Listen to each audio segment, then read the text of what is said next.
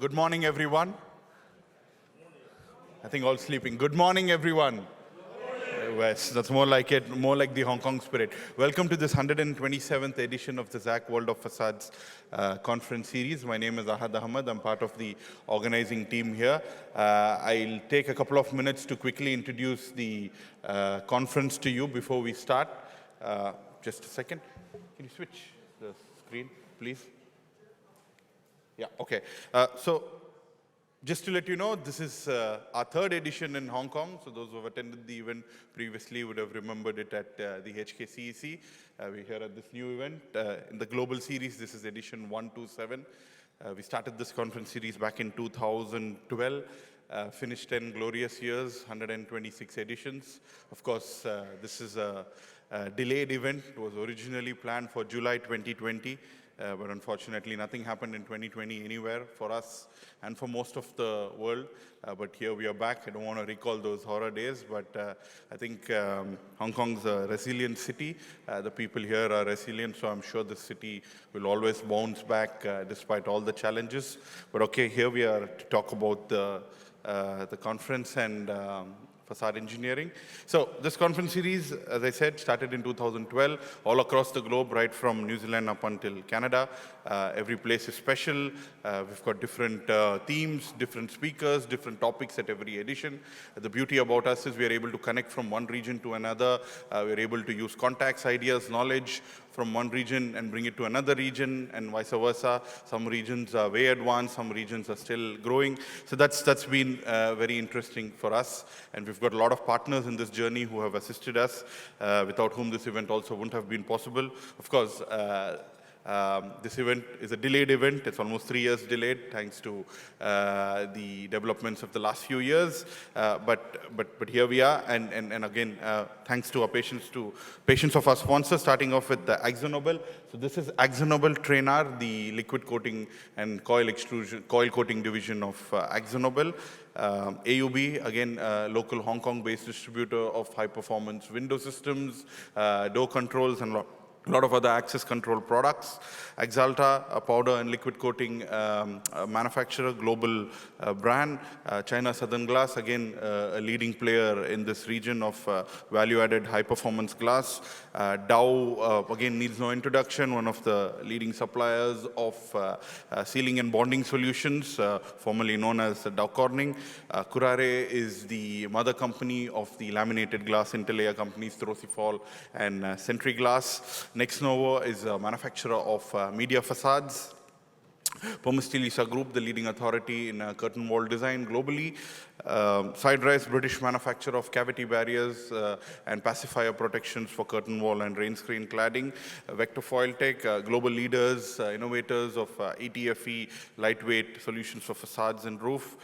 Zini Glass, again, leading glass player globally of high-performance glass products. And of course, Hong Kong's blessed to have a facade association. Not many cities, countries around the world have. The Hong Kong Facade Association is doing a great job. They are our supporting partners for the event.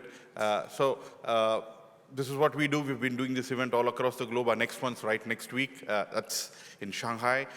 It's a Mandarin language event, more for the Chinese market. So the Hong Kong event today, I've seen some presentations. They're cracking, all focused on Hong Kong projects designed by people here and from overseas. So this is mainly our Hong Kong focused event, and next week is our China, Shanghai focused event. We follow it up with Jakarta, end of August. Seoul in September, Sydney again in September. We've got a few more events in between, but I'm just showing this region's events for the year pending, and then we have got Vietnam, Ho Chi Minh City at the end of the year. So this is what we've been doing with the events. They've been great in terms of getting people together, and thank you all for taking time out. It's a great pleasure to be back here in Hong Kong, one of my personal favorite cities in the world, and to be organizing this event. Like to just start off by thanking the Hong Kong Facade Association, especially their core committee members, and one of them is also our event host, Sammy. He's the vice president at Hong Kong Facade Association. I'd like to call him on stage. He's going to be hosting today's event. He is also also the business development leader at Dow Asia Pacific, very popular guy here in the region. So I'd like to thank him for his support, the association, many other more people today. I hope you enjoyed today's event. Just to let you know, we will not take any Q&A, so we'll go straight with the presentations. If you need any questions, you can ask the speakers in the networking breaks. All our sponsors have their tabletop booths outside. Please do visit them when you get the time in the networking breaks. They've been waiting to meet all of you in person from a long time, so would appreciate if you can go and have a chat with all of them. We've got some nice displays outside also. So that's it from me. Yeah, one last thing before I sign off. We've recorded today's event, so whichever presentations we've got the permission to share with you, we will share the YouTube recording of that link, and you can replay if you miss any part of today's session. End of the day, we have a networking cocktail session, which is also sponsored by AUB. So that's right at the end of the day for an hour. So that will be at the exhibitor gallery. So those who are staying back, please do join us for the same. So that's it from me. I'd like to call upon Sammy Hui. He's the Vice President of the Hong Kong Façade Association, and he's also the Business Development Leader at Dow Asia Pacific to take this gathering further forward. Thank you, Sammy. Thank you, Had, and thank you, Zak. Welcome back to Hong Kong. Good morning, all. So I'm so happy to see everybody in the face, that finally we have a face-to-face event, after 5 years. And now we'd like to invite Peter Wong, the Hong Kong Façade Association President, to give us a welcome remark. Thank you, Peter.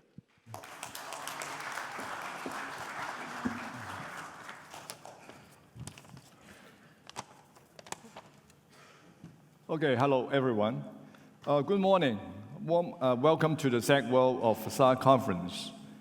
Thank you, Zak, the organizer, for bringing this professional international facade conference back to Hong Kong again after 4 years due to the global pandemic. Hong Kong Façade Association is delighted to support the industry development and create platform for insightful technical exchange and networking opportunities.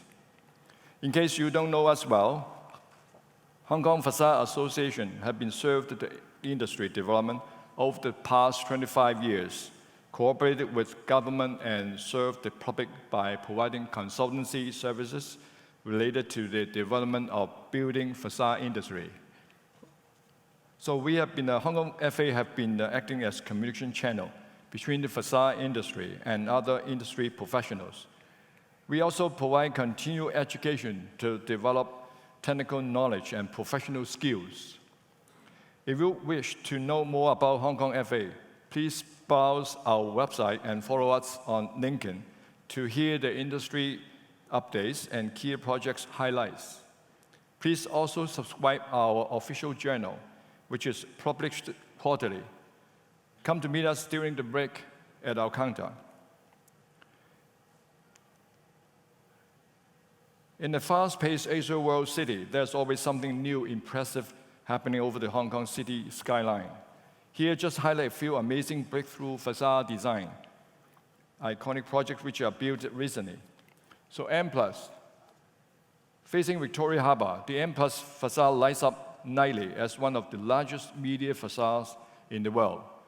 At 65 meters tall by 110 meters wide. It's visible up to 1.5 kilometers away when viewed on Hong Kong Island. The K11 Museum Victoria Dockside, a merchant art, culture, and retail landmark and masterpiece in modern urban development on the waterfront of Victoria Harbour in Tsim Sha Tsui. The building complex is characterized by various facade types, with the museum area having a facade made of glass tubes. The Henderson is Hong Kong's boldest new architectural masterpiece that's under construction.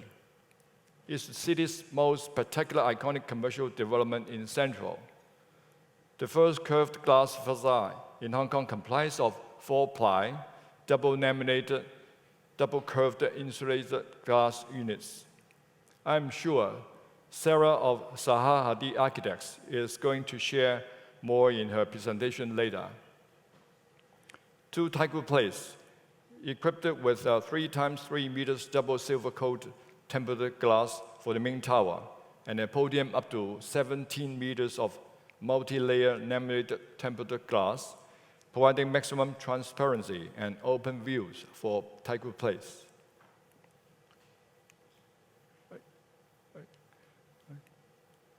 Construction development in the city of the future is very optimistic for the next decade with full of opportunities.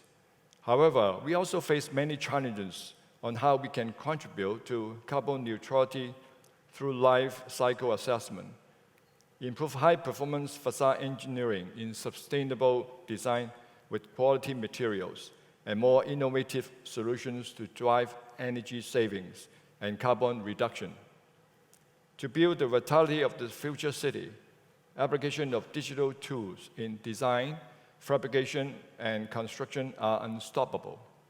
We need to enhance the prospects of digital designs and intelligent construction technology to empower sustainable development. It's great to see many impressive speakers and panelists are here to share their insights today. Just like you, that I'm looking forward to learn many more at this leading international facade industry conference. So thank you and wish you a great day.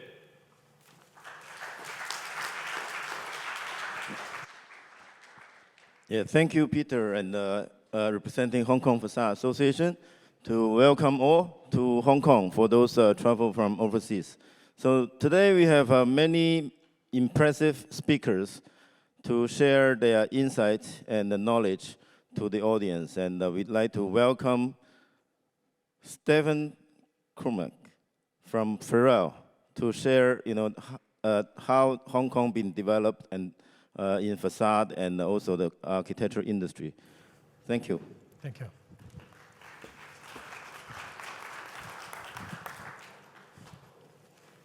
Yeah, good morning, everyone. I'm very thankful to Zak to invite me here today to give the first talk. And I've had a look what other speakers are going to focus on. We all have this common issue of sustainability and reduce carbon footprint and be more environmentally friendly. We're also looking at modular construction, decarbonization. But I would like to look at facades today from a slightly different point of view. I want to explore how facades, how the synergy between facade and society and how facade evolves with the change in mindset in the people who live in a particular place. And I will focus on Hong Kong in particular. So what I think is interesting is this duality in facade, this idea that on one hand it needs to be technically considered and very precise and functional, but on the other hand it really informs our cities, it's our public realm, it's what we live and what we feel. And I think this, how that comes together is really what architecture is all about. I came to Hong Kong in the 90s, and obviously overwhelming to see this density and this kind of lack of space maybe between the buildings, and it's very pragmatically conceived, Hong Kong. The buildings are kind of cramped together, and the buildings are also kind of a reflection of the mindset of people in those days. It was about functionality, pragmatism, it was about optimizing the floor areas and the GFA, and the outside of the building almost wasn't consciously conceived. And so this kind of dialogue and this kind of approaching facades from those two different angles, from a creative point of view and from a technical point of view, I think is interesting. And it starts with this kind of very different perception of what exterior and interior facade of buildings can be. Exterior is normally about articulation, about shaping, about maybe symbolism, and interior is more about permeability and functionality and filtering light through and creating aspects. So from a creative to a very more pragmatic aspect of facades.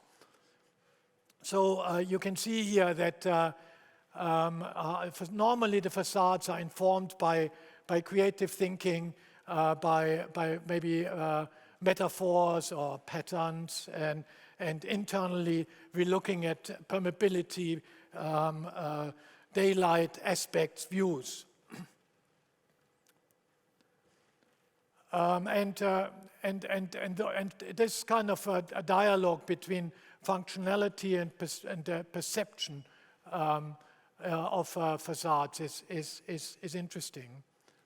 And I think that because of this dual role, facade really becomes an aspect of art. It's obviously the most crafted and most considered and most important piece of our urban fabric, I believe. And this art element and how we can inspire by that, I think, is a really important aspect of what we do. But we can't do it unless we resolve the technicalities and the science behind those facade systems. Each ones have their own challenges. We just learned here about the Henderson and how that has phenomenally complex glass panels. And I think that exploration between these two different aspects is really what makes facades very exciting. So there's another element, I think, to facades, which is maybe less appreciated. I think normally the design process is quite conscious. We want to achieve something which looks good and is kind of practical and functional and still attractive. But there's this subconscious element of facade design as well. We're going through different trends and styles of architecture. And we have the subconscious knowledge as to what is perceived to be accepted by the society at particular times of development. And that, I think, informs us quite a lot in terms of what the architectural expression is and also what the facades ultimately convey. And Hong Kong now, I believe, is in a stage of transformation. In the early years when I was here, it was all about being efficient. The job was your main focus. You were looking to optimize your opportunities. But now I think a transformation is happening in Hong Kong, and people looking for more leisure opportunities. They look for outdoor spaces. They look for culture. And that is maybe also triggered a little bit by the government, but there's a transformation in the way people want to live their lives. And it has an effect on how Hong Kong evolves, and it has an effect on what sort of architecture and urbanity we can now experience in Hong Kong. I want to talk a little bit about a broader picture of sustainability. It's quite interesting that the way we create our cities, the urban fabric, also has a big impact on how efficient or how carbon, how we can have cities, urban fabrics with a low carbon footprint. And I'm from Germany, we probably can hear that. And Germany is quite well known for trying to drive innovation and having a lot of sustainable buildings, sustainability integrated into their architecture. And the carbon tonnage per capita, I was interested in per capita because I think it's kind of a measurable factor. In Germany is around 10 tons per year. So is that a good figure, you might wonder?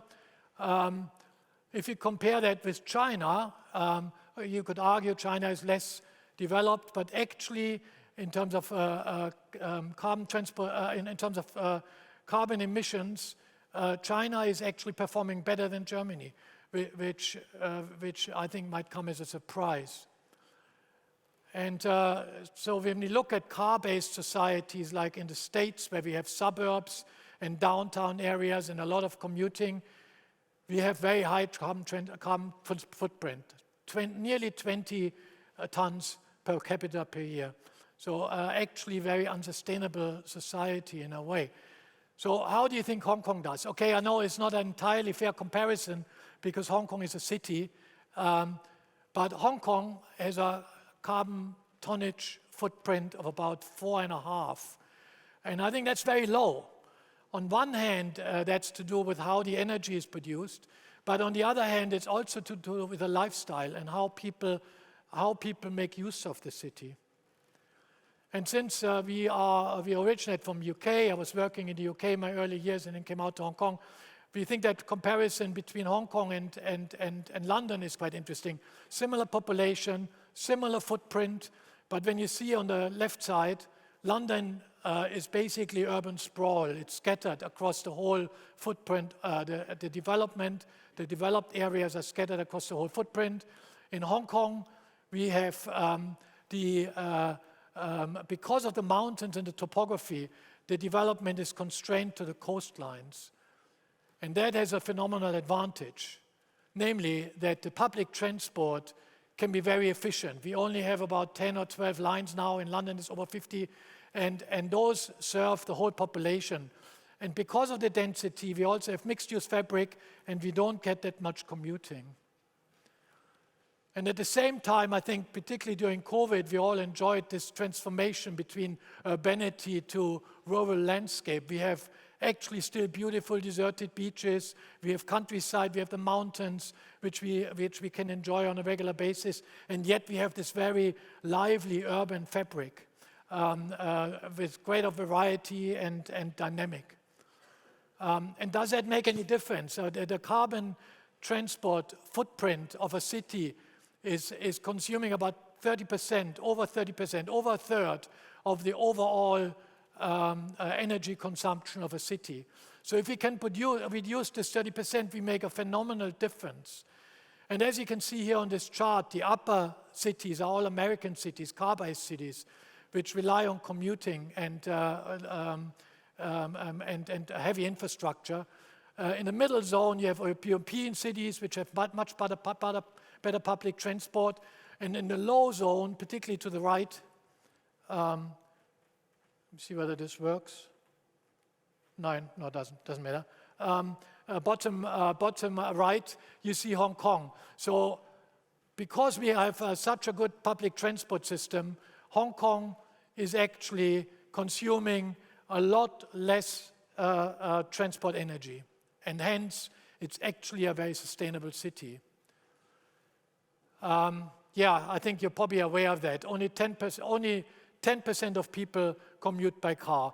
Okay, the car ownership is going up, but it's still very low. And the rest uses public transport, about 50% using the metro. Now, there are also some slight challenges in Hong Kong. We have a phenomenal amount of green space. So per capita, we're doing better than any other city in the world. But we only have a very limited amount of public open space in this city, only 2 square meters per person. And that is seen to be a challenge, and there's a number of things which have been done to improve this. Number one, we have now a permanent hot waterfront in Hong Kong, and that meant that we can finally configure this into a connected public coastline, really, and that will add a lot to our public space provision. But also the government is trying to do something about, on one hand, about buildings, make them more sustainable. Because of the density of the city, construction in the city is always a challenge. It's noise impact and construction pollution are big issues here. And the government is trying to promote modular construction and MIC in particular. And for government building, that has now been made compulsory. So a large amount of government buildings have to use modular construction, built in China, brought to Hong Kong. But in terms of public realm, there was also recognition that somehow our approach to architecture should change, and that we should have more green elements in the buildings, and we should create better setbacks in the streets, improve our streetscape, that we should make the city more permeable. And again, the Hong Kong government has released regulations which, if you comply with them, you get, as a developer, 10% GFA incentive. So very attractive for developers. It's essentially every project in Hong Kong is trying to meet these requirements. And I think we can see it in the streets now, how the public space is improved and is widened up and is kind of becoming a more enjoyable space. Now, legislation, I think, can have quite a big impact on facades as well. Like traditionally, in the early 90s, in Hong Kong, you had all these bay windows. And why were there bay windows? Because they were exempted or they were credited in terms of GFA. So it gave you a bigger space, but it wasn't fully accountable. And in 2011, the regulations in Hong Kong changed.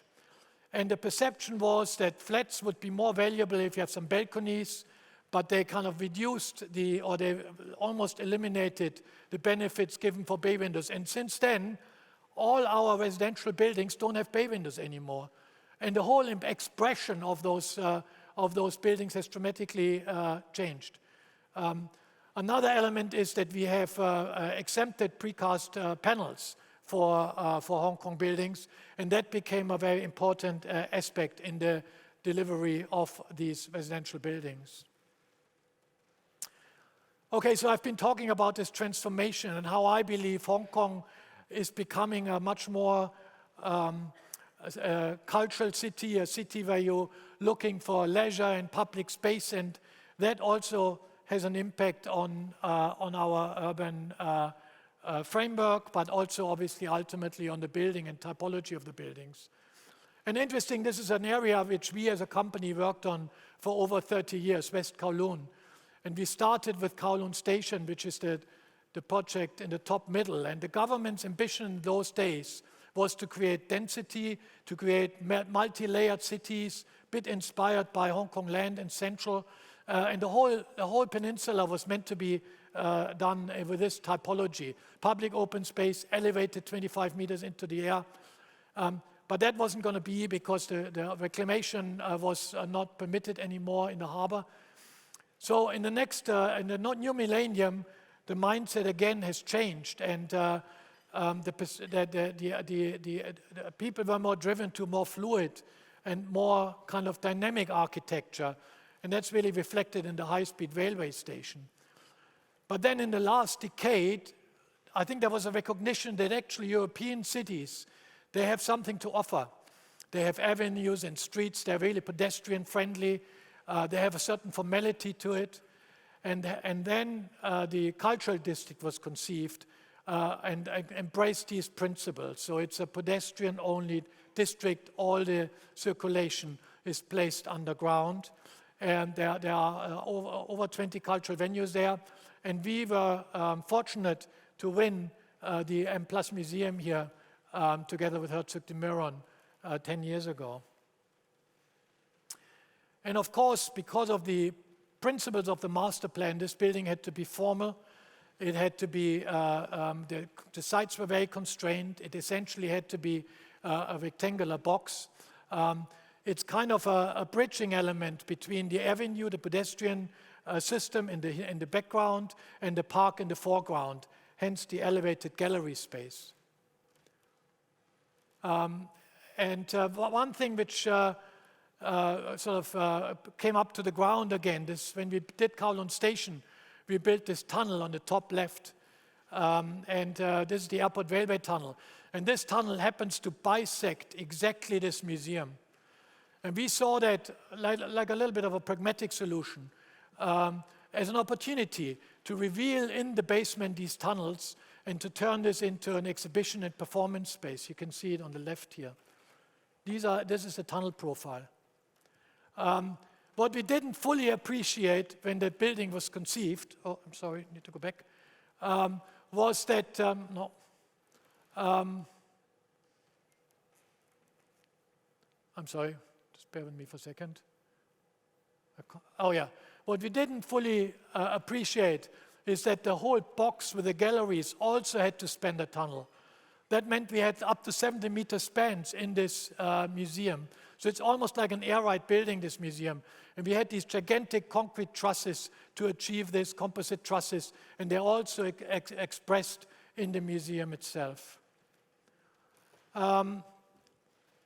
Symbolism, I think, pretty important for museums. And the idea of integrating these terracotta tiles became an important aspect in the design of the museum. And what looks like a very singular enclosure to the museum is actually a very complicated facade, articulated facade, which conceals all the services behind the surface. So there are windows and louvers and that, but they're all integrated with a complex architectural system. Very articulated facade made up of terracotta tiles. We've got about 500,000 tiles in this project, and we had to find a way to produce those efficiently. You can see again this issue about inside and outside. Inside, relatively pragmatic. The main aspect here is the views to the Hong Kong harbor. And we adopted modular construction because in terms of quality control and program, that was a meaningful methodology to develop these panels. The quality of the terracotta paint was not good enough in China, so we had to go to Italy. And the Italian painters were starting to paint these tiles, and we quickly realized there were too many tiles, they couldn't do it, so a robot was programmed to replicate the painting of these artists. Then the tiles were brought to China, they were laid in crates, they became kind of lost formwork, cast concrete on it, and we created these very large precast panels, which were then lifted into place. The tower, we wanted to give a presence to the museum. It's fairly, the perception is it's quite far away from Hong Kong Island and also from Kowloon side. And we wanted to have an element there which allows the museum to be recognized from the distance. Then hence maximizing out to 100 meter that screen and creating a vertical environmental screen to screen the sunlight and to create natural shading. Some of the mock-up, and in this system we also integrated an LED.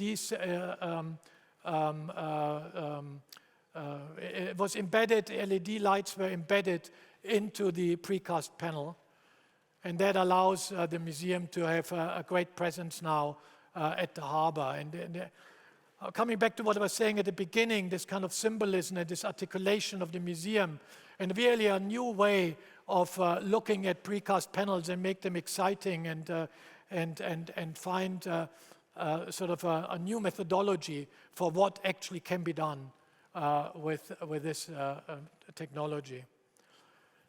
And more recently, we've been engaged to do the Science and History Museum extensions, and that also involves retrofitting the existing museums.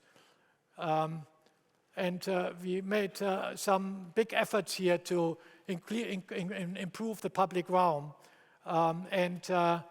So the museum, essentially we see there are 3 extensions. The museum areas are going to be doubled to what they are currently.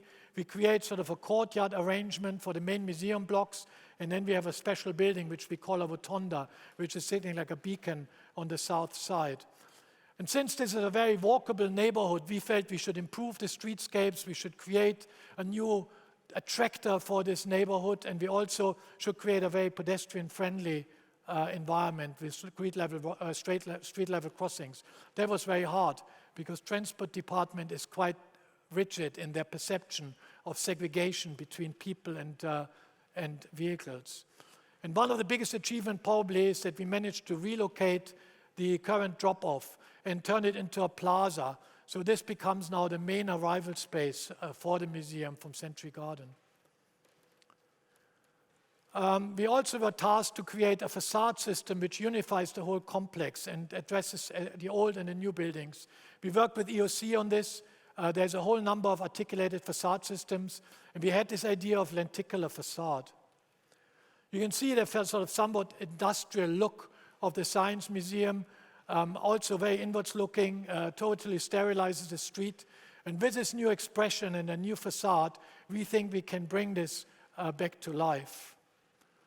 And even the inside, we opening up the building, we introduce light into the building, we kind of change the character of this building through the development of the facade. We've looked at a lot of different configurations. Whilst we had this lenticular idea, we applied this to a whole number of different locations, and hence it had to adapt to the setting and the opportunities which these locations were offering.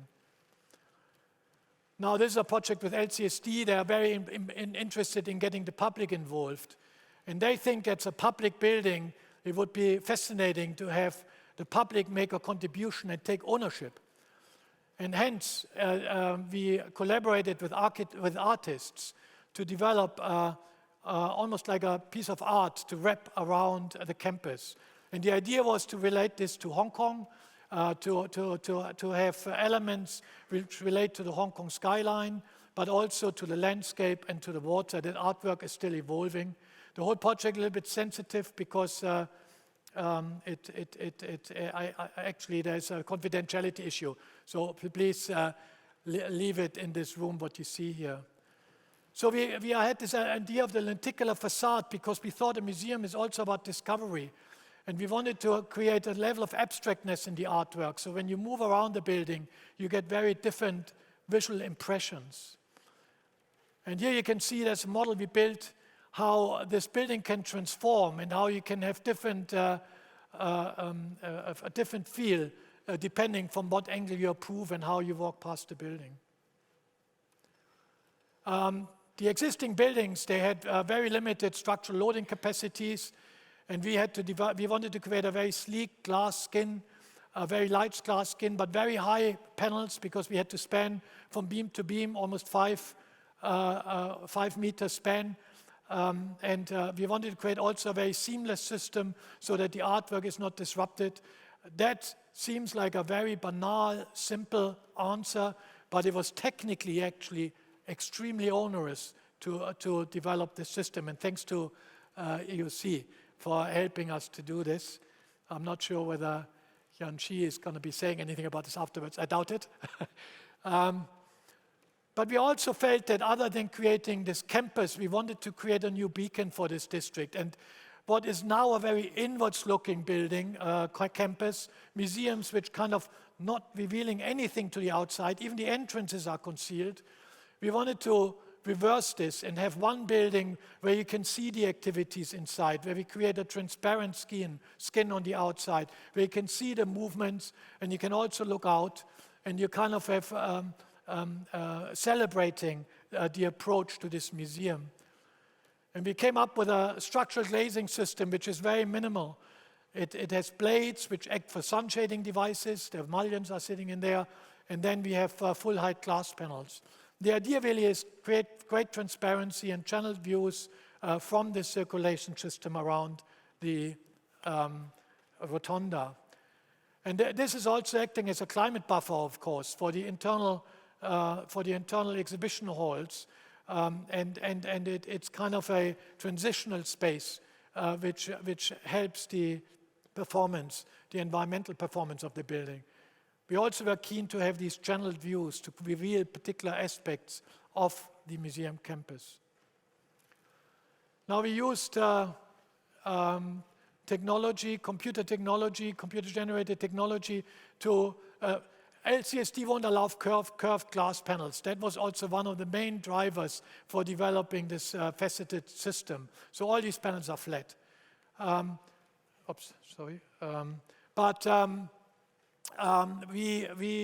there are obviously a lot of panels. So in terms of design, we used a computer-aided design to simplify the number of panels and the variations. The details also of the system allows us to have very few different panels in this spiral space.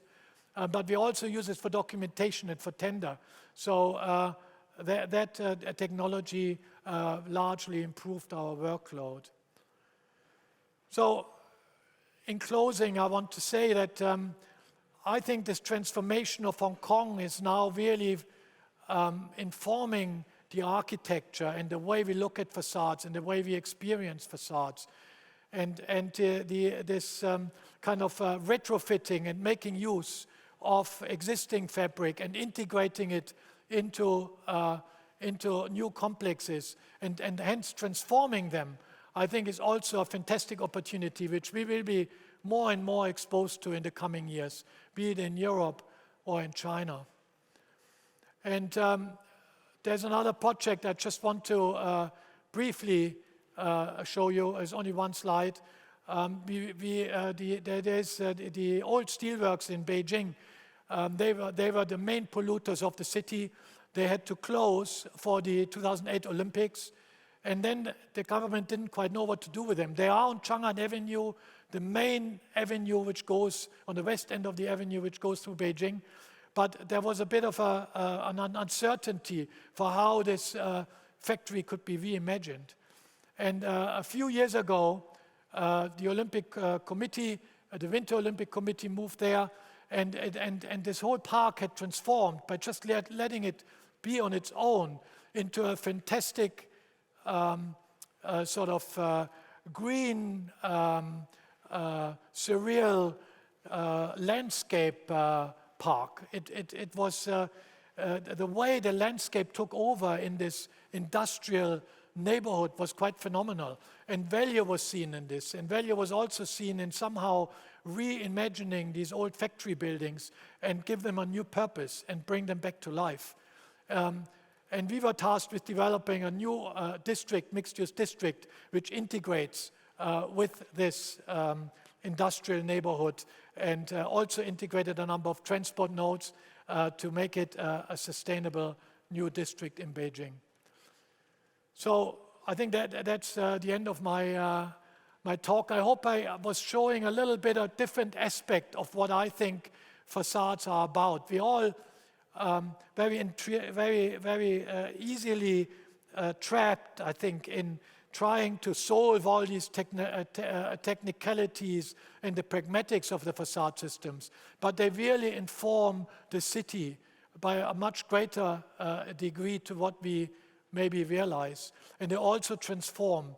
And Hong Kong is a very good example to show how this transformation gradually happens and how society, there's the synergy between society and facades and how that evolves over years and becomes sort of a monument of history. Thank you very much. Yeah, thank you very much. So very insightful presentation, and it's a surprise to learn that Hong Kong is a very low carbon city from the data. So, but anyway, this is good to see that many innovative design and solutions for facade to transform Hong Kong from a concrete jungle to a very modern, livable city. So next, we'd like to introduce Yanchee Lau from EOC, one of the global design engineering for facade, that exclusive facade engineer for Apple. So, and they have been in Hong Kong practicing for several years, and I'd like to welcome Yanchee to share his innovative and sustainable solutions for high performance facade. Thank you, Yanchee. Thanks, Sammy.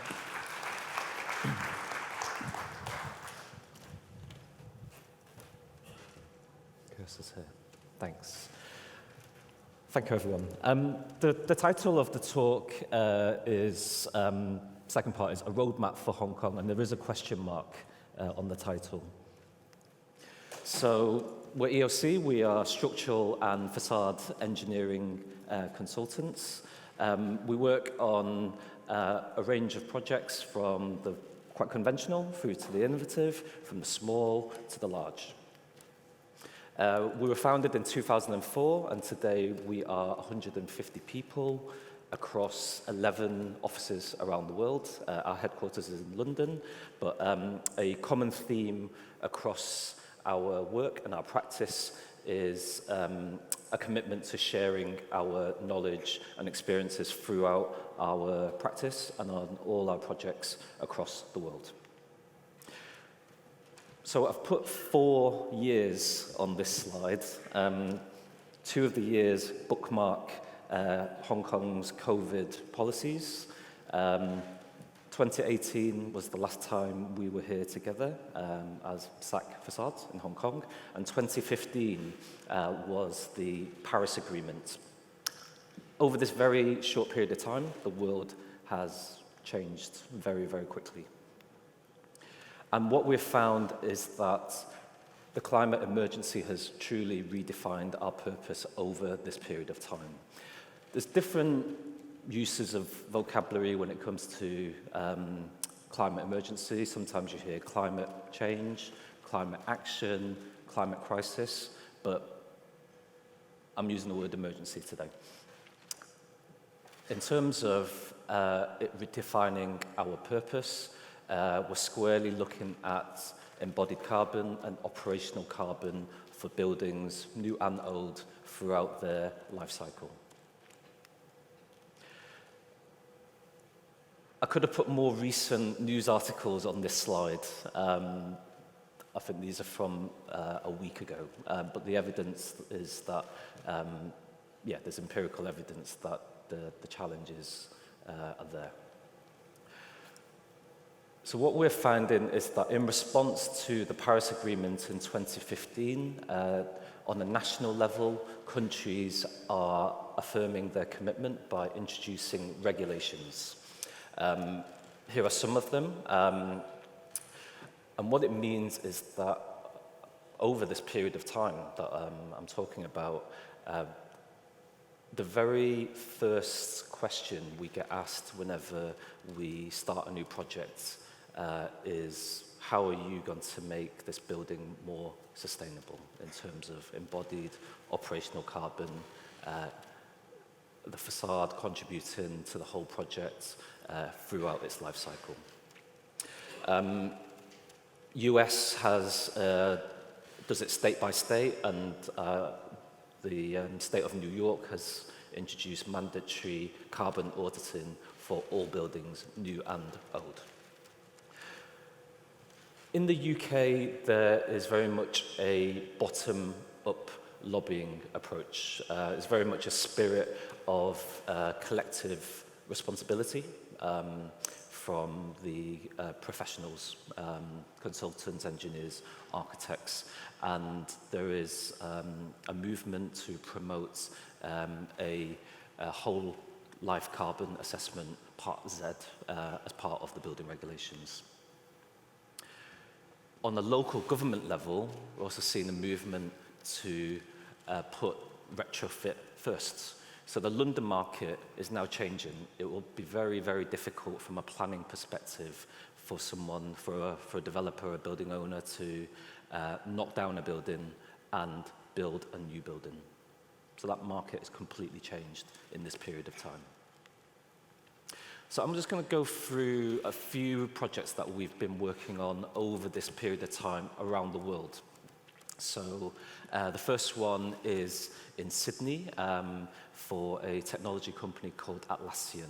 So this is a 180-meter tall tower. It will be the tallest timber hybrid building in the world. From day one, it will be 100% net zero operational carbon, and compared to the benchmark scheme, we're reducing the embodied carbon by 50%. So the structure is very much a hybrid scheme, and the whole game is to maximize the use of timber, which has carbon sequestration benefits. So basements we're still working on, it still has to be concrete, but we can specify low carbon. So essentially a concrete basement, concrete core, and then essentially a steel bookcase of every 5 floors, and then timber mini building inserts, which are 4 floors, inserted into that bookcase. The whole game maximize the volume of timber. And when you have such a large volume of timber, the work is to really hone down and make these volumes as efficient as possible. Like imagine being able to shave off 5 millimeters or 10 millimeters off each floor. That is those are gains, marginal gains that accumulate. oh sorry, I should go back. So on this slide you can see that the building, the timber inserts peel back from the west side of the building, and they also peel back further on the south side of the building as well. One of the benefits of using the timber construction is that it also reduces the overall building weight and reduces the load on the foundations. So the facade is partly operable. It's got louvers, and it means that part of the building is naturally ventilated. What this means is it creates these internal habitats. Just on the facade is attached to a triangular exoskeleton. And then, so what you get is this zoning of ventilation strategies. So within the timber habitats, you have a controlled mechanical ventilation. On the outside of the timber buildings, it's naturally ventilated, and then there's a sort of transition space in between. The facade is in 7.5 meter modules, floor to floor. So it's in the sort of vertical sawtooth arrangement, which provides self-shading. The ledges have photovoltaics, and these contribute to the 100% renewable operational carbon from day one. Just touching on the sort of efficiency of the structure, obviously these ledges will be the spanning element over the 7.5 meters. There's opportunities everywhere to reduce embodied carbon. So obviously there's a conventional scheme, but we would try to push and imagine schemes which reduce that embodied carbon. Again, it's gains in, it's small gains which are multiplied. I'm not going to speak too much on this project, but this is we do a lot of work for Google in California. This project is in San Jose, but it's the first closed cavity facade in the US. So, so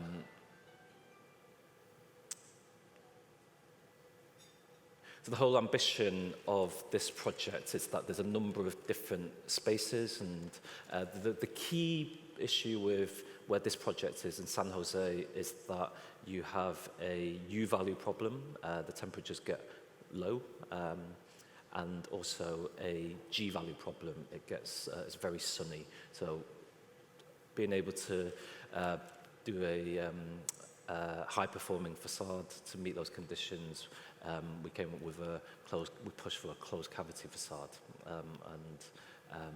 yeah. So to define the performance of that system, we had to do the analysis of the temperatures across that facade build-up, so through the cavity and also on the inside face of that glass. And here we're looking at different coatings to find that balance. Here it is installed. Okay, so in Paris, Paris has very high regulations now, very onerous regulations, and those also include applying to existing buildings. So we think of the sustainability life cycle of buildings as A, B, C, D, and E. So A is mainly the construction, the embodied carbon. B is in use, so that's mainly operational, but there is also embodied when it comes to maintenance and repair. C is the end of life, where we come to the end of life of the building is either dismantling or demolishing, and D is what can be recycled, what materials can be reused.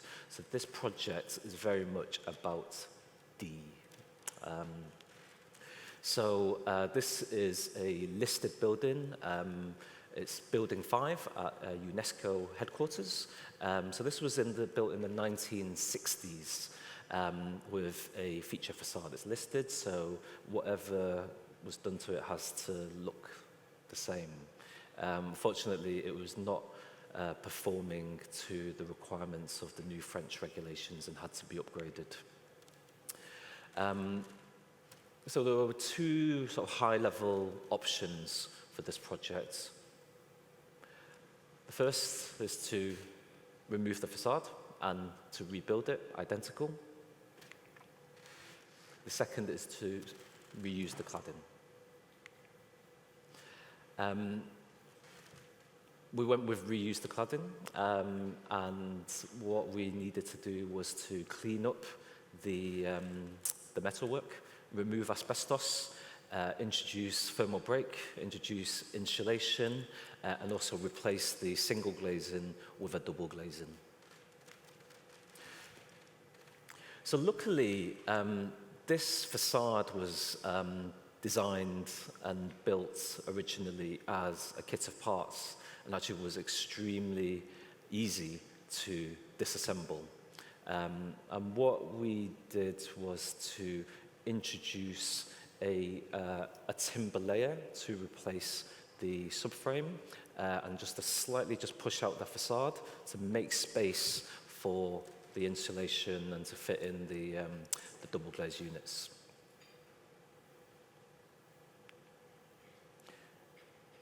I think these photos are amazing. It just really communicates how easy it was to deconstruct this kit of parts. There's quite a lot of cleaning up involved, and some of the parts couldn't be reused, but ultimately I think it's an excellent result. Yeah, and this is a comparison of the two options. Have we gone for them? Yeah, it says a lot when the reuse option, the majority of that carbon is associated with transport. A black and white building in London. So this is the all timber building. So this is a 7-story timber frame building. It's a mix of CLT, cross-laminated timber, and LVL, laminated veneer lumber. LVL is kind of like I think it's like the sort of magic sauce in these kind of structures, because their sizing is comparable to steelwork. The facade maximizes use of timber as well, so we're using timber mullions on this. And the soffits were left exposed in the final fit-out. I think in terms of the size of the elements, it looks comparable to a steel frame building. Doing this has a massive reduction in embodied carbon.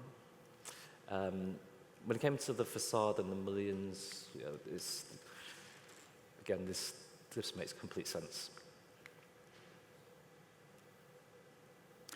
Question is always the fire stop. This isn't the final design, but the fire stop detailing was one of the key issues that had to be resolved. Some mock-ups.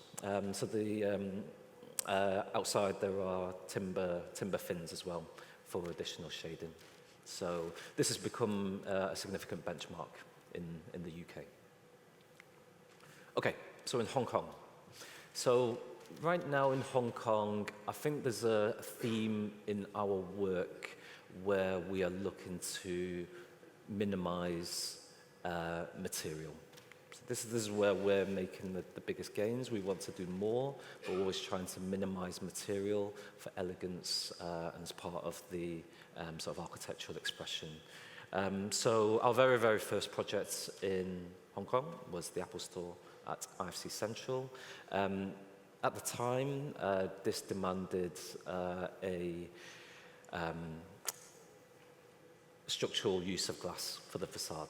So at that time, there was no codes of practice governing this, so it was long negotiations with the technical section of the buildings department, yeah, it was managed to get through, and now we do have a structural, a code of practice governing structural glass.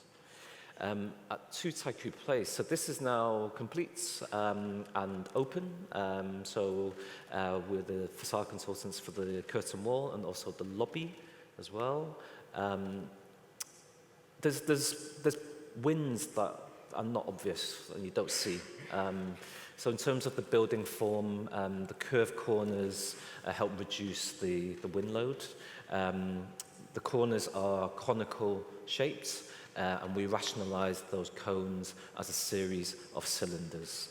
So that improves the buildability and doesn't call for the conical shape, which might create more waste in the fabrication process.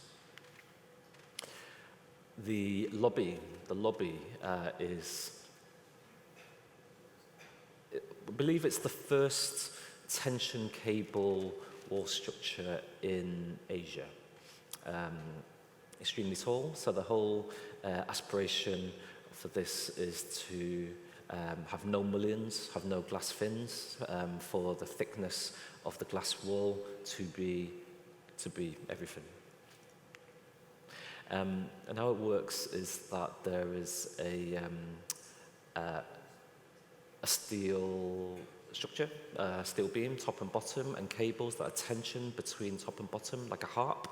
And then the glass panels are inserted between those cables, and they span horizontally between those cables. So rather than spanning vertically the full 16 meters, they span horizontally the 3 meters. So these kinds of structures are very, very sensitive to movements, to wind, and always the challenge is what happens at those corners. Corners always govern.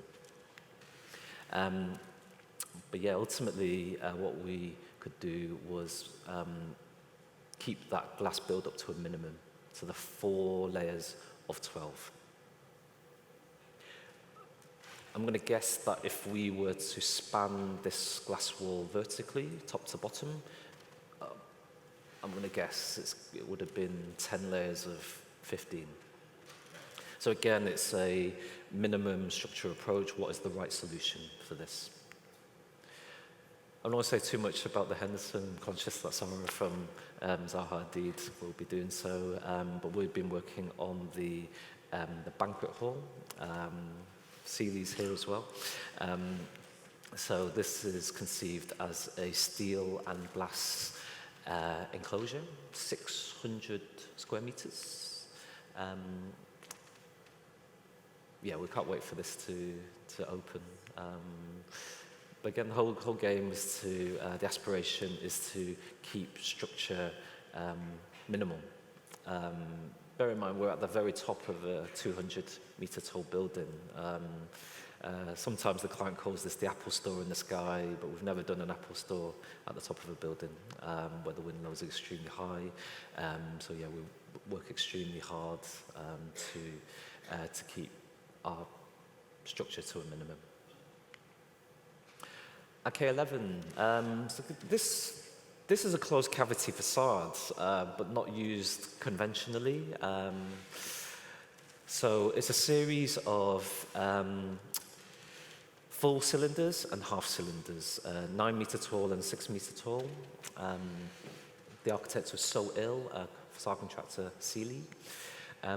So the story of this project for us is to be to facilitate, be in that place facilitating architecture and fabrication. So what it wants to be cylinders, but how, what can industry make in terms of those cylinders? But our big breakthrough was to think of it as 2 half cylinders.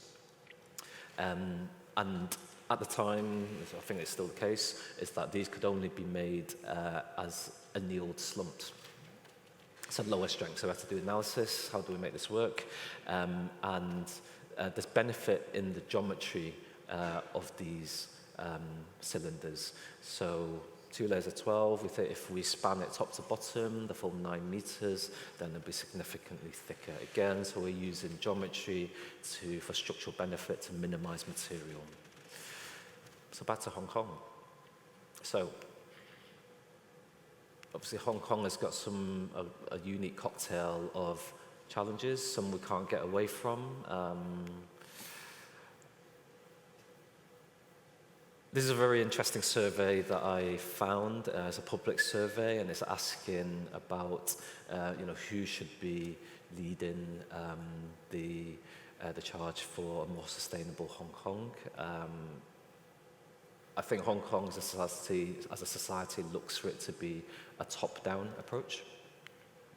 On one of my first slides, I showed Hong Kong, and there's OTTV and Beam Plus. I think these are the 2 main regulations and sort of certifications which affect us as facade people. If you look through the Beam Plus criteria, it's quite obvious that it's very heavily weighted towards operational carbon. Embodied carbon has got very, very low weighting, and as does life cycle analysis. This needs to change. And yeah, throughout, if you think about life cycle analysis, there's different things you can do all the way through this process. A couple of years ago, there was a competition hosted by the Hong Kong Green Building Council and Swire, and there was lots of entries, and it was really fascinating what those proposals were, and yeah, it's really worth encouraging you all to have a look at those entries. We entered with a team of Grimshaw, Mott MacDonald, Transolar, and RLB. Essentially, we tried to imagine a carbon machine. Well, let's reduce that carbon. So it's an ideas competition. Yeah, and what's interesting on this, on the right-hand side, is the graph about that proportion of embodied versus operational carbon. On facades, again, it's a story of incremental wins. Low carbon procurement is the biggest win. But again, next year looking at about efficiency, optimizing mullion spacing, increasing mullion depth because deeper is cheaper, deeper is less material, using full composite action in glass where you're laminating, and also pushing down those floor-to-floor heights. So in the entry we were involved in, we had a number of different ventilated habitats, maximizing as much natural ventilation as possible. And we worked with Transolar on this. They're a German-based sustainability, mechanical and electrical engineer who do a lot of forward-thinking work, especially in Singapore. So their key concepts is that comfort is not temperature.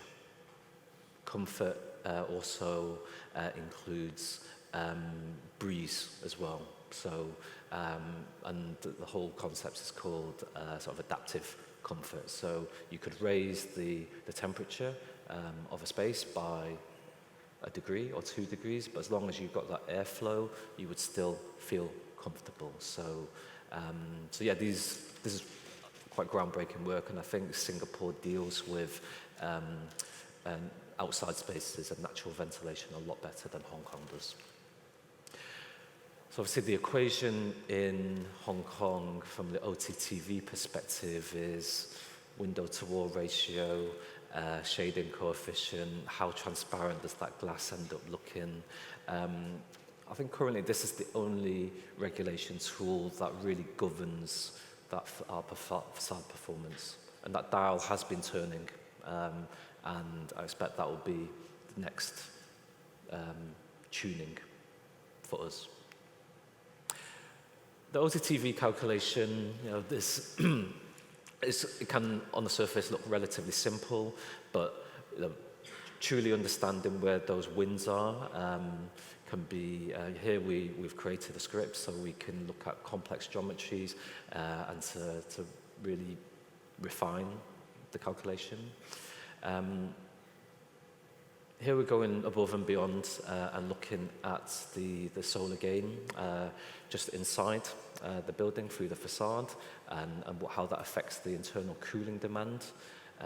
Here we are looking at the directional effect of glazing and the solar incidence, so the solar radiation on those directions. Obviously, there's this conflict now between transparency and natural daylight and energy coming through the building. There is a reaction against glazing and the glass box typology around the world. And this is the big question in our industry, is how we stay relevant, because there's obviously big benefits in natural daylight. This is a graph that it's a diagram, rough diagram of what is happening in London through history. So obviously, more and more glass as technology in glass improves. It allows bigger and more glass until there's a point where we peak glass. What we're seeing is that the awareness of sustainability and the new regulations means that it's now potentially no longer possible for high levels of glazing until technology can respond again. I think in Hong Kong we are still at peak glass, and the question is what happens next. I wanted to show Hong Kong in this, but Singapore has got a very the skyline image is very clear as to what's happening. So you've got, because they released the land in phases, so you have the more wall in the 1970s and 80s. You've got your kind of green phase because of the technology, and then now you've got a more neutral phase. So the question is, will we end up going back to that 1970s or 80s? Well, how will increasing regulation affect us, and how will we respond? How will technology respond? It's quite an extreme example, but in Sweden, the regulations now mean that office buildings, the window-to-wall ratio is decreased significantly. In this project, it's 35%. So, summary. Right now, we're seeing that Hong Kong, we think, is a top-down approach as a society, and to move forwards, we need to change that thinking as a collective, to share our collective knowledge and to push together. We're part of the supply side as professionals. We're also part of the demand side as professionals as well. And these are sort of the bullet points I jotted down, sort of preparing this presentation. Right now, Hong Kong has very few regulations to govern or promote sustainable facades. Embodied carbon is very much undervalued compared to operational carbon. What we should be doing is to bring in life cycle assessment on all our projects in the same way that New York City is doing on new and existing buildings. I've talked a lot about timber. And I think the bigger issue is to enable international codes of practice for Hong Kong. Right now, Buildings Department's purpose is safety. That is not in conflict with promoting minimal material and efficient design. And finally, GFA rules. Currently, these define a typology in Hong Kong. Is there a way for those to evolve so that Hong Kong's architectural typologies can also respond as well? Thank you.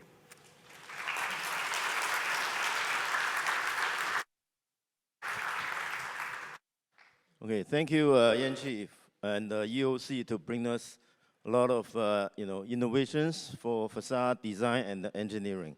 And they enable Hong Kong become a more innovative city, and also you can see the skyline have been changed recently. And the EOC is also our honorable consultant for Hong Kong Façade Association, and they will continue to contribute to drive the Hong Kong façade industry innovation. Thank you. And next, we'd like to invite Xinyi Glass from CTO to Mr. Yang Jianjun to present the innovative facade glass. And Xinyi is one of the leading glass supplier in China, and they are specialized in architectural glass, automotive glass, and transportation for trains and vessels. All right. And flow glass, PV glass as well. Sure. Okay. Floor is yours. Thank you, Mr. Yang. Good morning, ladies and gentlemen. I'm very happy to be given the chance to share with you some of my experiences in improving the window glass. Oh, here, sorry.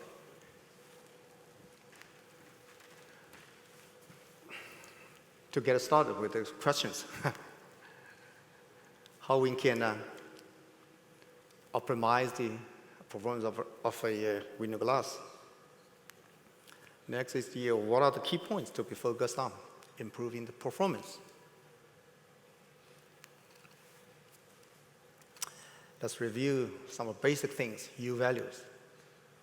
U value, when we call U value, we already consider the central part of glazing without considering the edge boundaries, edge conditions, or the solar transmittance.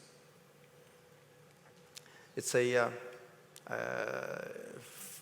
this U value definition is exactly the same as what is described in the standard.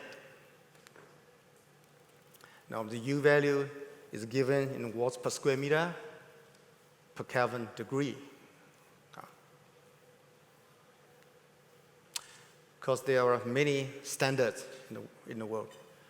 China, America, European, Japan, and other Asian countries as well.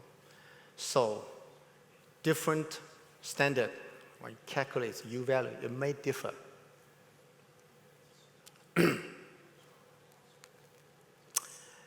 Let me start with just a sketch of how we compose a double glazing.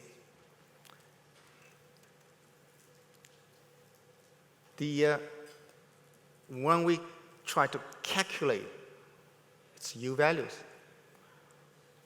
we will think the thermal resistance, as in electrical resistance. When this resistance in serial, to get the total resistance, is simply just add up. And the thermal resistance is the reciprocal of a U value.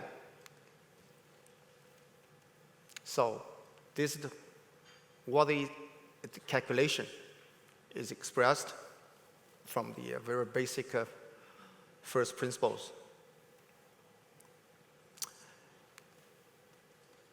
So the glass, when you look at this sketch, there are three major things. One is external heat transfer, and internal heat transfer, and the middle part is the multiple glazing, heat, or thermal transmittance. In order to calculate, so we need to know what is the condition of the external coefficient, internal coefficient, heat transfer coefficient, and then these thermal conductance of multiple glazings. Let's start with the spacer. So what kind of a spacer we should choose for the optimization? The gas conductance is something to do with the Nusselt number and the air conductance, or the gas conductance, and the space distance. as shown there. So we chose I was told in Hong Kong the people would refer to the American standard, so I chose the NFA RC 100 as a standard to calculate different glass U values. As you can see, when we chose the spacer 9 millimeter and the monolithic glass or single glass, the U value, when calculated according to the NFRC 100, is 5.7 watt per square meter per Kelvin. You put it uncoated, you put two pieces together, then the U value dropped from 5.7 to 2.8 under the spacer 980 millimeter. And we switched to 12 millimeter to see what will change. See the IGU value from 2.8 dropped 2.6. If we choose 16 millimeter spacer, the value almost remained the same.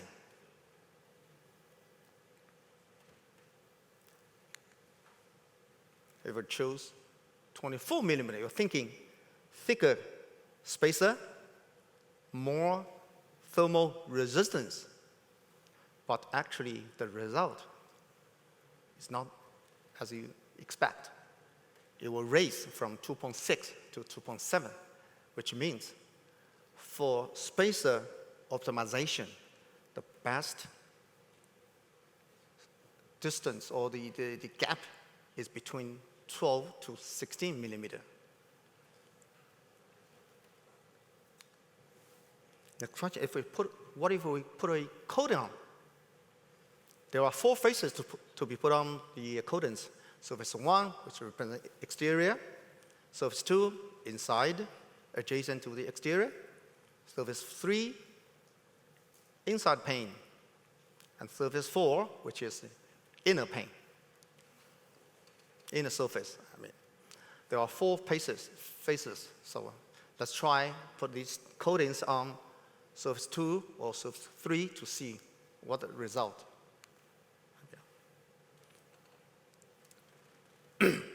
If you see the formula, it's equation.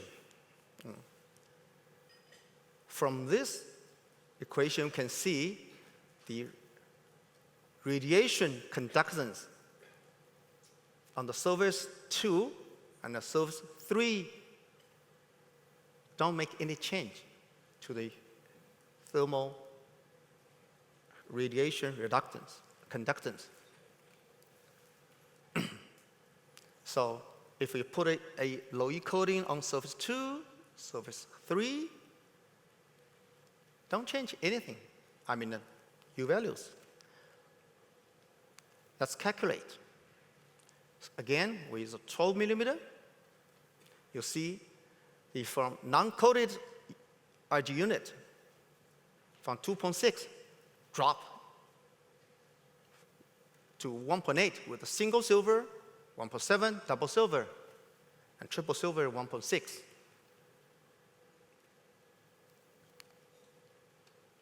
Again, try 60 millimeter. For single and double, the figure don't change much, but for the triple silver, it seems to raise a little bit. So that means, according to the American standard, the best spacer is not 16 with coated glass, but 12. If you use the European standard, you may get different answer. I calculated for European standard, the 16 millimeter is the best because the boundary condition is different. You try it 24 millimeter, you see 1.8 raise. 16 millimeter, 1.7 for triple silver. That again proves that the best spacer you should choose is 12 millimeter according to the American standard or Chinese standard. They're almost the same.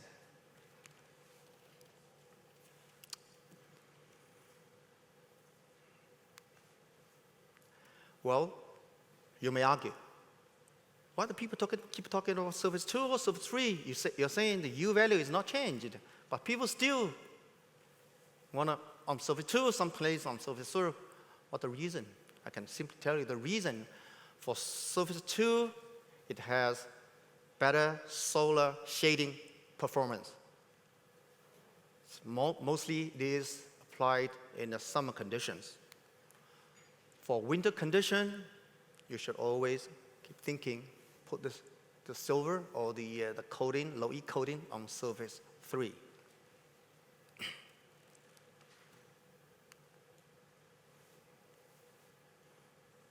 You might ask, what if I add a low E coating on surface 4? Does that change the U value? There, facing inner side.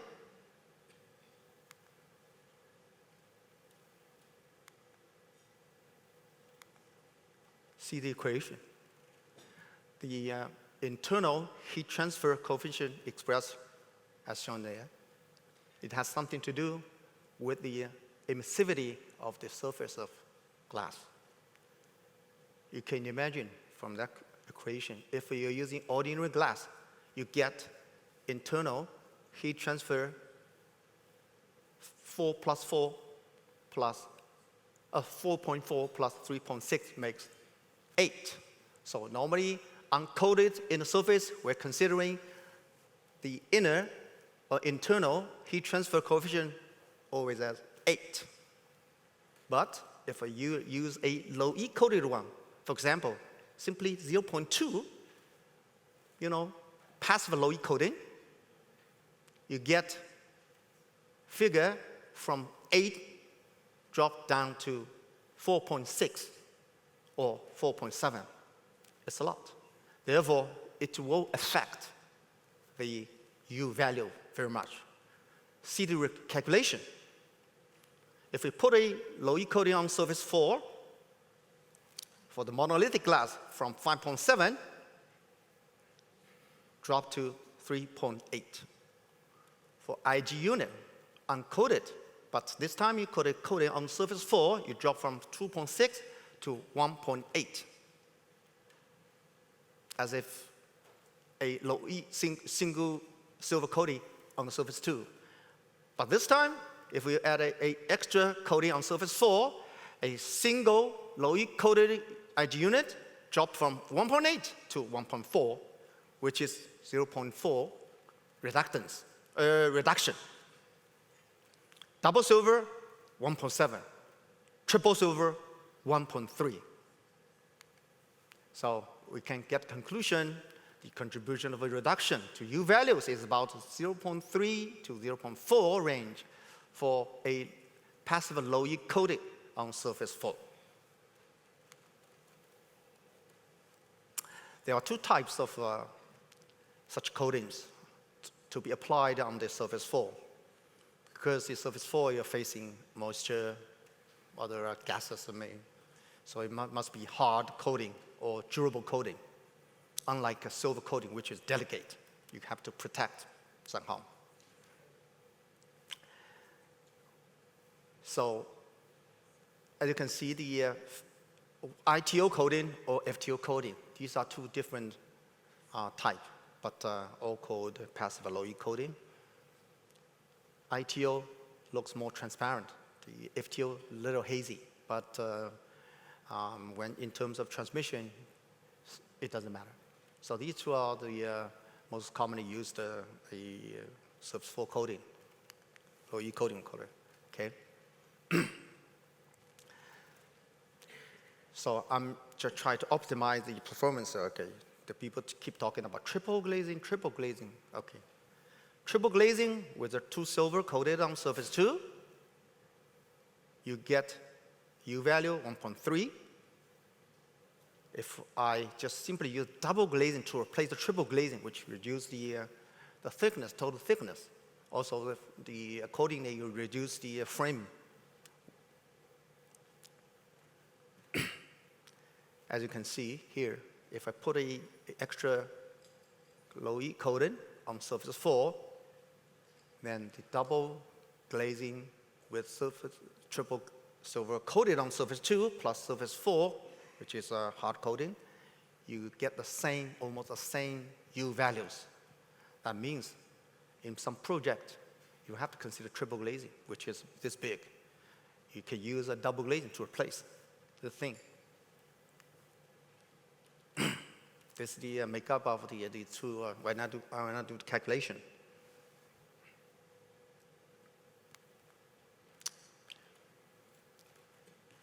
Another very important question is the argon gas field. So if, okay, very last one, I just want to talk. Argon gas field, you put argon in, you can drop from, if it's a, for example, it's a single silver IG unit, gas field, you drop from the 1.8 to 1.5, the U values.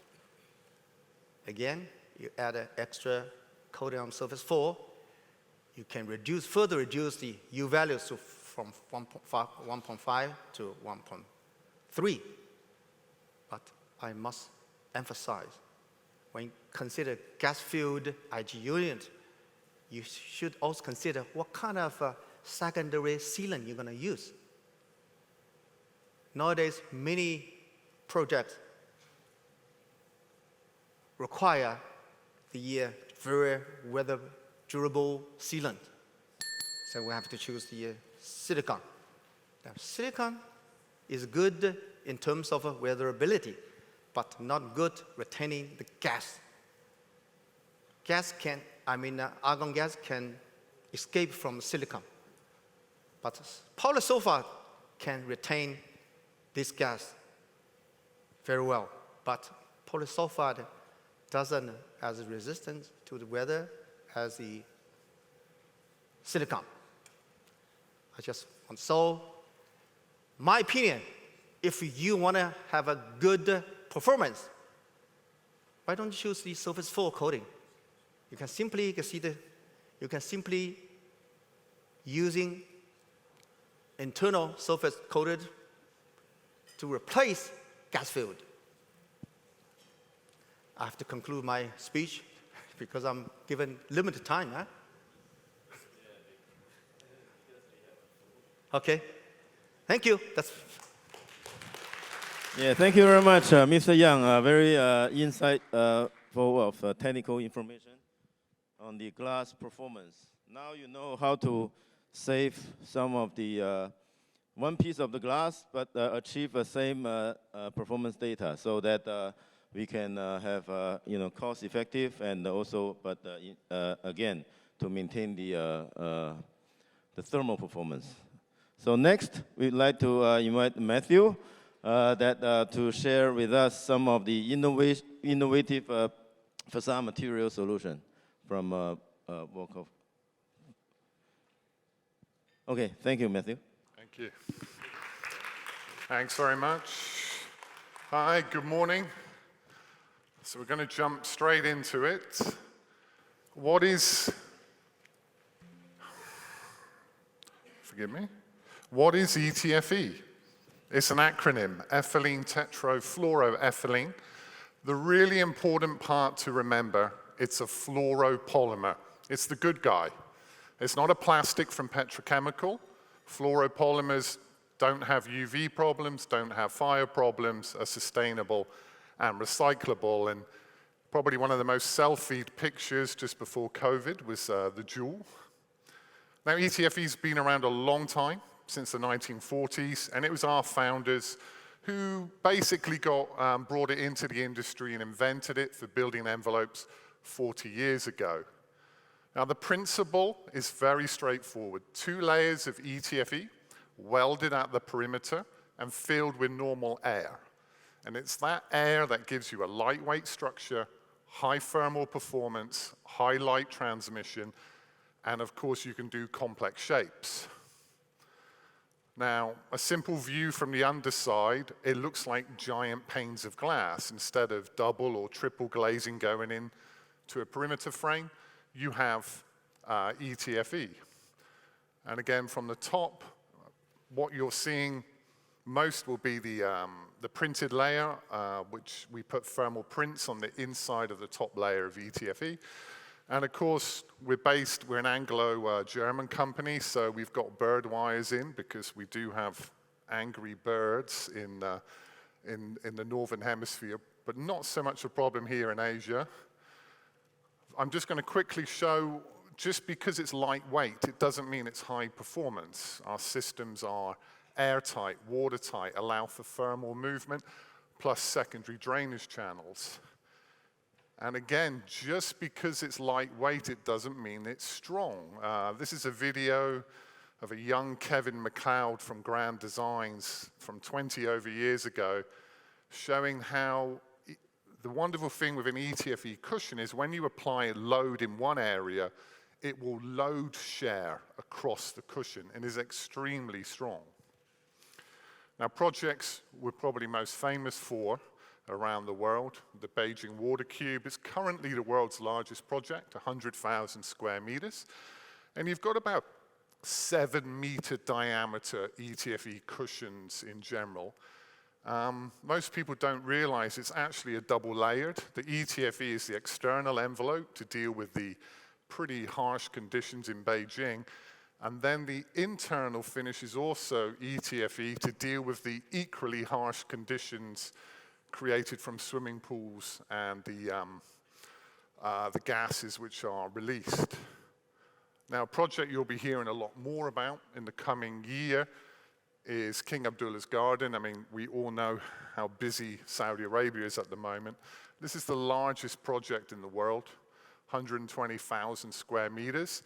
And the Middle East are building more and more of these type of buildings because climate change is here.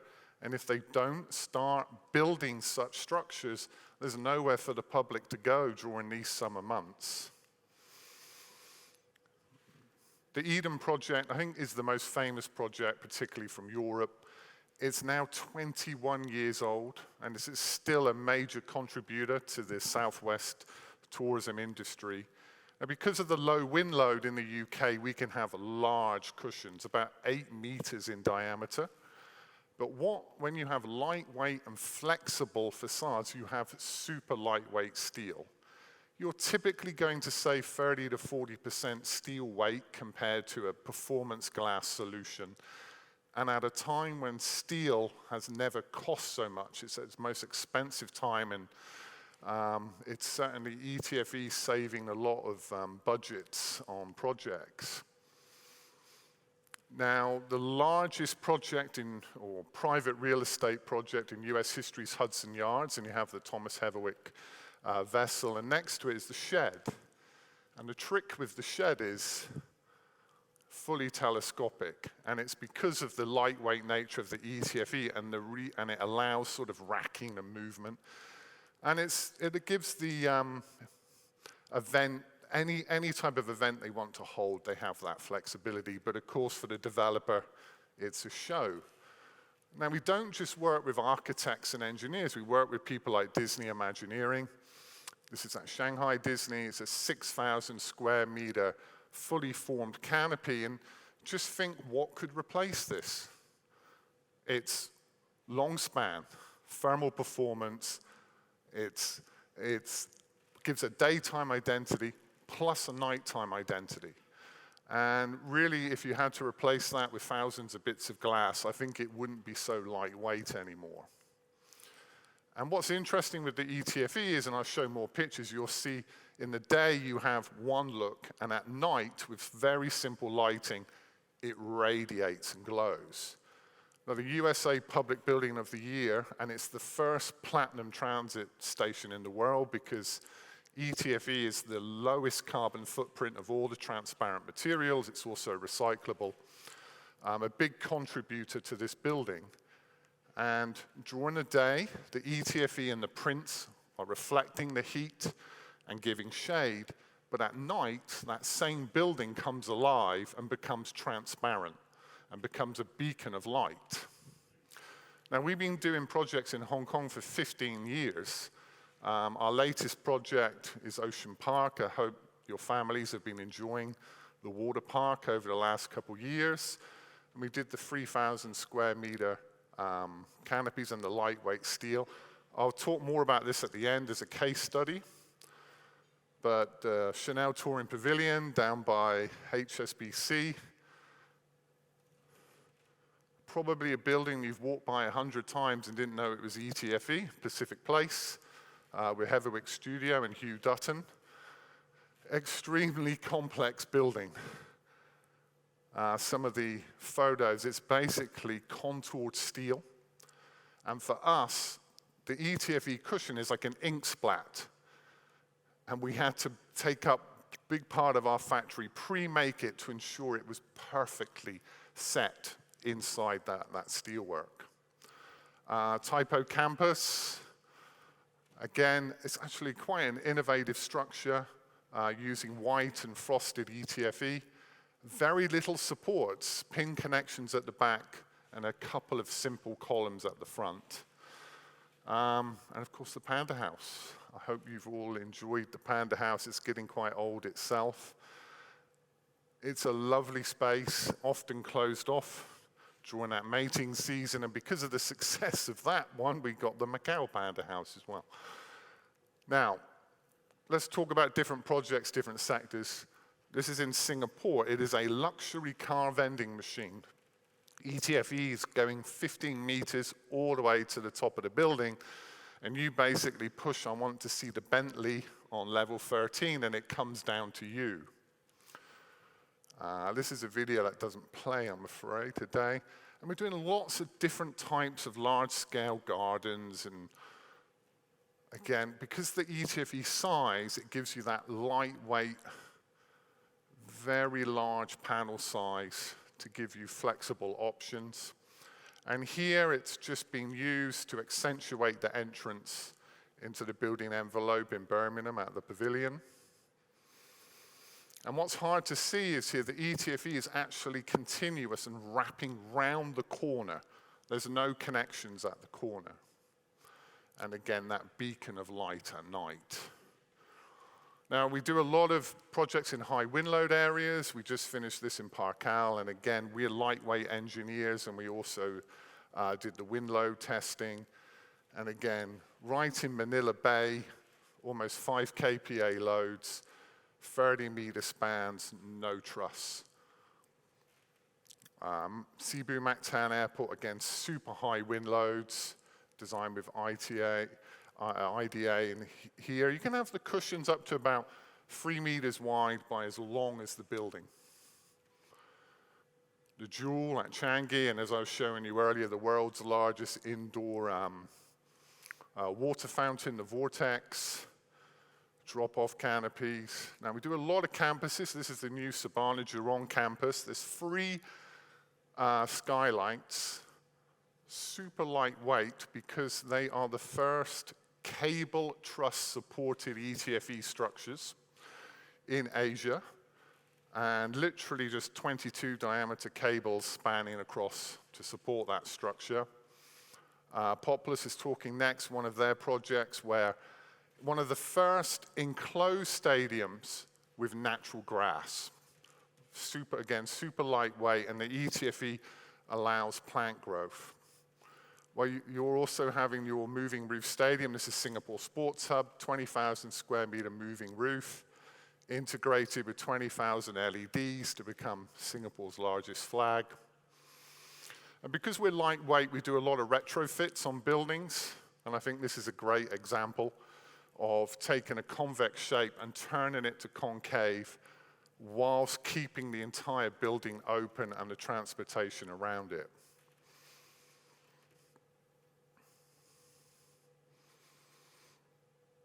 We do a lot of public spaces. That huge crowd was for Ip Man Free in Singapore. Its launch, I think Donnie had come to open.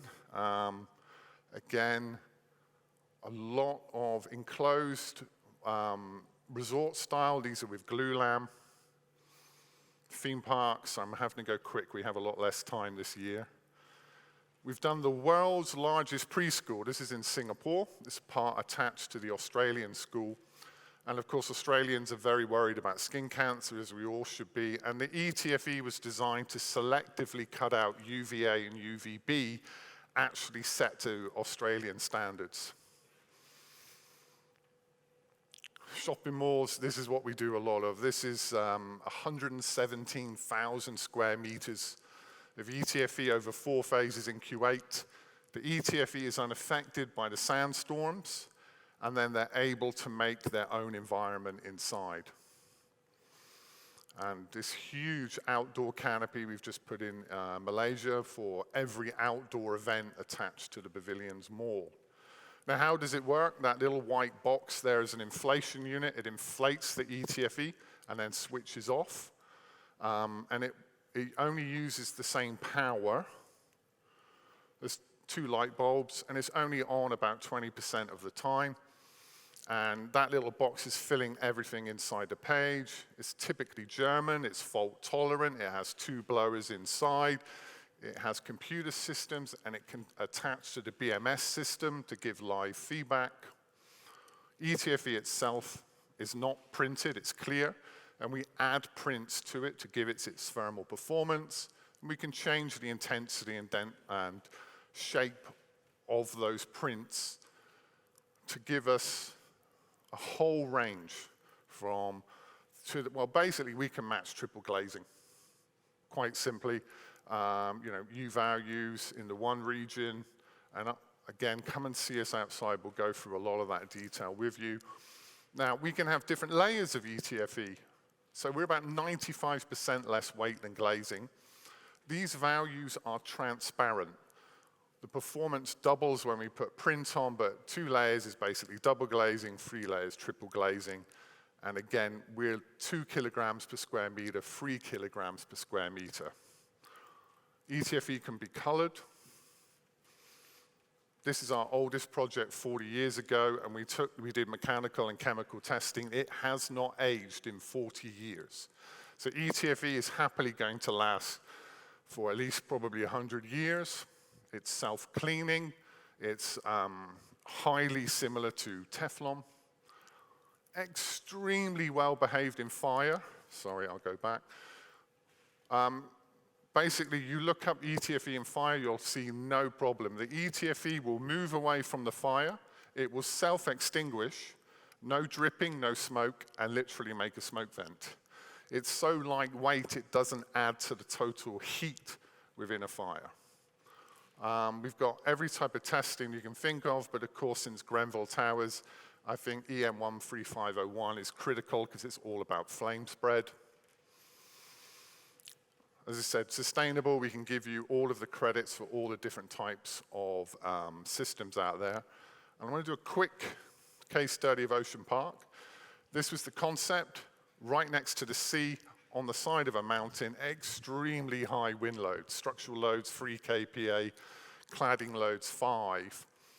This is what we actually delivered. And yes, we had to do everything through Hong Kong BD, like everybody else. We also designed and engineered the steelwork, lightweight steelwork, no trusses. Just like everybody else, we have to follow your design codes and everything that we go through. The system was built up from lightweight beams that were tapered. We did all the buckling checks. This is our BD approved, Hong Kong Building Department approved drawings for the ETFE as well. All of the detailing, I'm sorry, we're given very little time this year. Part of our BD, we had to do full wind load testing here in Hong Kong. And this was where we were asked to inflate the cushion till it exploded. It didn't, and then they were trying to measure the deflections in the aluminium. Everyone hates the ugly standard smoke vents. These were all bespoke made. Steelwork installed. We actually use our net system. We work above, install all of the framing.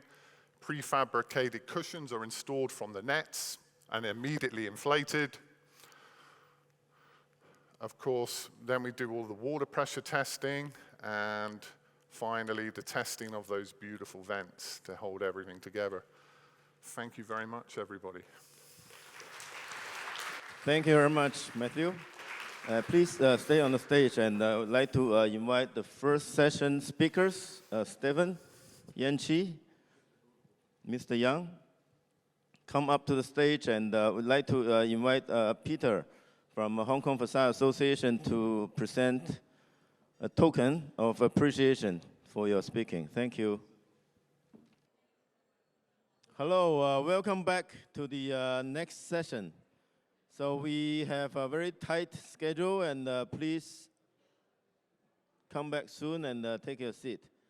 And next, we'd like to invite James to be our next speaker, talk about the Hong Kong Sports Park. Thank you, James. Brilliant, thanks very much. Great to be here, and thank you all for coming back. I know the coffee and the snacks are tempting to stay out there and chat, but wonderful to be here and see all your smiling faces after so many years of Hong Kong and not being able to see the smiles. So great to be here and share a little bit about Kai Tak Sports Park. Hopefully a few of you are familiar with the project. Hope seeing it now come out of the ground over in East Kowloon. It's wonderful to see the progress happening and really start to see the building come to life. I've been fortunate enough to be project lead on this project for many years and to see it evolve, and it's got a few of the team members who have been leading parts of the project here as well. So great to be able to share with you now how we're seeing this progress develop and what led to some of the decisions for this design. The sports park itself is strategically located to really service not only Hong Kong but all of Greater Bay Area, and also to attract the international attention. You know, we're seeing with these major sports and entertainment venues that ability to attract wide audiences, and it's really important as this sort of landmark building to be able to connect to so many people and have as many people as possible come to join us for these events. There's a strong history in that East Kowloon site as well. You know, the last few years maybe hasn't been so much activity around there since the airport moved out to Chek Lap Kok. It has been a bit of a quieter zone. But really from even on early days from the Lung Chun Stone Bridge, this site was a connecting point in the harbour. So it was really a great arrival point to Hong Kong. And then the evolution to the airport meant that we had another great arrival moment and a great connecting point for Hong Kong. The next evolution into the sports park really just takes that connection in a different way, a different direction, to allow to welcome international guests and also to create a space that the locals can connect together. Everyone can have a chance to interact. The way that the sports park fits within the community is also really interesting. This East Kowloon area is developing rapidly. In the next 5 to 10 years, we're expecting 80,000 odd new residents to be moving into this area. So it's a whole new neighbourhood and community that hasn't existed before. And the sports park sits right at the heart of that. So it becomes this puzzle piece that connects the community, but also connects a lot of the parkland around it. So it is a sports park. The green elements, the natural areas that we can provide are really important to help link all of that community together. And so the way the master plan and the buildings interact with those spaces is really critical. The infrastructure is now coming on board to allow this area to really flourish as well. You know, we're seeing things like Central Kowloon Route. We've got the road networks that are connecting to the site, and also the introduction of the new MTR station. So by having these links, we can see how a lot of people will easily be able to connect here, and this will be a space that many people can access quite easily.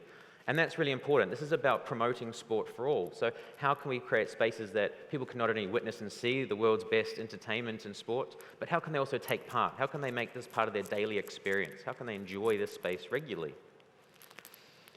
The facility itself, we're looking at 3 major venues within it, a 50,000 seat stadium with a moving roof. So that's sort of the biggest and most proud object right up on the Victoria Harbour there, so it stands quite prominently.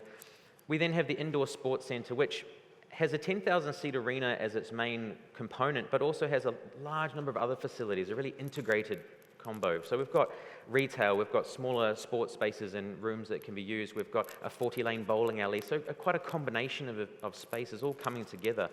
And then the public sports ground. That's a 5,000 seat athletics facility that really does promote that community use and allows people to come together. But that sports park piece is really important. There's a lot of open space here. We've tried to maximize that opportunity for people to engage with the public open space areas and get that access to nature and access to outdoor sport. Right from the very early concept stages of this design, we were very conscious about the 2 halves of the site. The site's cut down the middle with Shin Kai Road, and what that meant is that to the south, which is at the top of the page on this upper sketch, That was about the object. That was about the stadium sitting proudly in the park and being quite easy to identify from across the harbour, really being quite a prominent position. All of the northern elements were then more about the surface, more about how people interface with it. How do we make these buildings permeable? How do people circulate through these spaces and really interact with them? And then we added the Kai Tak Sports Avenue, which is this bold cut right through the middle of the site. And that allowed us to connect from the heart of the new community to the waterfront and really link through all of those facilities. You can see that Sports Avenue coming through now in the more developed design, and it's that orange line that connects up, and we've got this beautiful covering across it where it cuts through the indoor sports centre. This ETFE canopy which runs right up the length there, creating this weather-protected space. And that Sports Avenue was really important because it also meant that people could safely traverse the site, avoiding the road. You know, when we have large gatherings of 50,000+ people, safety is hugely important. We need these crowd movements to be nice and clear and enjoyable. People need to have a good experience as they move. And as we're now seeing the buildings come to their full height and completion, you can see how that Sports Avenue is being created, this cut that runs right through the site and connects the buildings. And that space where you can see those sky bridges connecting between really is quite an interesting active space for the community. That's about trying to give this weather protection, this natural ventilation, this semi-open space that is then activated by the arena entries, by the retail, but also by sporting and other activities that can occur within the avenue itself. So creating a neighborhood street, if you like, where people can activate it as they want to throughout the day. We've chosen to introduce a few sort of quite strategic pieces in there, things like rock climbing walls and other activities that will encourage people to engage with fitness and exercise as they move through their day, because we want to have that witnessing of sport for all people to be able to engage with what's going on in the buildings.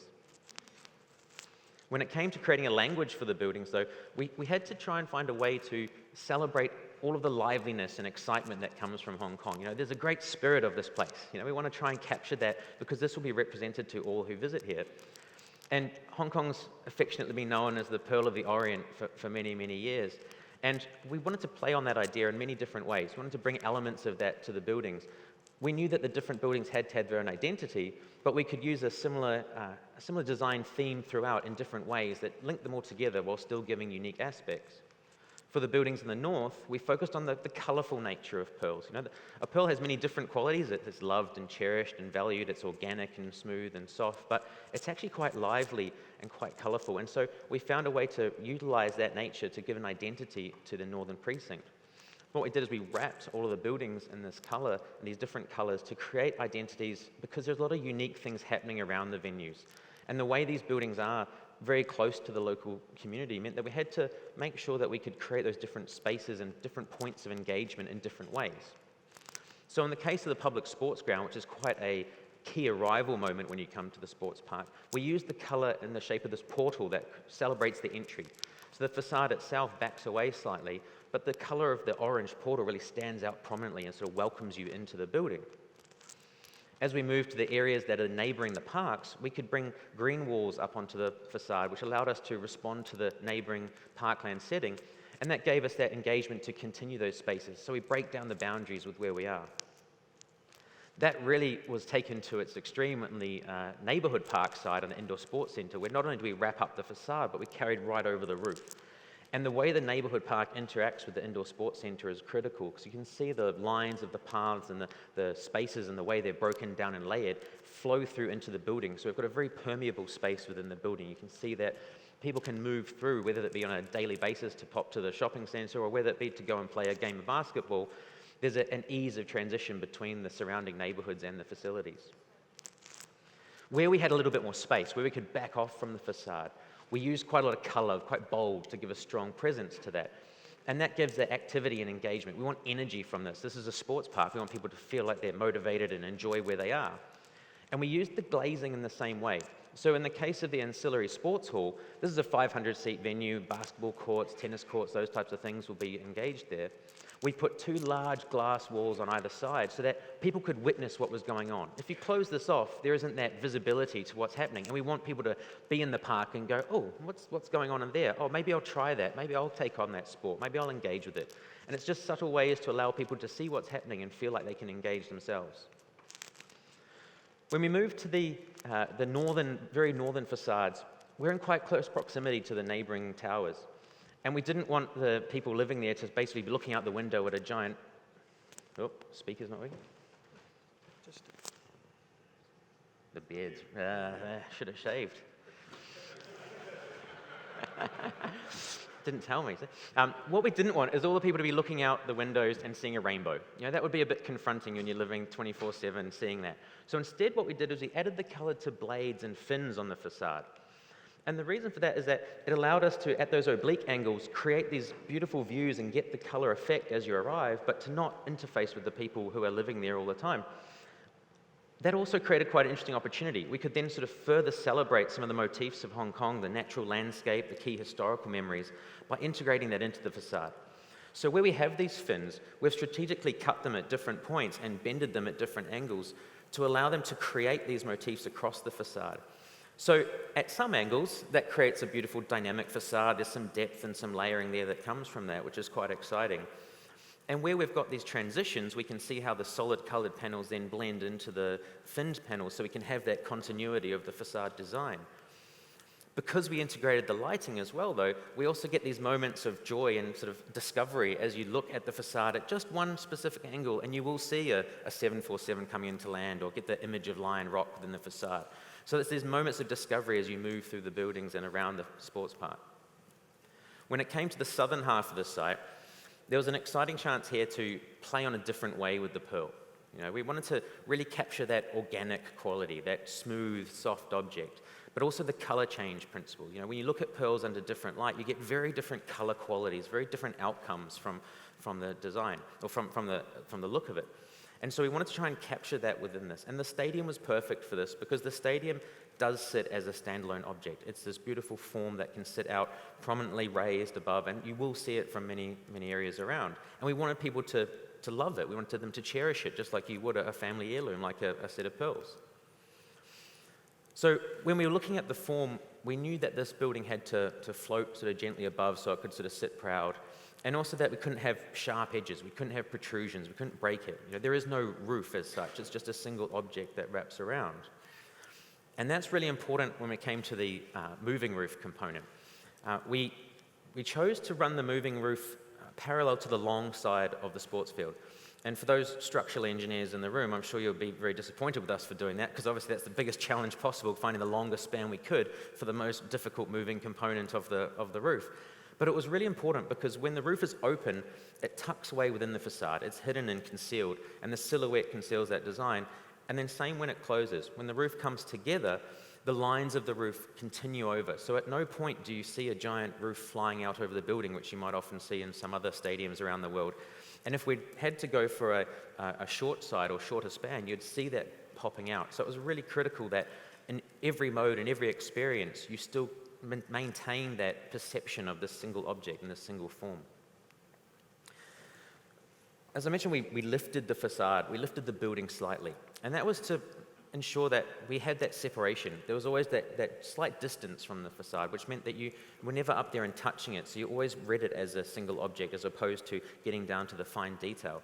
And so what we did is we built in this heavy, dark, precast concrete podium to lift that up and build all of those arrival points and the key wayfinding and things within that so that we could keep the purity of the form above. This created a few different complex geometries, which I'm sure you can appreciate is not easy when you're dealing with double curves in many different directions. You're trying to conceal roofs, you're trying to tie in and link different arcs together. So we had to look at a lot of rationalization because we wanted to make sure that this was still efficient in the way we delivered it. It was a 6-month bidding process for us to win this project. And so that only gave us a certain amount of resolution before we had to submit the design. And so we got to a point where we were very happy with the outcome and we knew we'd solved a majority of the problems. But when we got into the developed design, there was a chance for us to start to rationalize some of this and also to respond with what was happening inside the facility. We had changed some of the planning and things had gone on to allow us to lift the building slightly and to sort of acknowledge some of the other things that were happening around us. And so to solve that geometry, we had to rationalize from quite a complex series of set-out arcs to a method that would allow us to modularize the system far more effectively. So from this at the bid stage, we were able to bring the entire system down to just 2 curves, continued and repeated all the way around the entire stadium, but still get the impact and effect we wanted from the design. The system itself is a rain screen system. So we've got the triangular panels that sit on the outside, clipped to a frame, and then mounted onto an aluminium standing seam system. And that was really important because whilst we were able to rationalize some of the curves, there was still a lot of other complex geometry that had to go on. So we had to bring in a flexibility to what we were providing. Everything had to adjust and adapt to the various scenarios around us. That geometry was standardized in one direction, but because you can see the curving of the stadium and the way it bulges in certain areas, and because of that curve, the dimensions changed quite significantly. So we had to develop a system that allowed for this gentle lifting, for this moving, for this wrapping, that could respond and adjust in all these different ways, while still creating a unified and consistent appearance. The concept of the Pearl, right from the start, was really important that no matter what we achieved with the design, it had to read as a single form. We didn't want diagonal lines, we didn't want layering or stripes across the building. So we knew that we couldn't approach it through an equilateral triangle where we just have a repetition. We had to come up with a system which would allow us to create a unique pattern which could be flipped and rotated and moved, so that you never understood exactly how the system came together, but there was a repetition within it. When you actually look at a pearl under a microscope, it's this really fine, fragmented sort of microfractures across the surface. And we thought there was something quite beautiful about that, because if you think about all these individual pieces that come together to create this consistent single form, that's really what we're doing with these events. We've got 50,000 people all coming together for this one beautiful moment of celebration and enjoyment. Now, obviously, the client wouldn't be too happy to tell them we were giving them 50,000 unique panels. So we had to work a little bit more cleverly to make sure that we could have the system which created a simple blended form with a series of repetitions. So what we've ended up doing is rationalizing the system to 27,500 panels to maximize panel size and maximize material usage, and get that all within 2 key geometry types and only 5 subtypes of those geometries. That allows us to adjust the slight set out just enough so that the panel gap is never perceived as being too different across any one curve or any one expansion. So consistently across the entire building, you get one visual outcome as it all comes together. That was really important because we had to have the spacing, that we had a standardized set out, we had some standard curves, but the way the geometry moves and the way things moved around as we set it out, we could then slightly adjust that visibly from where you stand to see at different points, make sure that it reads consistently across the facade. We used a lot of Rhino and Dynamo for this, Grasshopper and Dynamo for this, because we had to run many, many different scenarios to change and adjust those geometries. But because the final planning adjustment was constantly moving as well, any time that those shifted, we have to also very quickly adjust. And 27,500 panels at any one time being managed and adjusted is obviously quite a timely thing if you can't use the technology to your advantage.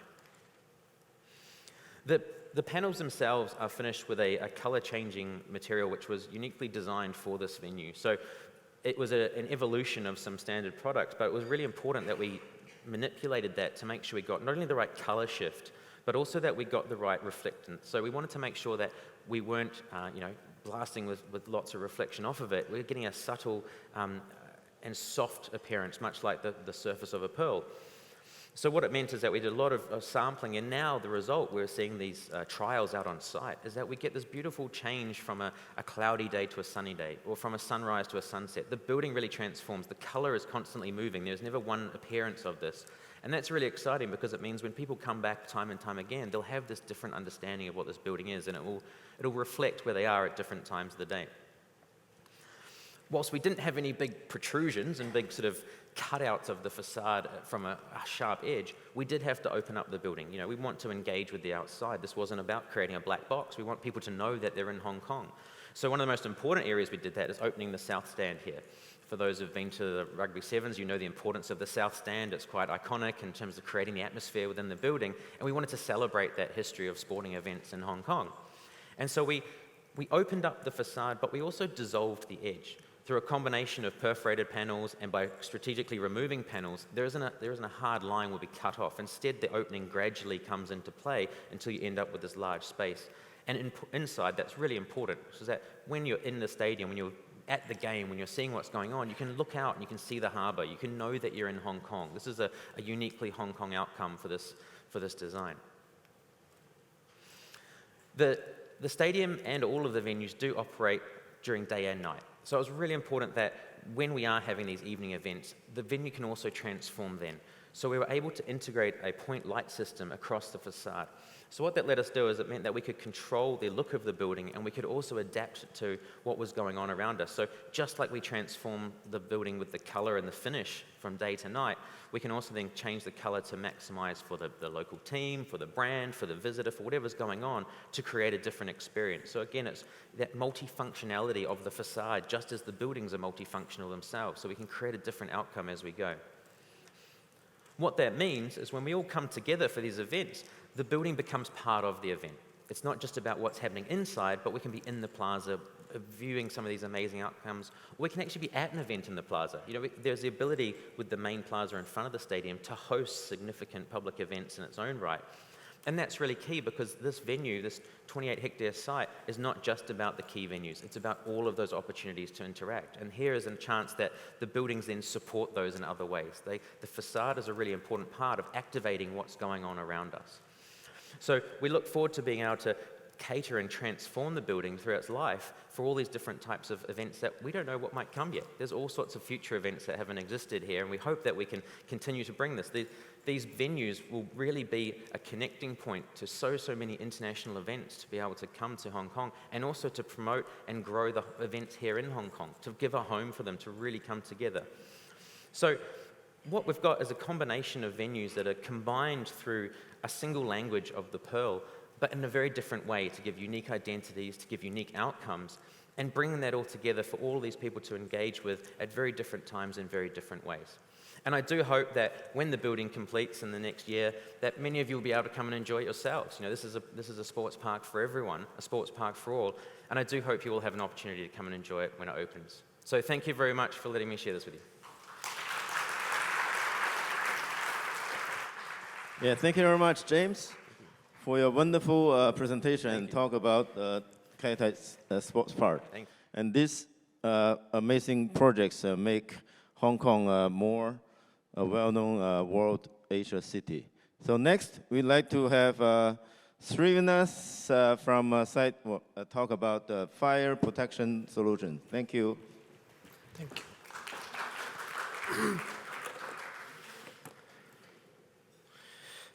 Oh, James, that was fantastic. Okay, I'm moving to a more of a, I won't say boring subject, but it's going to be a bit, fire is something that we speak every day, we give detail to attention. So I'm going to speak about how to manage the fire risk in external facades. And I will be splitting it into two categories, both curtain wall and cladding. Just to give you a quick brief about SideRise, who we are a company established in 1972. So for more than 50 years, what we have been doing is providing engineering solutions and products for compartmentation in facade. Through the years, we have gained some valuable experiences that we are here to share with the audience today. Primary work that we do is insulation, conversion for cladding and curtain wall. We also do other products for masonries, or we have OEMs. For example, we do compartmentation in public transport buses as well. So our focus is facades here, and we'll stick to the subject. So before moving into detail, some fundamentals is something that, terminologies is something that we keep hearing every day, and just wanted to take a step back and refer what they are. There are lots of codes internationally which are available, which work on deduction and suppression. So there are regional codes which say that you don't need to have a passive fire protection if you have a deduction and an active fire system. But the fire triangle is something similar to this one, where passive fire compartmentation is mandatory irrespective of whether you have an automated sprinkler or a deductant system in your building or not. Again, reaction to fire and resistance to fire is something which is very commonly, misrepresented. So, for example, reaction to fire is how a product can react when it comes in contact with fire. But at the same time, resistance to fire can be measured only in hours, like 30 minutes, 60 minutes, and 90 minutes. So when somebody is saying fire rated, That means the resistance properties as a system, not as an individual component or how the individual product would perform. So this is something that we always keep misrepresenting and mismentioning in the projects. And when it comes to fire, one of the best products or the ideal product that can be used is stone mineral wool. We also see lots of glass wool or other A2 types insulation products, but stone wool is the right product that can be used as a fire compartmentation because it has a very good resistance to fire. It does not react when it comes in contact with fire. It has a water repellency characteristics. Also, it can give a dimensional stability, as you can see. Quickly, as I said, I split into two. External facades, when it comes to curtain wall, where are these based? It's basically between your floor slab and an external facade spandrel panel. So this is basically the line of compartmentation to restrict the fire from one floor to another floor. So what do we follow here is the Code of Practice, which is the 2011 edition, which is the last edition which is published. And one of the sections refer to what standard that we need to test the facade assemblies, which is the 1364 Part 3 and Part 4 is what is referred within the Fire Code of Practice. We also see lots of products or specifications which are driven by a BS 476 standard, or the BS 476 is being withdrawn. It's already into consultation, which is going to be replaced with an EN standard, where these products are tested only between a concrete floor slabs, and it is not representation of what we would be utilizing in projects and in sites. So that is why the Code of Practice goes in the right direction, which says that you have to test the product which is representation of how you install the products in the site, which comes down to this. So the primary application is to stop fire from one floor to another floor, and also it's about the fire when it breaks out from the vision glass. It should not come back into the next floor through the vision in the area on the above. So the spandrel is very important and a critical element in this configuration or this compartmentation. Also, we see when there is a fire, we have seen lots of projects with zero spandrel arrangement, and when the heat builds up, you have the vision glass that breaks. And if it's a system without a spandrel, it easily can breach your compartmentation and move to the next floor. But the reason why the Code of Practice refers to a standard of EN is that you have a performance with the spandrel, and the spandrel remains in place for the duration so that the perimeter barrier can also be in place. So it works as a system and avoids also a leapfrog effect where the fire breaches through the vision and comes back inside is avoided. Also, the EN 1364 Part 3 standard, which is referred in the Code of Practice, is basically a full curtain wall, but it's tested with a fire-rated curtain wall construction. But EN 1364 Part 4 construction is tested with a non-fire-rated curtain wall assembly. It's a pressurized furnace, and you test the spandrel and the configuration with the floor slab. And this is how the test is done. You have a non-fire rated curtain wall. You utilize the spandrel zone, and then you test it between the floor slab and the spandrel, and you test the product for the duration of the hours that is intended for. Test for the future. The environment is changing, the climate is changing, and testing for the future. So what we do is, through the standard, you have a cycling requirement for the product, which is basically conditioning the product for seismic loads. So what we do here is we cycle the product 500 times at 30 cycles per minute for 10%. So this is the standard which requires, this is the standard requirement.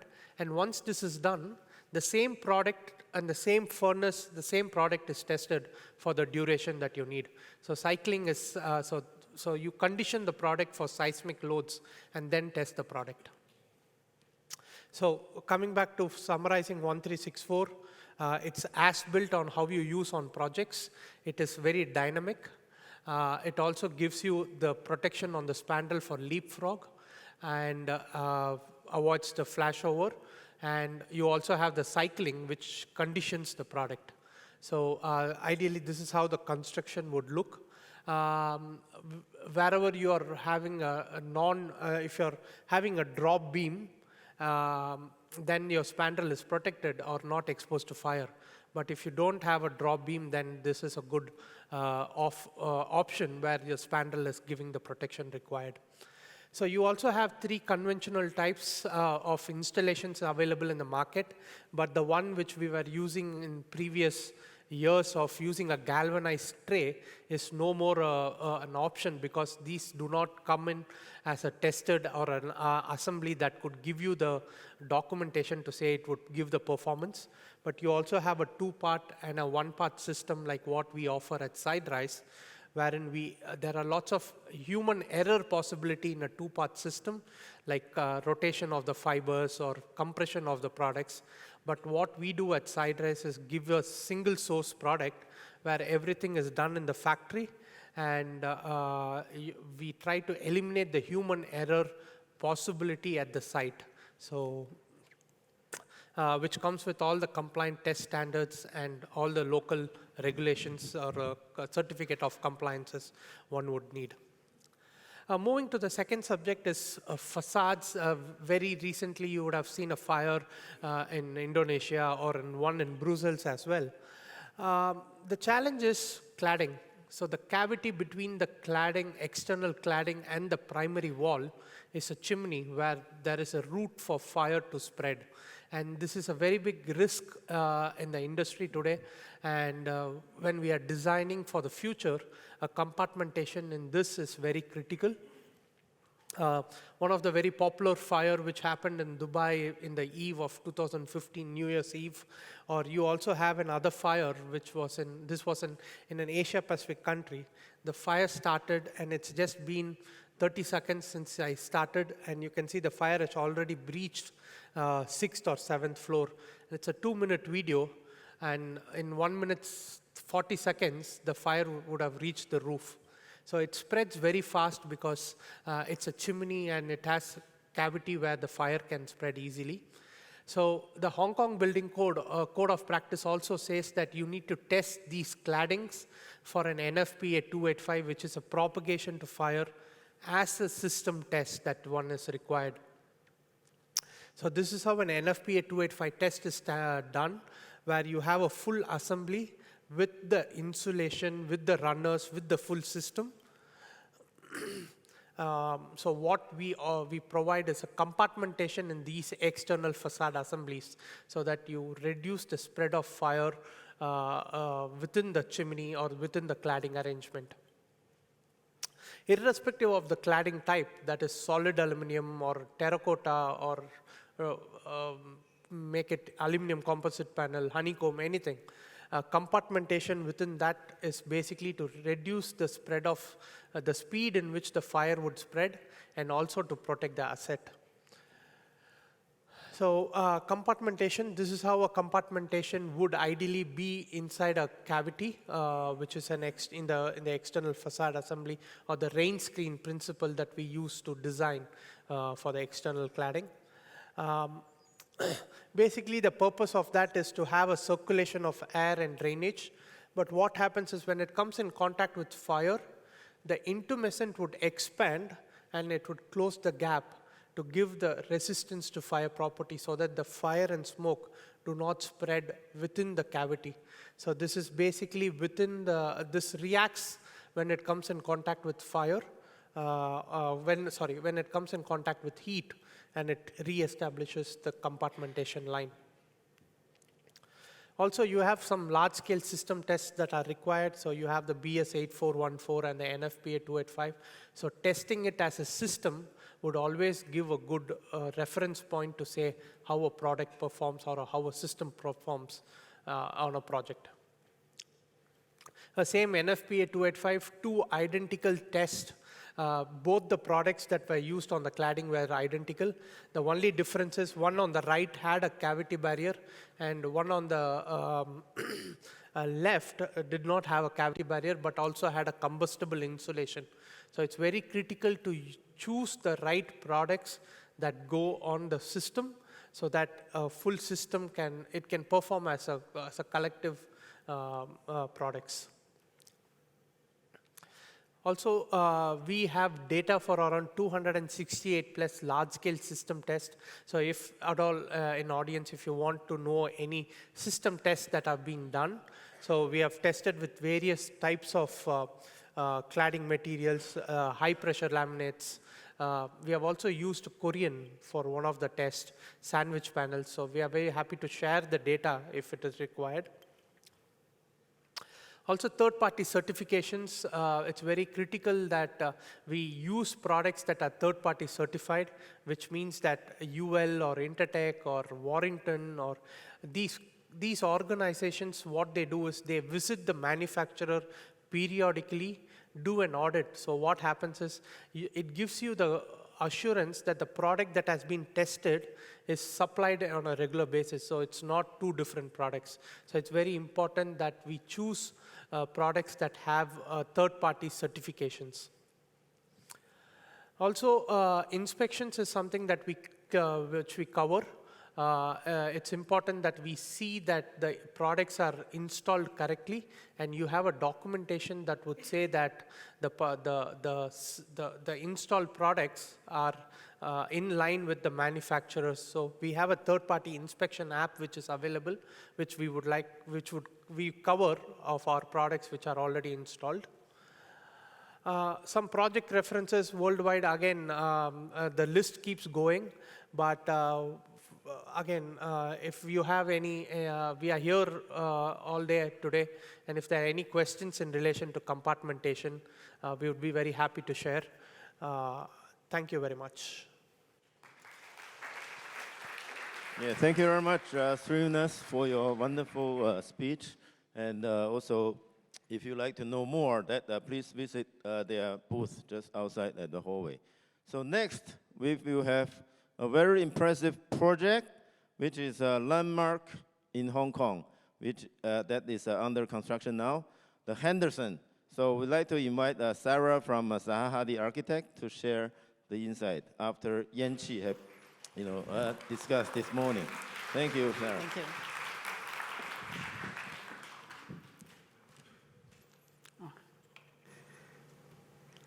Hi, good afternoon. My name is Sara Klomps. I'm a director at Hadid Architects.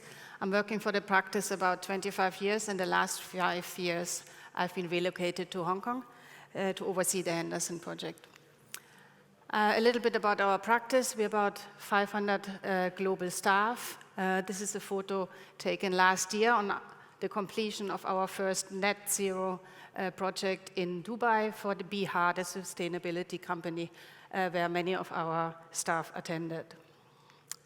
We have a global team, and we have also global offices. We have at the moment 6 offices worldwide.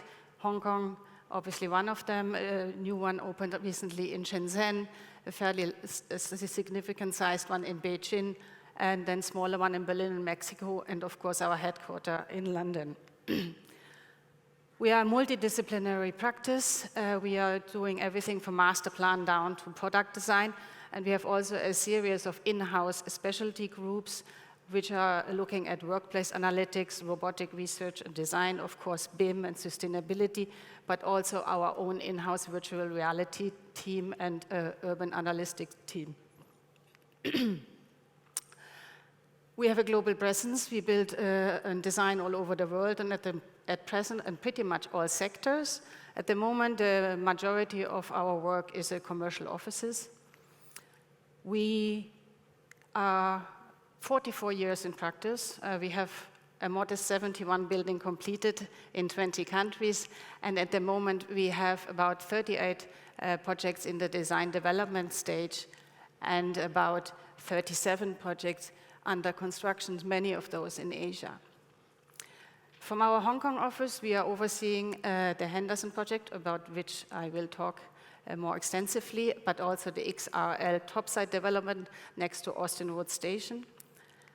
And we have just recently completed the second project in Macau for the same project in our Morphos, the Studio City Phase 2. And currently on set to complete this year, we have residential recreational amenities for a large residential development in Sai Sha, as well as our Hong Kong UST student housing project in Clearwater Bay.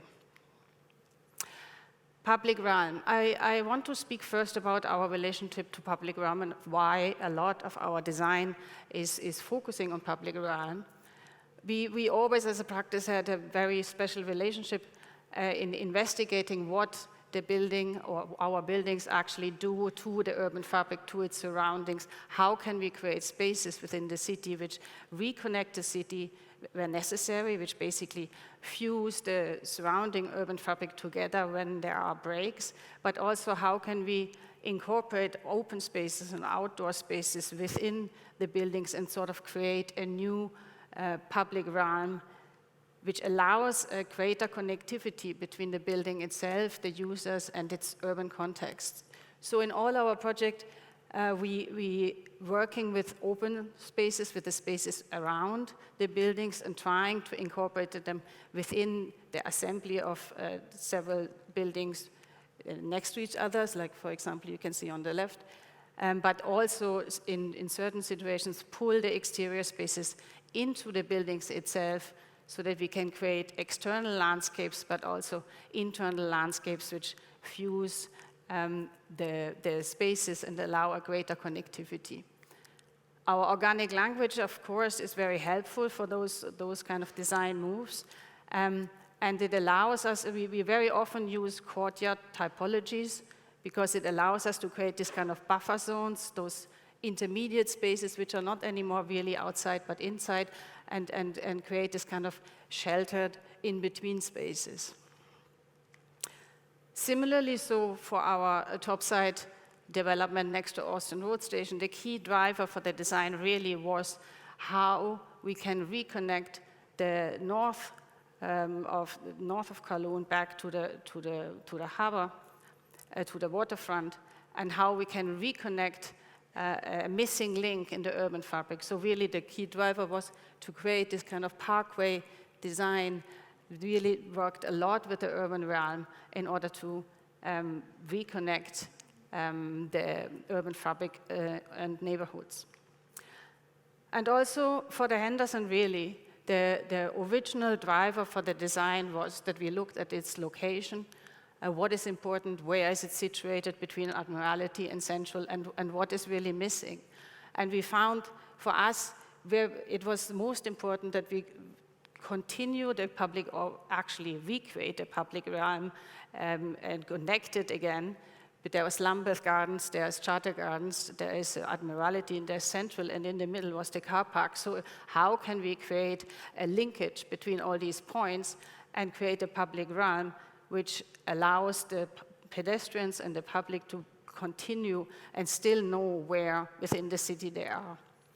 So we spend a lot of time trying to reconnect the different levels of the public realm in Hong Kong. We have the ground floor, we have the footbridge level, we have the several parks. So the very basic decision at the beginning of the project was to lift the actual building volume up. We start the first full floor plate above the footbridge level and minimize whatever comes down to the ground as much as possible in order to allow not only the park to extend below the building, but also the footbridge network crisscrossing the site would continue without being cut off, like what you see so often in Hong Kong when you walk on the footbridge network and you basically enter a building or its ground floor and there's a mall and you probably go lost, or at least I go lost, and then you end up getting out again. So you kind of lose the connectivity to the city. And for us, especially in the location next to Lambeth, next to Charter Gardens, was how can we make this a building which sits in the park above the park, and the park continues underneath instead of just creating another harsh border. Which is also why we choose a very organic, a very kind of curved exterior form.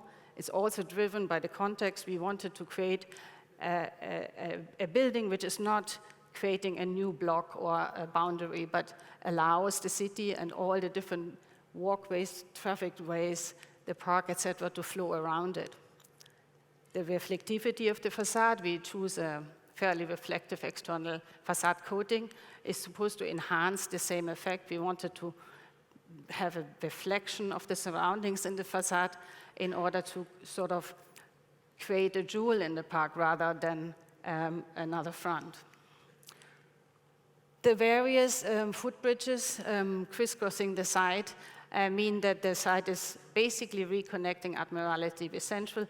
There's in total 3 directions of footbridges integrated at the base. This is looking from the south, looking from the north next to Lambeth Garden, which is basically the main connectivity between Admiralty and Central. And then, of course, underneath the building, looking towards Charter Gardens, the connection on the west side. So we have spent a lot of effort to have extensive planting underneath in order to allow the park as much as possible to continue, but also to create a public realm, which is basically making you feel similar than when you were just across in Charter Garden. This is the drop-off at the ground floor. You can see the footbridge at level 1, crossing the site, and the view back. And you can see there already that the main access to the building, there is a ground floor lobby, of course, for the vehicular drop-off. But the main access for the majority of the office worker will happen from the footbridge network, because the assumption is that the majority of the tenants will come via the MTR and basically access the building from level 1 up via escalators in the first full floor plate, which is located above. Also in the level, sorry, one back.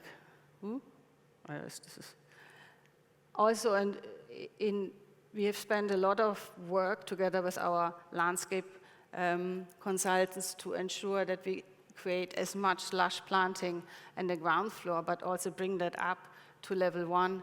We have a very large green wall on the east sides, and we made sure that we have enough soil at the ground floor in order to get a really lush planting, so that even at level 1, you still have a connection back into Charter Gardens. Then, from level 1, you reach level 3, and level 3 is the first, is still public realm. The entrances, the turnstiles to the offices for the office tenants is actually happening underneath that mezzanine level. There is, of course, also one at the ground floor, but this level predominantly is accessible for anyone from the footbridges. There's cafe areas and a restaurant in the upper level, but basically it's the idea to pull the public realm in, allow the full view across Charter Garden, and then only from then on the privacy of the office tenant spaces begins. This is a double height space. On the bottom, underneath the mezzanine, is the entrance to the offices with the turnstiles, and then one escalator up, there's a restaurant, but also an area where you can directly access the very rooftop of the building, which again will be a public accessible venue. Within the tower itself and the office spaces itself, we have tried to incorporate as much as possible, again, create a relationship with the outside. So we have found opportunities to incorporate green with accessible balcony areas at the pinch points, so that the office worker have an added benefit in terms of accessibility and visible connection to green areas. And refuge level doubles up as a sky garden, which is heavily planted and is basically serves as a recreational breakout space for the tenants. And also the very rooftop, the rooftop venue in a way is an extension of the public realm back all the way up to the building. So this is a venue which can be visited independently, whether it's from tenants or from people from the public, together with a terrace, in order to allow also the very top of the tower to be publicly accessible.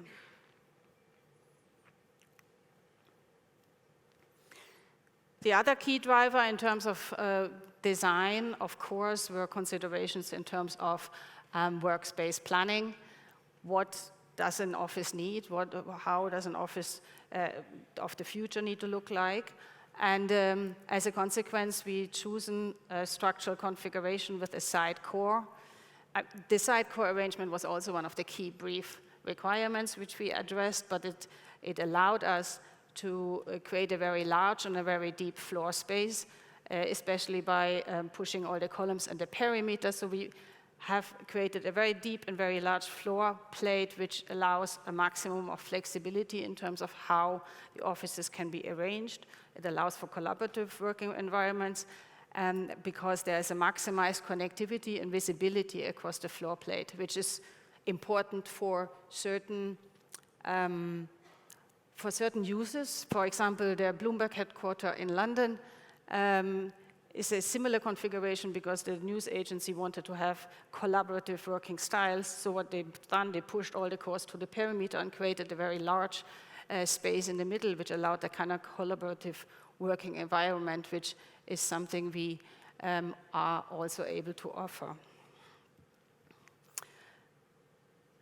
This can, of course, also be traditionally organized with the more cellular offices along the perimeter, but really the kind of large floor space together with an exceptional floor-to-floor height, which is 5 meters, which results in a clear height of 3.5 meters.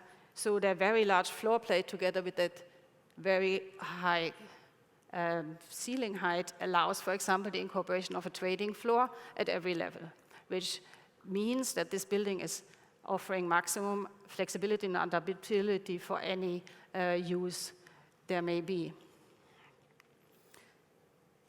Lastly, another aspect why the building, the floor plates are a steel structure, which has to do with the span, but also has to do with consideration for flexibility and adaptability, because the steel plates mean that the steel structure mean that there can be an inter-office connectivity created fairly easily should one of the tenants wish to do so. The envelope. Whilst about 25% of our envelope are fitted with insulated backpans, the majority of the glass facade is an all-glass facade and vision glazing, which is a direct consequence of our wish to maximize the views and maximize the daylight gain. We therefore have to rely on a very high performance glazing. It has a high shading coefficient, it has an external silver coating, and internal, also silver-coated blinds. We further improved the solar gains on the interior by our sustainability team from Alps created a solar-powered ventilation system, which basically provides a constant airflow on the inside of the facade, which is supplied at the base of the facade and extracted at the top of the facade in order to minimize the heat gain at its source as much as possible. This being said, and this is another project, but I want to, and I relate at this point back to some of my previous speakers. This being said, there are design strategies available which allow maximum visibility and maximum daylight, and at the same time, shading strategy, especially on complicated facades which are west exposed, like, for example, the Henderson. But So this project here in Guangzhou is our Infinitus project. We are achieving a full floor-to-ceiling glazing, but we are having a shading strategy which is basically designed in by having very deep overhangs like balconies, so that we can actually have both. We have the full shading and we have clear visual connections to the outside. However, Hong Kong, with the current legislation of the GFA, exemption being only 250 millimeter facade zone and a horizontal louver cannot extend more than about 300 millimeter. There is an inherent conflict to try to achieve both. And if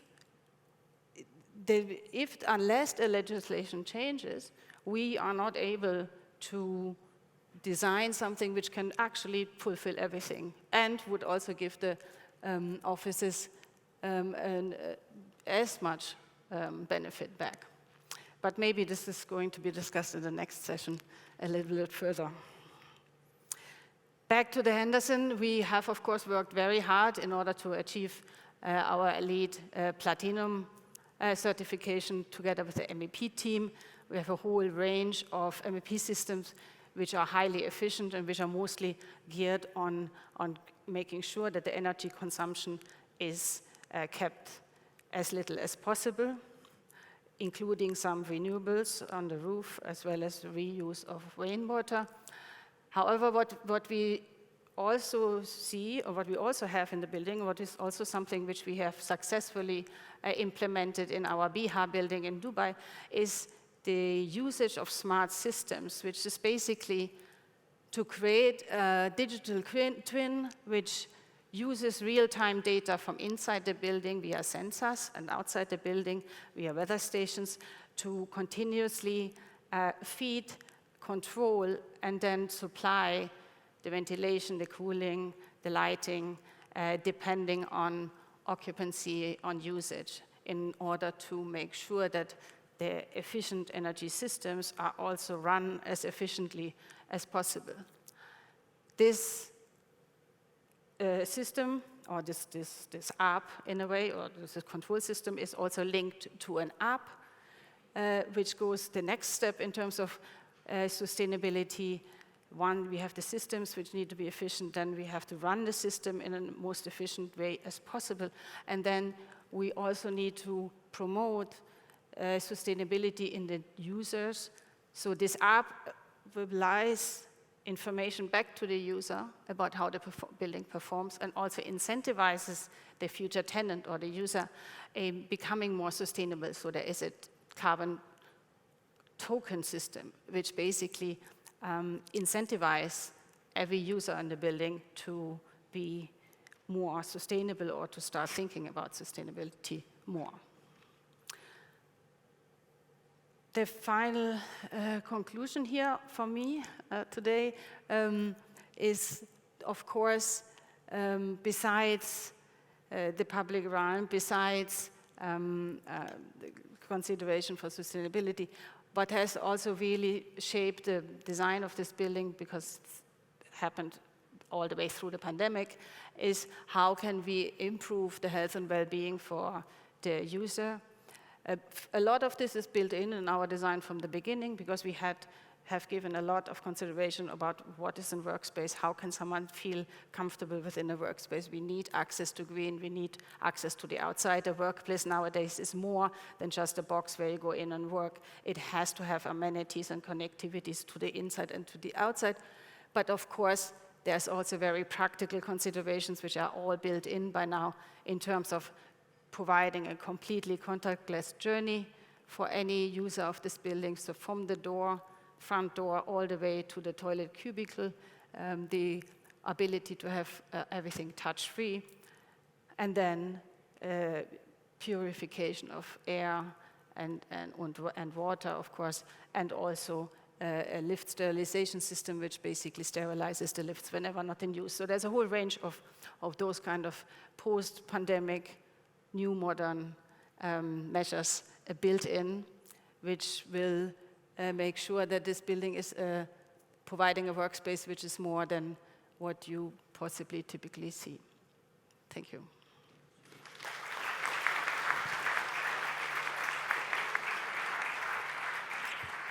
Yeah, thank you very much, Sara from Zaha, and bring a very creative design and impressive project into Hong Kong. So and make our skyline be more beautiful as a leading city in the world. So next, we will have our panel discussion. And today we are very honored to have a very high-level panelist, led by our moderator, Lisette from IXO Consultant. So Lisette, please come up and introduce the panelists. Sure. Thank you. Can I speak in? Oh, yeah, great. Okay, so we have 4 panelists today. We have Stefano from Woods Bagot. Would you like to come up, Stefano? You're going to talk. Yes, yep. Okay, great. And then we have Donald from Chinacam and also representing Hong Kong Green Building Council today. Simon from Far East. And Rumen from AEE, Building Physics. And today's discussion for the panel is sustainability on facade design and engineering, and also retrofit. So Mr. Donald Choi, the CEO of Chinacam, everybody know, very famous and very committed architect into retrofit, and he is leading the Hong Kong Green Building Council retrofit code of practice. And today we'd like to hear more from the leaders. Thank you. Thanks, Sammy. Okay, so I'm not going to talk a lot, but I am going to set the scene for the discussion today. So I wanted to start by saying, if you've worked overseas in the last 20 years, then you will know that most of the major facade consultancy divisions were set up by people that worked in Hong Kong in the early 1990s through to the early 2000s. One of those was my technical director at AECOM, a man by the name of Walter Job, and he imparted in me this deep appreciation of facades in Hong Kong. So I ended up with this gilded view of Hong Kong being the cradle of the curtain wall kind of civilization, the postmodernism advent. Obviously, curtain walling began in America, steel and glass, and then it kind of transcended this movement through aluminium design, and we have some of the best facade contractors in the world who have cut their teeth on the Hong Kong curtain walling industry.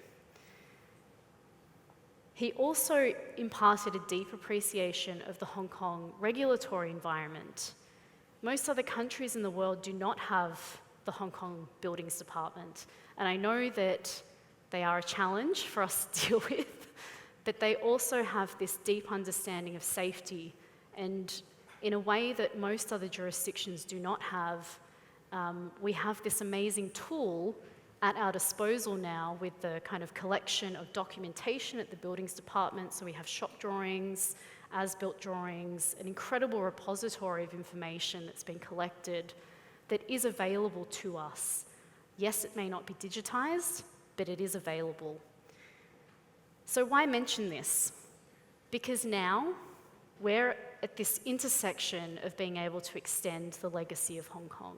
So if we see Hong Kong as this amazing kind of history, we have this ability with decarbonisation to extend it, to take it that step further, to become someone in the world, or a country in the world rather, that understands how kind of these principles are going to work not only for new buildings, but for retrofits, which is a challenge that all other jurisdictions in the world face.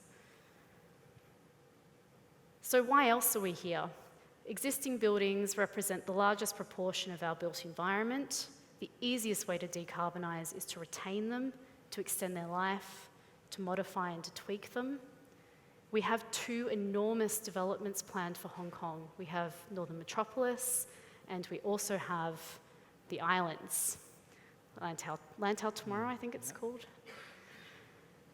If we were to see the existing built environment as our testing ground, we could take the learnings in the next, say, 20 years of retrofit and expand those into the new horizon for those giga projects. We also have the ability to streamline procurement models. We have kind of the amazing manufacturing industry right on our doorstep in Hong Kong in a way that most other jurisdictions don't in the world. We also want to remain competitive. Hong Kong has positioned itself as a green financing hub. It is moving to draw capital from overseas and push it into China and into other jurisdictions. In order for us to do that, we need to be green. We need to know what that means. We need to push it forward in a really sustainable and objective manner. The London Property Alliance, as Yanchee mentioned, is pursuing a retro-first model for London. The Hong Kong Trade Development Council has recently published a research paper with Link REIT, and the findings show that other jurisdictions in APAC see Hong Kong as a leader for carbon reduction. So why not take advantage of those things? In other words, the opportunities are immense, and we're going to talk about them today. On our panel, we have specialists across the full life cycle of the built environment, and we're going to explore several topics. The three drivers, so the two are embodied carbon and operational carbon. The third is one that Stefan mentioned earlier today, actually, and it's around our social interactions with facades. Decarbonisation is not just about hard metrics, it's also about how we interact with the fabric, how the fabric might extend to support social interactions, how it can extend to shade and kind of filter sunlight and allow people to move around, to pull out those public spaces. So we're going to start with the future, and we're going to work backwards. Stefano, as a sustainability leader in region, how can we interact with buildings in a more sustainable way? How do you see the Hong Kong of tomorrow and of the future? Thank you, Lizette, and thank you for being here and kicking this conversation with such a great panel here. Okay, so when we start thinking about the future of our city, what we know is that Hong Kong is a city that has seen a lot of different transformations during the years. It's one of those cities that in social media you have a before and after picture, right? To see how different today is from yesterday. Everyone crossing the city from wherever you're coming from, you've crossed a city that was designed and constructed during the last 30, 40 years, and it wasn't meant to be performing according to the decarbonization goals that Hong Kong has for 2050, neither to withstand and adapt to a climate that is changing and is becoming always more difficult to deal with. So an interesting starting point for this conversation is thinking about future authoring the city of tomorrow from our own perspective, from our own perception. Imagining the performance that it needs to be, knowing that in 2050 we need to be carbon neutral, and that 80% of the 2050 city is already here. So although we're going to have amazing icons like the Henderson, like the Kai Tak Stadium clearly show, the real change goes through the existing fabric of the city that we see today. And thinking about how the envelopes, how the facades, the roofs, and everything that surrounds the building can change in order to achieve that performance that is required, adapt to climate change, possibly rediscovering some of our heritage and how the city used to perform in an age where air conditioning didn't exist. And how can that performance look like in the future? So I think that's a very interesting starting of a conversation and imagining how envelopes contribute to that. Mm. And Donald, so the benefits that a future kind of green city could provide to Hong Kong, how do you see that allowing Hong Kong to kind of expand and fulfill a position? Well, I think, if we have any chance of achieving the 2050 carbon neutrality goal, we really need to start thinking of how we are going to transform our city immediately and not in the future. Hong Kong is a city of towers.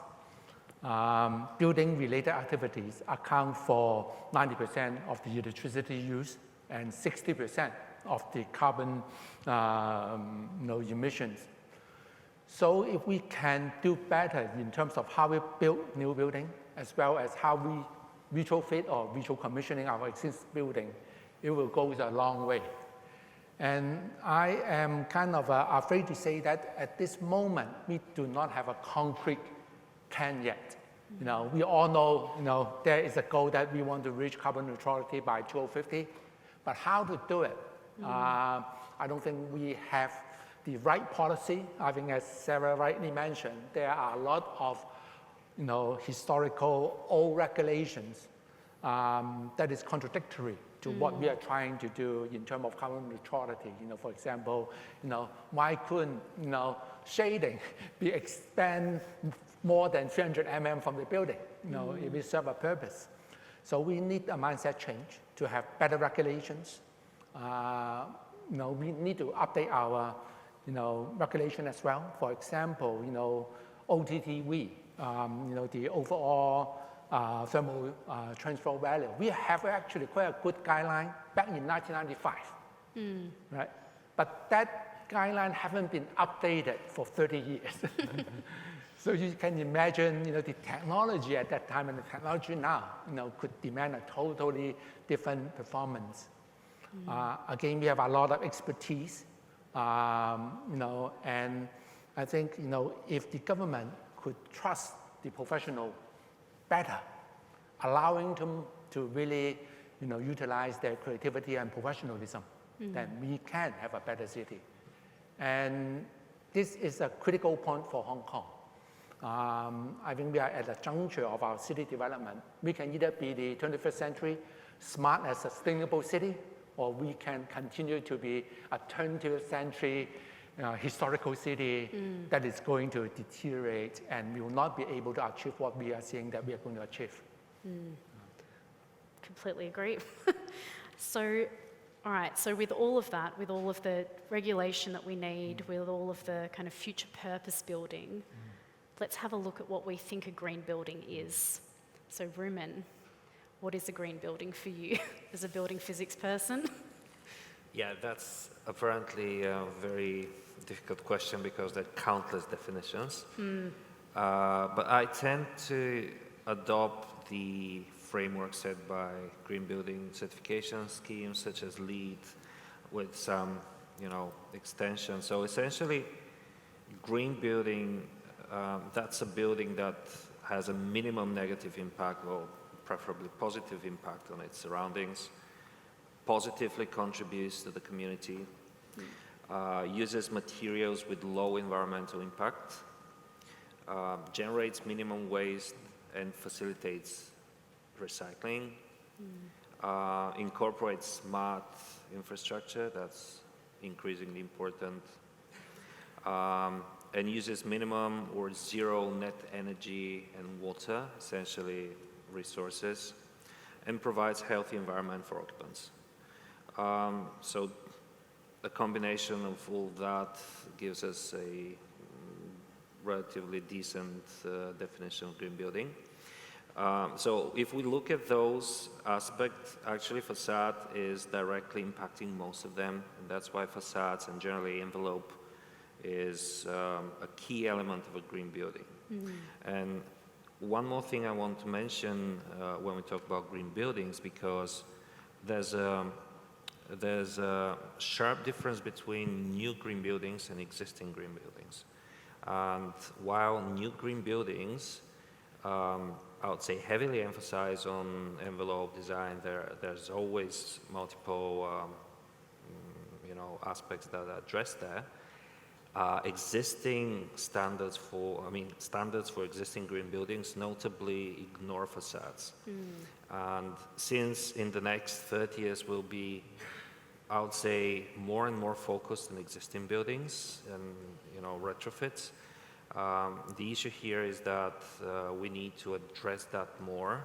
And the reasons apparently are first because facade retrofit is considered difficult and expensive. And the paybacks of facade works or facade retrofits are generally slow. That's why this is not a focus area for retrofits and for existing schemes. So what needs to be done is, first of all, adopt more flexible technologies for facade and envelope that enables ongoing retrofits and improvements, and also more tools that allow for cost-benefit analysis and facilitates decision-making when it comes to facade retrofits. So potentially looking at staged retrofits instead of something that's kind of a final product. Exactly, if possible, yeah. Interesting. So Simon, from a facade contractor perspective, what does a green facade mean for you? Yeah. Materials, systems? I think for the green buildings, one of the major functions of the facade is stop the solar energy entering into the building. And also I think in recently, in North America or in Europe, they have a passive house design concept. They target to reduce the power consumption by 90%. And in the current design, we need to have a very special thermal break system to reduce the heat transfer. And in Europe, they have also some accreditation for certifying the passive wall facade. The air infiltration requirement, right? We were talking about that, yeah. I think, and from the contractor point of view, we target to reducing the carbon footprint in the design process, fabrication, and the construction installation. We are adopting the DFMA system principle, and that we reduce the site labor and the construction wage.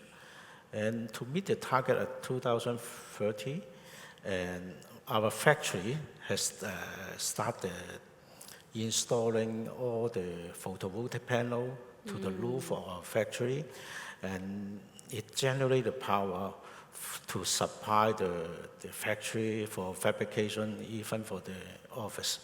So to achieve the zero carbon in fabrication. Interesting.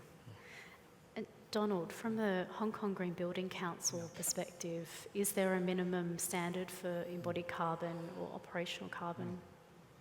Well, we are trying to establish the measurement standards. I think that is very important. And then obviously, once the standard has been established, then how to monitor the actual performance during the construction as well as after the building has been completed. The CIC, Construction Industry Council, together with Hong Kong Green Building Council, has started the initiative to certify green products. Obviously, this will measure the embodied carbon that will be used in certain materials. So we have started to look at some of the major items under construction. So the ready-mix concrete, the reinforced steel. Now we are going forward with glazing and glass, which is very relevant in terms of facade and curtain wall construction as well. But it's not only the green material certification. Obviously, I hope all of you will make use of that listing so to specify the right kind of green products. But the system design itself, especially for curtain wall, is very important. For example, if you look at a lot of the Hong Kong curtain wall design or just casement window and so on, thermal bridging really hasn't been looked at. But that actually, could, affect the performance of the envelope quite substantially. So again, it's for the experts like all of you in the room to actually look at every components and every possibility of, reducing, first of all, the embodied carbon in the material, but also in your system design to enable to have a high performance system. A lot of them is not additional cost in terms of material and system, but it will require a more caring design, during the design stage. And I think that is where Hong Kong need to really embrace the question of our city in the future. Will it be a sustainable city through contribution from professionals like all of us? Okay, so now we've looked at the future and what a green building might be. If we drill back upwards to operational performance and have a look at how that would affect an existing building, Rumen, what minimum envelope criteria is there in Hong Kong and how does it compare to other regions? Okay, I'll try to be mild. So Hong Kong... you can be rude, we're all friends. Nah. So Hong Kong at the moment, the main code regarding performance of envelope, this is the OTTV for commercial building and RTTV for residential buildings. So it's a fairly old standard, I would say, that is due or overdue for revision and probably enhancement. So the interesting thing with this approach is that there's no minimum U values, soil coefficient values, etc. Whereas we look at the overall thermal performance of the building as a single value, which is good from point of view of it allows trade-offs, but at the same time it allows local poor performance in parts of the buildings. So you can have one very high area offset by a very poor area. Exactly, yeah, which you probably don't want. And also the OTTV current standards most notably don't pay attention to thermal bridges at all. And also there's no real regulation about air tightness of the buildings, especially at the commissioning stage, and performance stage. No performance verification requirements. So there is, regulatory base. It is time to go up to the next level in terms of thermal performance. Of course, I'm focusing, being an MEP engineer, I focus more on the thermal performance, but there are many other issues that were already mentioned before as well, such as cell shading, restriction by BD, stuff like this. But purely from thermal performance, that's what we have in Hong Kong. And I'll just quickly put it in context. So Singapore, which is probably the leading regulations in the region, it has a fairly similar approach. So it also calculates OTTV in not very different approach in terms of the calculation methodology as well. It has some additional requirements coming from the Green Mark scheme for green building certification locally, which has some tiers of enhanced requirements. Although it's a voluntary standard similar to Hong Kong BEAM here in Hong Kong.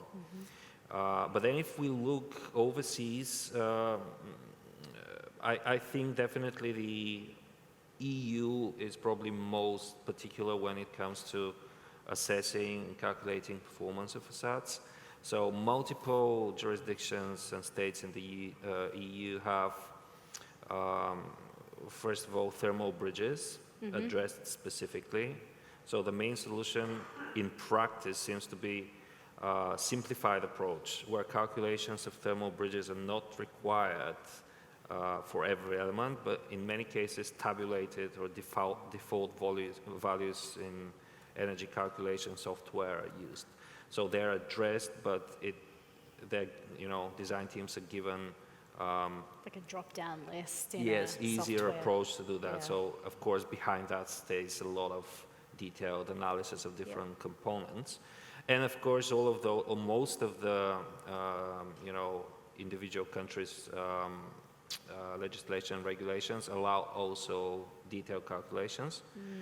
And also in the case when tabulated values are used, they're usually the worst case scenario. So if you use that, it's safe that it's not going to be Prescriptive design. It's not going to be, you know, worse than if you do the actual calculation. It's probably on the safe side. Got it. So I would say this is probably the most advanced in terms of thermal performance. And then another regional example is Australia. So Australia does address thermal bridges and air tightness as well in the National Construction Code. Sorry. So it, I would say, partially addresses it because notably elements like balconies or slab projections are not really covered, but others are, like I think attached elements to the facade and connections. Yeah, sun-shaped blades. I remember horizontals and verticals. Yes, exactly. So that's an example of you know, legislation and regulations that are at least partially addressing it, and they're going in the direction of addressing it. So generally, that should be the route for Hong Kong. Get more precise in evaluating the thermal performance and pay attention to air tightness. Yep. And then on top of that is all the issue with the shading, self-shading, and all the architectural features. Makes sense. Kind of on the same topic, we have the Hong Kong Green Building Council Retrofitting Guide, which was released earlier this year. And the predominant case studies inside for retro-commissioning. Is there a reason, Donald, that you think of as to why facades are perhaps not included as case studies to the extent that they could be? Well, I think, first of all, visual commissioning is actually every building should do it. You know, it's just, you know, putting your car to a garage to tune it so that it can run, you know, much more efficiently. So it's something that, you know, building owner should do, because that actually has a financial benefit. If they can have a more efficient building, then they will save on their ongoing costs, you know, not to mention saving on the carbon emission. Visual fitting, I think, you know, in general, we are not doing enough. I think in Hong Kong, I think we are having less than 1% of annual visual fitting from the building stocks. And I think there is a study, if we have any chance to really meeting our 2050 carbon neutrality target, you know, it needs to increase 250%. So at least, you know, 2.5% visual fitting annually need to be done.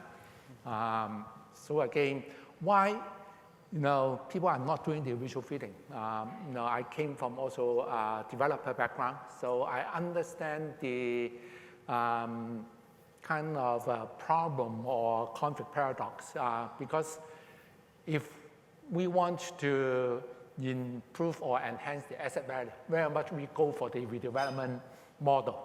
You know, it is quick, it has a kind of almost green kind of sheets to work on. But then if there are a holistic view of, you know, the embodied carbon, then obviously redevelopment actually is a no-go.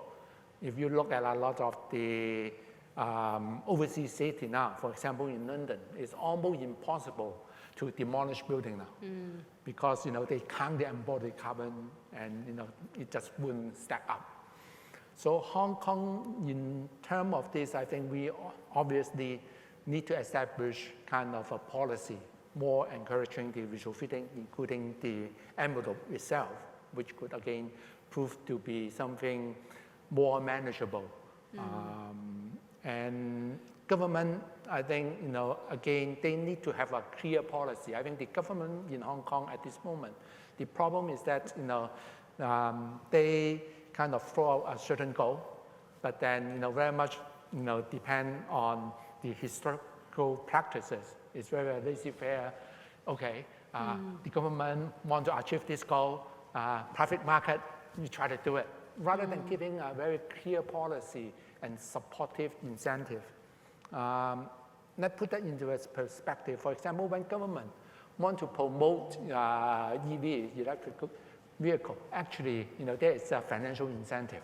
Yeah, and you can see that incentive actually promoted and allow, a lot of people to switch from the traditional car to electric vehicle. But in building, there's no incentive for investing into upgrading existing building during the retrofit. And I think government can put a policy, maybe, for retrofit building, they could enjoy certain rent and rate holiday for a number of periods, So that actually will help, and it also will ensure Hong Kong is on the right path for sustainable building. Obviously, also in terms of why a lot of the envelope retrofit could be quite difficult, because in Hong Kong, a lot of the building, they are strata title and owned by various number of different owners. And it will be quite difficult to get 100% consensus, especially if they need to put up the money for the retrofit. So again, I think part of it need to have a mindset change. We are all have a responsibility for a better environment in Hong Kong. There, we should not just look at our financial cost, but also we need to look at the benefit to the overall city. But again, government need to have clear policy and incentive so that to assist the public sector to push forward. Yeah, agreed. I mean, I think you've jumped several points forward, Donald, but I'll allow it. I've actually, so something that's not facade related, but I think ties into that, is if we have this existing bank of buildings, which are probably very far over-designed compared to most other kind of jurisdictions in the world, we have primary structure that we can then extrude upwards. And this was something that we looked at the ANZ competition, which would then allow you to create public zone in different places. And perhaps that could be an incentive, some kind of payback through public space. Maybe. Okay, materiality. So this is the first of the kind of points, the drivers as we drill upwards. Sustainability also involves repurposing materials and having new ones. So we have kind of problems with regulation at the moment around introducing new materials. So timber is the classic one that people talk about. Also BIPV, it's very challenging to use in Hong Kong. Not really sure whether you can get it through BD. I mean, it's kind of hit and miss depending on the project. I think one of the things, and this is certainly not a problem that only Hong Kong faces, this is a problem, a worldwide issue. Standards normally take 10 years to update. We can't simply take an R&D product and put it on a building. There are safety implications with something like that. So, Simon, what are the current challenges you face using new materials, not just in Hong Kong, but globally? And how do large facade contractors, such as Far East, treat existing materials? So do you collect them from whatever country you've put them in, send them back to the port of origin, repurpose them, and then redeploy? Okay. For the new material applied for the facade system, I think we need to go through the BD approval. And the BD approval is take about 3 months times.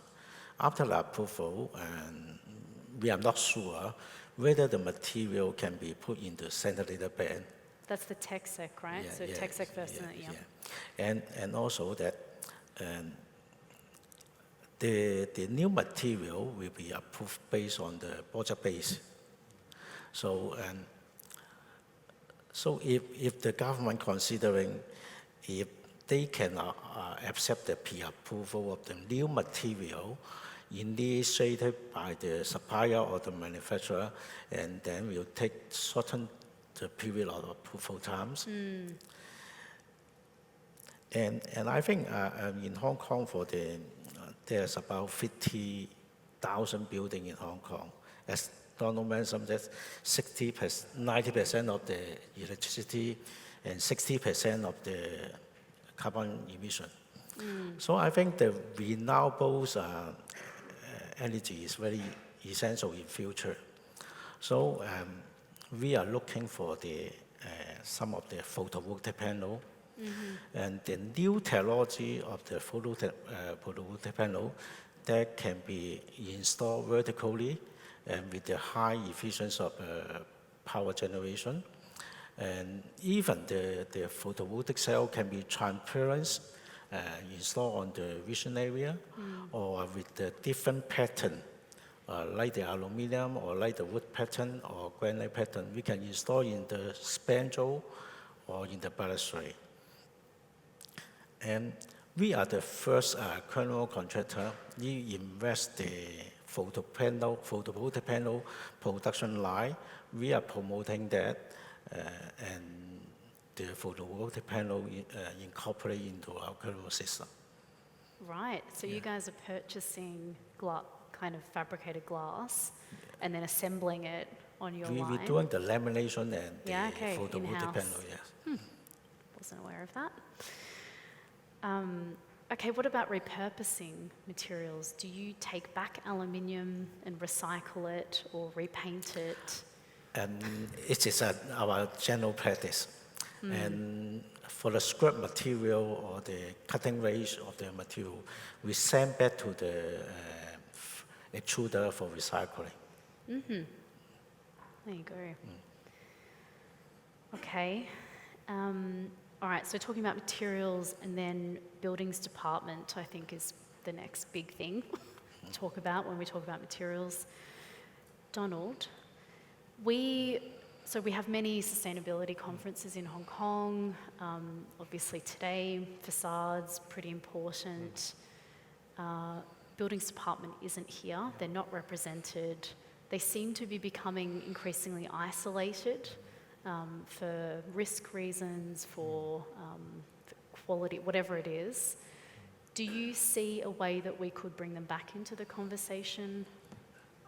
I think actually Hong Kong had a good system of approving materials and building works and so on. Because if you look at the building ordinance, actually it put a lot of responsibility on the professionals. In Hong Kong, AP, when you sign the form, actually you are accountable for what you are designing to be safe, hygienic, and all of this already. So there's no point in building department to become the auditor. The boundary. Or the boundary, because if they actually look at the building ordinance and say, hey, professional, I trust you, but you need to behave, and I do random auditing on your work, but in general, it should be approving all the submissions by professionals, right? Now it's become almost, I'm the teacher, you're the student, but imagine, we have professional 20, 30 years of experience. The approving officer probably just came out of school, college with 2 or 3 year experience. So how can he be more on specializing on the building envelopes? The fabricators, the manufacturers, the facade engineering, they are all experts in this very focused knowledge. And I don't see how BD could have better knowledge than the industry. So again, this is something that hope these new administrations will take steps to amend and put more responsibility and accountability back to the industry. So I think this is one way that could actually facilitate the approval process. And I think also we need to understand that for new materials, maybe we should have pilot projects that could serve as a demonstration, showcase. For example, I know that policy-wise, Hong Kong is trying to promote timber construction, right? Because it is environmental friendly construction and material and so on. But they do not really have a code of approving timber construction in building. Then we should actually identify projects, maybe small one, not 40-story high-rise right at the beginning. But this is this type of pilot project that could give us confidence in the industry to move forward with a lot of this new material and new construction methodology. Right, and if we're talking about experimenting, then where better to start than a retrofit? Because you already have the structure, why not use it as a test bed? Stefano is a non-technical person. How would you kind of find a way to meaningfully engage with a body that's regulatory but also doesn't hold that responsibility that we have? Well, regulations are, as we're saying, maybe an impediment to do certain kind of design strategies and really realize the buildings that we envision. Especially when some things are so easy and a no-brainer, like when we were working at the Advancing Net Zero competition by the Hong Kong Green Building Council, and that's an existing tower, and we are thinking about how to decarbonize it. And from a design perspective, we started throwing louvers at the tower and then define where they should be and how many and in which kind of density and position. And we saw that just by adding simple shading devices that are a very passive and effective way to refract radiation, we could get to a very, very good improvement of the building's energy demand and efficiency. So, but maybe you cannot do it because of regulations, because of whatever environment you have to face to. So we have to think creatively. If you're talking about shade, maybe we can use the building's envelope and the architectural form to provide shade to different areas.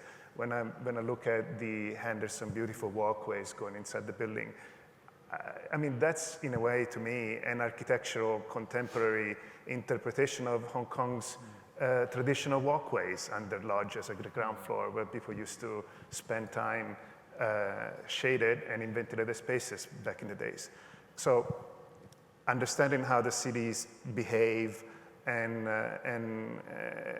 how to interpret its own reality, its own environment in a contemporary way that works within the regulation is the work of a designer. At the same time, we need to be creative and pushing the boundary as much as possible. And as you're saying, giving agency to the government to have their say, but also sitting in the same meeting room and working with us to push the regulations forward and in order to have any chance to meet our decarbonization goals. Okay, so the last one is a challenge of scale and speed. So we have, between now and 2050, something like 6 to 7 major new projects, given each one is kind of 4 to 5 years from planning through to construction. If we look at retrofit projects, so we could have maybe double that. So we could have a program of works for the city encompassing existing commercial, existing residential, existing public domain areas. And ultimately, we'll also be retrofitting the buildings that are being built today. At some point, there will be that kind of progression. Simon, given that big facade contractors only become involved at certain scale of projects, I imagine collecting as many buildings together would be a benefit to becoming involved. So Far East would be able to extend. I think the retrofit building, in Hong Kong, there are about 270,000 buildings with the age of 30 years. I think in terms of the scale, retrofit is a less percentage of that, say maybe less than 1%. I think for the market situation, I think the scale is not the problem. The question is that, will there, as Donald mentioned, any incentive from the government, like the taxation rebate or government loan, and allow the building owner to consider the retrofit? And one challenge for the retrofit for the old building, because those buildings is still operated and occupied by the client. So in terms of the construction planning and the installation management, and it is very crucial to keep the less impact to the client. So we should have a better communication to the tenant or to the occupants. So you don't have to move tenants out. Yeah. So instead you can kind of retain them and do the refurbishment work. Yeah. Rumen, you had mentioned to me previously about the issue of buildings that don't have original design teams, so that would constitute many of the kind of existing assets we see in the city. Just some kind of quick thoughts on how you deal with a building that hasn't really been designed properly, how to respond with speed. Sure. Just before that, going back to what Simon said, I agree that government incentive would be a big driver, but I firmly believe that government itself cannot provide everything necessary. So my belief here, and it's very firm, is that on top of government or together with government, there should be innovation in the fintech sector, on other technological sectors that empower people, retail investors, to create these incentives together with government. But that's a whole other topic, so I'll go back to your question better. Yes, the focus in the next years is on retrofitting existing buildings, right? So the challenges, which is not only, this challenge is not something special for Hong Kong, it's everywhere.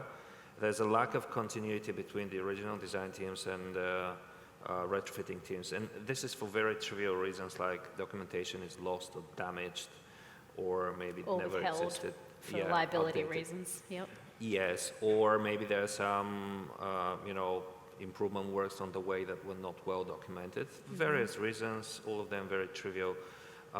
So that issue is particularly acute for building envelope because when a design team gets on building and doesn't have proper documentation, we have to work with just assumptions based on, some handbook values, standard values, which makes the whole process, step on not particularly accurate data.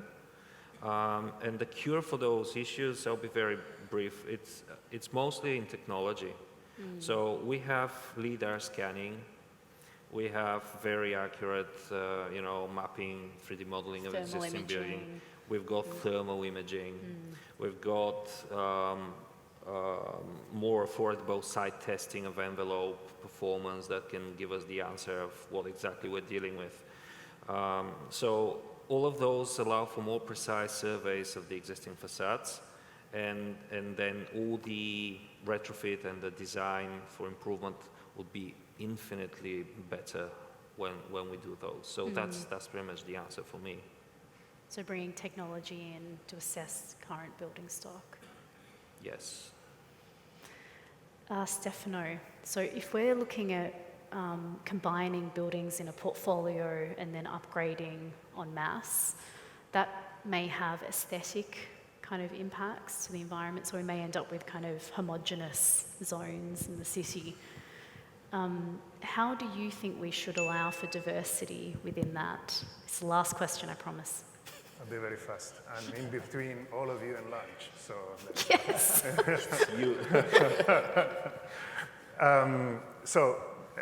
That's an interesting question because one of the things that we definitely need to try to avoid in reimagining Hong Kong in the future is avoiding looking all the same or providing one fit-for-all kind of solution. Hong Kong is so diverse in its own urban environments and neighborhoods that it has to maintain that kind of vibrant reality. So how do we do that? Maybe there is a possibility to have, through the government, the GBC, or panels of different professionals that not really define the aesthetic of the future of the city, rather the setting stone, the performance that it has to embody, and the look of it will come on its own, will adapt to Hong Kong people's lives. And another point that I'd like to make is that the role of the envelope in especially refurbishing the existing city is not just the performance, which is essential, of course, in terms of carbon. It's also that layer, the stay in between people and the inside of the building itself. So if we imagine that layer not as a boundary, but rather something that can be broken, something that can become more permeable, that can allow shaded, naturally ventilated spaces to be reappropriated by the community, then maybe that's a starting point to consider how different corners and different buildings may adjust differently and create a level of diversity. And the last point I'm going to make, the last one, I promise, is that through all of this conversation, the government, BD, all the professionals have to be in there, but also we need to include the people as one of the main stakeholders. This is their city, and they need to be able to be part of the creative process of imagining Hong Kong in 2050 and allowing us to design it for them. Excellent. Okay, so to sum up, we have a clear range of opportunities for retrofitting. I think the best thing is that other countries already think we're doing it. So if we are the masters of our own destiny, then we can sneak up to where other countries currently are and overtake them pretty quickly, I'd say. Great. Thanks, everyone. Thank you. Thank you. Yeah, thank you very much. Very meaningful discussion today about the sustainability and carbon neutral. So this is our future. Everybody agree, right?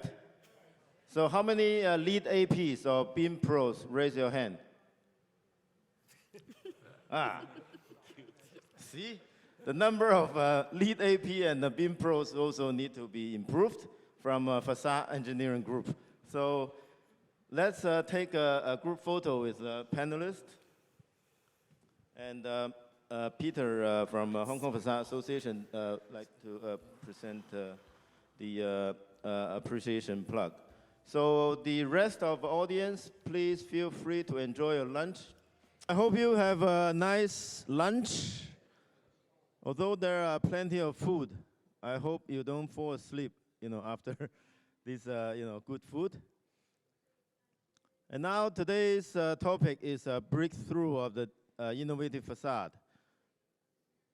From this morning, you have been seeing a lot of, nice project references and case study for the landmark projects. Now we have another innovative project, which is K11 Skies, which is at the airport Sky Cities. So Hong Kong is making a lot of changes to be more innovative, especially good to see facade improvement. And I'd like to invite Chris from Lead 8 Architects to give us some highlights on the new design. Thank you, Chris. Thank you. Floor is yours.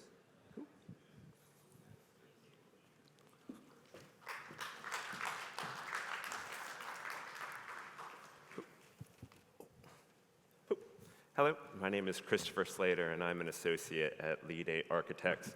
We're known for taking big ideas and creating meaningful environments. Lead 8 has been involved in business for about 9 years, and so far we've developed about 740 projects and delivered over 100,000 square meters of development on site in 9 years, which has been a big achievement, of which a key project for us has been 11 Skies, the game-changing cultural and entertainment destination for Hong Kong. It's set to become Hong Kong's largest retail-tainment landmark.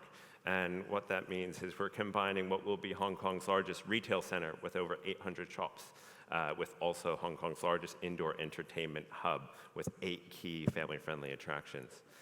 So creating this largest entertainment, retailtainment, this new word, and edutainment, destination for Hong Kong, and how it fits within the greater kind of Lantau tourism destination for Hong Kong, as well as really targeting the Greater Bay Area with the 1.5-hour living circle and the world. Its close proximity to Hong Kong Airport, really giving it this high infrastructure development. So really creating this mega-scale, transport-oriented development in Hong Kong and what that can mean as a new destination. For some people, Chet Bat Kok Airport and the third runway everyone has seen as they've been flying in and out of Hong Kong, at least in the past 4 or 5 months. And our site is immediately adjacent to that at the old golf course. Part of the Hong Kong Airport's conversion from previously at Kai Tak, you had the city airport, creating an airport city, and the North Commercial District and 11 Skies really providing the anchor, the heart of the development, which is all kind of spurred on by the super mega infrastructure development by the Hong Kong government to develop the new third runway, as well as the Hong Kong-Zhuhai-Macau Bridge, these 2 ports of entry. This new site is connected by air, land, and sea, and incredible access, even with a direct link from the Hong Kong-Zhuhai-Macau Bridge directly to the site. It really is a super connector, conveniently connected by footbridges to the MTR, the Asia World Expo, really creating a cultural hub adjacent to the airport, rival to some of our regional competitors like Singapore. The site area is 79,000 square meters, which is quite a large plot with 2 roads going through it. For reference, the old Hong Kong Stadium, it's 8 of those, the new Kai Tak Stadium, much bigger, which is over 2 kilometers of vertical facade and over 900 meters of green wall. It will be Hong Kong's largest green wall once completed next year. All in all, the development is 350,000 square meters with 52,500 square meters of entertainment and 52,500 square meters of office. And this is roughly about 92,000 square meters of vertical facade, not even counting the roof. So it's a significant volume of facade to be talking about. It'll be delivered in 2 phases, site A2 and A3. A2, which opened in 2022, and A3, and the kind of grand opening will be in 2024. Construction kicked off in 2018, and this was a photo just before construction started. And this is a photo from just over a month ago, so we've made incredible progress in the past few years, even through the development. But how do you make 2 kilometers an icon? It's just an incredible amount of facade that could get quite boring. But making 11 Skies really a destination for Hong Kong.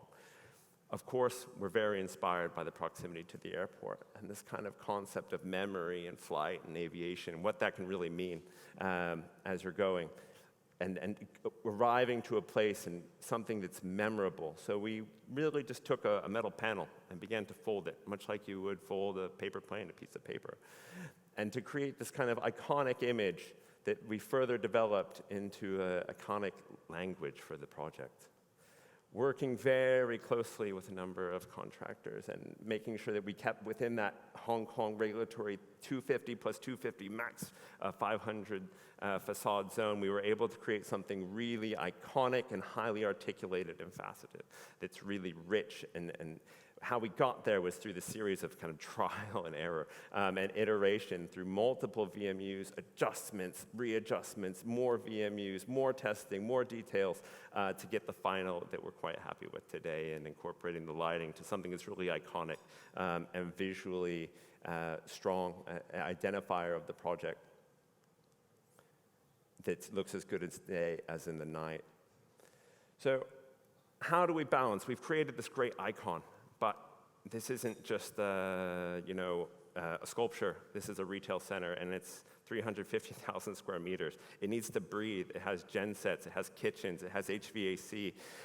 And retail facades really need to breathe. So we looked at kind of the circulation around the site and the primary corners, and we identified which ones were kind of the most highly trafficked, would be the most impactful. And we isolated those corners to be the kind of key corners, feature facades of the project that you would see the most, and try to make those the most special part of the project that really has this rich articulation. Because once you take the feature corner, you have the green to meet our sustainability guidelines, and there's some advertisements because it's a commercial project after all. You're not left with that much space. And these retail facades need to breathe. So how do you balance this? How do you balance kind of iconography and function? We leaned into this aviation theme and kind of looking for inspiration and made it our own, using our own kind of iconic language and turning what is a functional facade into strengthening the overall design idea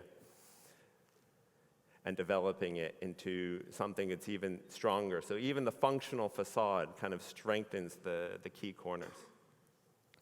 We were able to do this by basically, with 2 kilometers of facade, MEP is going to be happening everywhere. We could only really control so much, so we had to create a facade that was quite flexible for MEP to go almost anywhere. So using a 250 louver and then another 250 architectural feature, we were able to create something that is also kind of has a similar depth, but it is not quite as strong as the Type 5 facade, but it's very functional for the services and MEP behind that also glows in the dark. Our overall sustainability strategy is quite strong on this project, and for some project this large, it's rather aggressive to achieve these targets. Fundamentally, our sustainability strategy is focusing on human-centered improvements, things that make people feel good, look good, and focus on health and wellness. With the retail achieving gold pre-certification, not quite yet open yet, and the office achieving platinum in both BEAM, LEED, and WELL. The office district, as we call it, as the whole project is conceived of, as a series of neighborhoods. It has 3 towers, with Tower 1 focusing on the Greater Bay, Tower 2, medical and wellness, and Tower 3, wealth management. This district or neighborhood sub-district within the project really wants to read holistically as a whole, and then we sliced the gaps in between the project, so it's almost like the inside of a cake. You can see here we have this kind of continuous facade with these interior slices. So the office district has a very sleek, unifying exterior facade with these vertical articulation, which also serves a dual purpose and is actually a functional louver for Tower 2 and Tower 3 for medical and for medical wellness and wealth management. You have the need for additional fresh air intake for both the medical and for the data centers for the wealth. So these panels, you can pop off the back and it becomes the plenum for the air, for the more air intake. These features also integrate with our light, further enhancing our vertical articulation on what we're kind of limited with the airport height restriction, trying to make these towers as tall as possible that glow in the dark as well. And maximize these incredible views that we have of Lantau, which I think is quite beautiful in the South China Sea. The interior of the facade is quite different. It's a highly articulated, much more human scale facade design. Again, we're going with a 250 and 250 approach, with a 250 glass curtain wall and then a 250 kind of decorative facade with these feature kind of sunshades that also kind of direct your vision through the gaps in the building, trying to encourage you to not look at your neighbor, but to look out. But if you do have to look directly out, we have a lush, richly landscaped courtyard in between the 3 towers. So you can see here, it's a much more human scale, much more natural environment with the views out, and you can see the power plant and beyond. In Site A2, we have an incredible amount of greenery, 31%, which helps with our sustainability goals. But all of our facades, ooh, that's fun, are highly engineered, there we go, high performance glazing. Because of our kind of richly articulated interior facade that help with our OTTV, we have a high performance glazing which lowers our heat, and due to its proximity to the airport, we had to keep the noise insulation as well. The roof also features the largest PVT panel in Asia, creating both electricity and hot water at the same time and improving electricity, a technology we expect to see more of implemented elsewhere.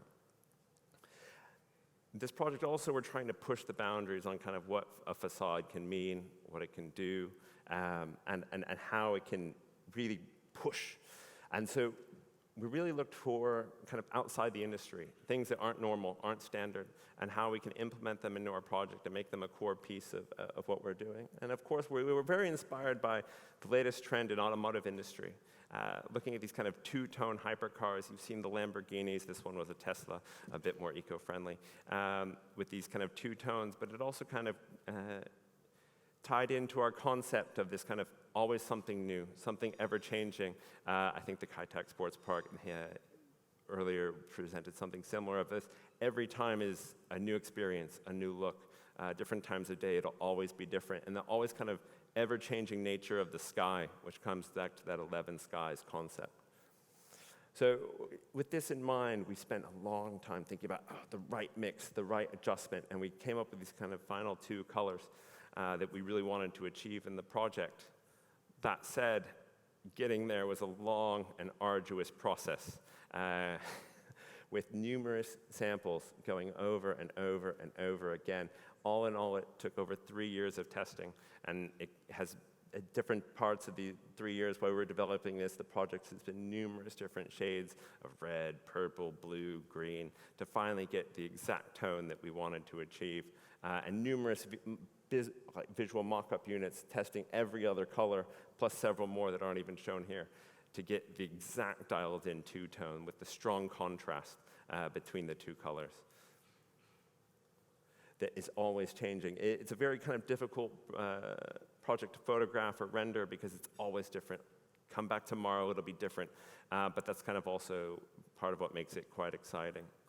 We also wanted to maximize the roof and create a really feature space at the top of the building, the 5th elevation.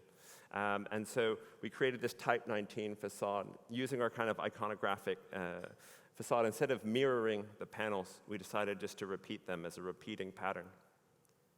This created a kind of new facade element that had views directly to the sky, to the observation deck with a great view over the new 3rd runway.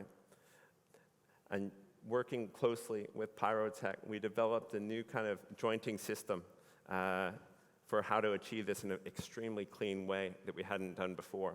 We're using CNC milling for the nodal points in between extrusions, which is enabling us to achieve an extremely high level of quality for the joints for the external cappings of the facade. So this is the picture of them milling out the cap on the workshop. After it's been painted up, it's all getting very tight. The tolerances are incredibly small, and on site, it's very tidy, very clean. They're able to take these large three-dimensional complex geometric shapes, install the base structure, glaze it, and then cap it. And the resulting finish is incredibly high, which is a great, will be a really nice feature space, something you'll get really up close to and be able to touch once the observation deck opens. This kind of technology we're also implying at other key areas of the site, including the southern facade, and we're testing further kind of iterations. How can it be improved? How can it strengthen the design? This is a picture hot off the presses from 2 days ago. So we'll talk about that maybe next year as a new facade type. And also using this technology on the inside of the building. We'll hear later today about how some of this same technology is being used on the inside, which is extremely exciting as well, using facade technology on the inside. So a quick recap on 11 Skies, trying to balance this identity and breathability and how it can be done, but it has to be kind of thought of in a unique way, and incorporating that breathable design, the functional louver facade, and making it a design feature is a strong key element of this project. And we look forward to welcoming you to 11 Skies when it opens in the middle of next year. Thank you.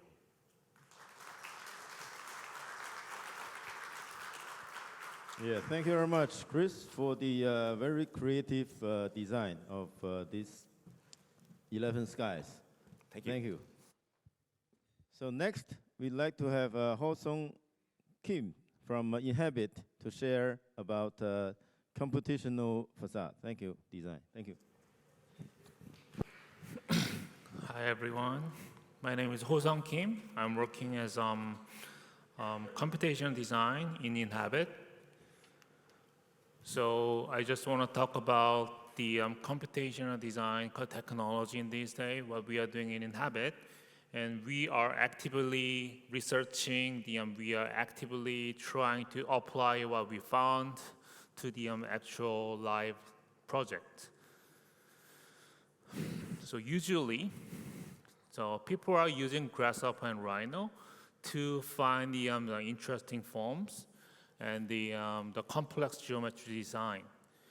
But thanks to the open source nature of the Rhino, there are so many people contributing to the Rhino community with the awesome plugins. And by combining these plugins with the Grasshopper, we can do much more. And let me share the what we can do with the one of the plugin, which is a Kangaroo. So when we are doing the complex geometry optimization. So how the Kangaroo works? Kangaroo is the physics engine simulating the movement of elements with the some load case applying on them. So we are controlling the geometry by controlling all the forces applying to the actual geometry. So this is one of the project example what we did for the optimization, geometry optimization. So this is a Doho international project in Indonesia. So our scope was doing the optimization, this curved roof area, geometry optimization. So design intent from the architect was covering this curved area with the hexagonal panel. And as you can imagine, this covering those hexagonal curved area with the hexagonal panel, every single hexagon has to be different and custom made, and they all has to be doubly curved, which makes the very, very expensive to make.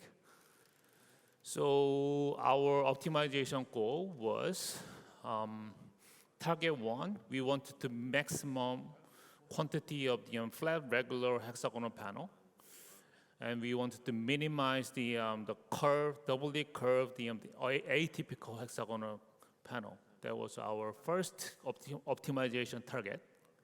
And second target was, this is the aluminum sheet size available in Indonesia. And we figured out what is the most ideal panel size out of this given aluminum sheet. So we wanted to have as many as possible of those regular hexagonal flat panel on our roof. So first step we did, this is the design surface from architect, and we, as a first step, we make the smoother surface. And this smoothing surface will work as a reference surface for our next stage. And on top of that reference surface, we made the hexagonal panel on top of the rebuilt smooth surface. And yet, none of the hexagonal panel we are seeing here are regular. None of them are flat. So we have to prepare some constraint and the workload, the load for our physics engine, which is Kangaroo. So first thing, the red dot around our roof surface edge will be the fixing point. So the Kangaroo would move the red dot and the red panel. And the next load case we created is inside of each of the hexagon, I want all of these 12 lines to be the same length so that we can increase the possibility of having the regular hexagonal panel. And at the same time, maintaining, I want them to be same, and I want them to be 6 to 8 to 6.5 dimension in order to achieve the ideal panel size. That was the second load. And third load, of course, I don't want this point to move too far away from the reference surface. And lastly, I want all of these 6 points to coplane so that I can make them all flat. So after creating all of those forces, I'm dumping them into the kangaroo engine. And I'm dumping also the hexagonal panel points, and I set up the iteration limit. So each iteration, the kangaroo will tweak the geometry little by little according to the sum of the force that I created. So the kangaroo will run until it hits the iteration limit that I set, or until it finds the equilibrium status. So this is the after kangaroo. So the green line, the gray line we are seeing they are like almost regular hexagon. They are almost flat, but they are not perfectly flat and regular hexagon. So, I draw the perfect hexagon inside of each of the hexagon cell, and I'm figuring out the deviation for each of the cell. So if some of the hexagon panel deviation is going beyond our threshold number, in this case, which is 15, I categorize them as atypical panel. So this is the outcome that we are getting after kangaroo. So as you can see, only 1% of the panel to be regular, to be the cluster panel, and rest of them they must belong to one of the other type, which is very useful and increasing the buildability of the roof very significantly. And this is a surface area. A surface surface, we did the same thing. We have the more forgiving data, thanks to the wider gap between the panel. But we have more custom panel around the column, because one of the target for this optimization process for the surface was we wanted to align the center point of the panel to each column. So that's why we have more purple panel around the column. And this is the smaller building, the VIP terminal adjacent to the public building, which also we did the same thing. We get the data, and this is the after optimization process surface. And as you can see, the columns are beautifully aligned with our panel configurations, and which allow, and also all the panels it belongs to certain type, so it is super fast it increases a lot of time. It's cost friendly also. Okay. So it's very similar practice. Is one of the canopy design in China. Is in the architect wanted to cover the canopy roof with the glass panel, and as you can imagine, covering this curved surface, all the glass panel has to be doubly curved, which also increases a lot of the budget of our fabrication. So we set up the optimization target 1. We want them to be all flat panel. And the second was we wanted to minimize the glass wastage by controlling the panel shape. So this is the logic behind how we can minimize wastage. And the last optimization target was we wanted to align the intersecting point, coplanar, so that we can have a nice alignment between our panel and the structure, the truss below. So this is the actual footage, how the kangaroo is moving our geometry, and like what this is like, actual like grass is, the kangaroo is moving, and yeah. So the meaning of the diamond shape we are seeing, it means it is flat. So as you can see, as time goes on, we got more and more the flat panel.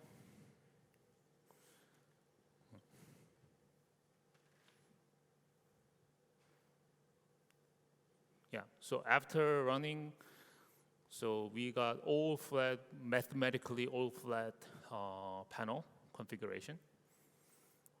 So this is I apply some detail of our panel detail.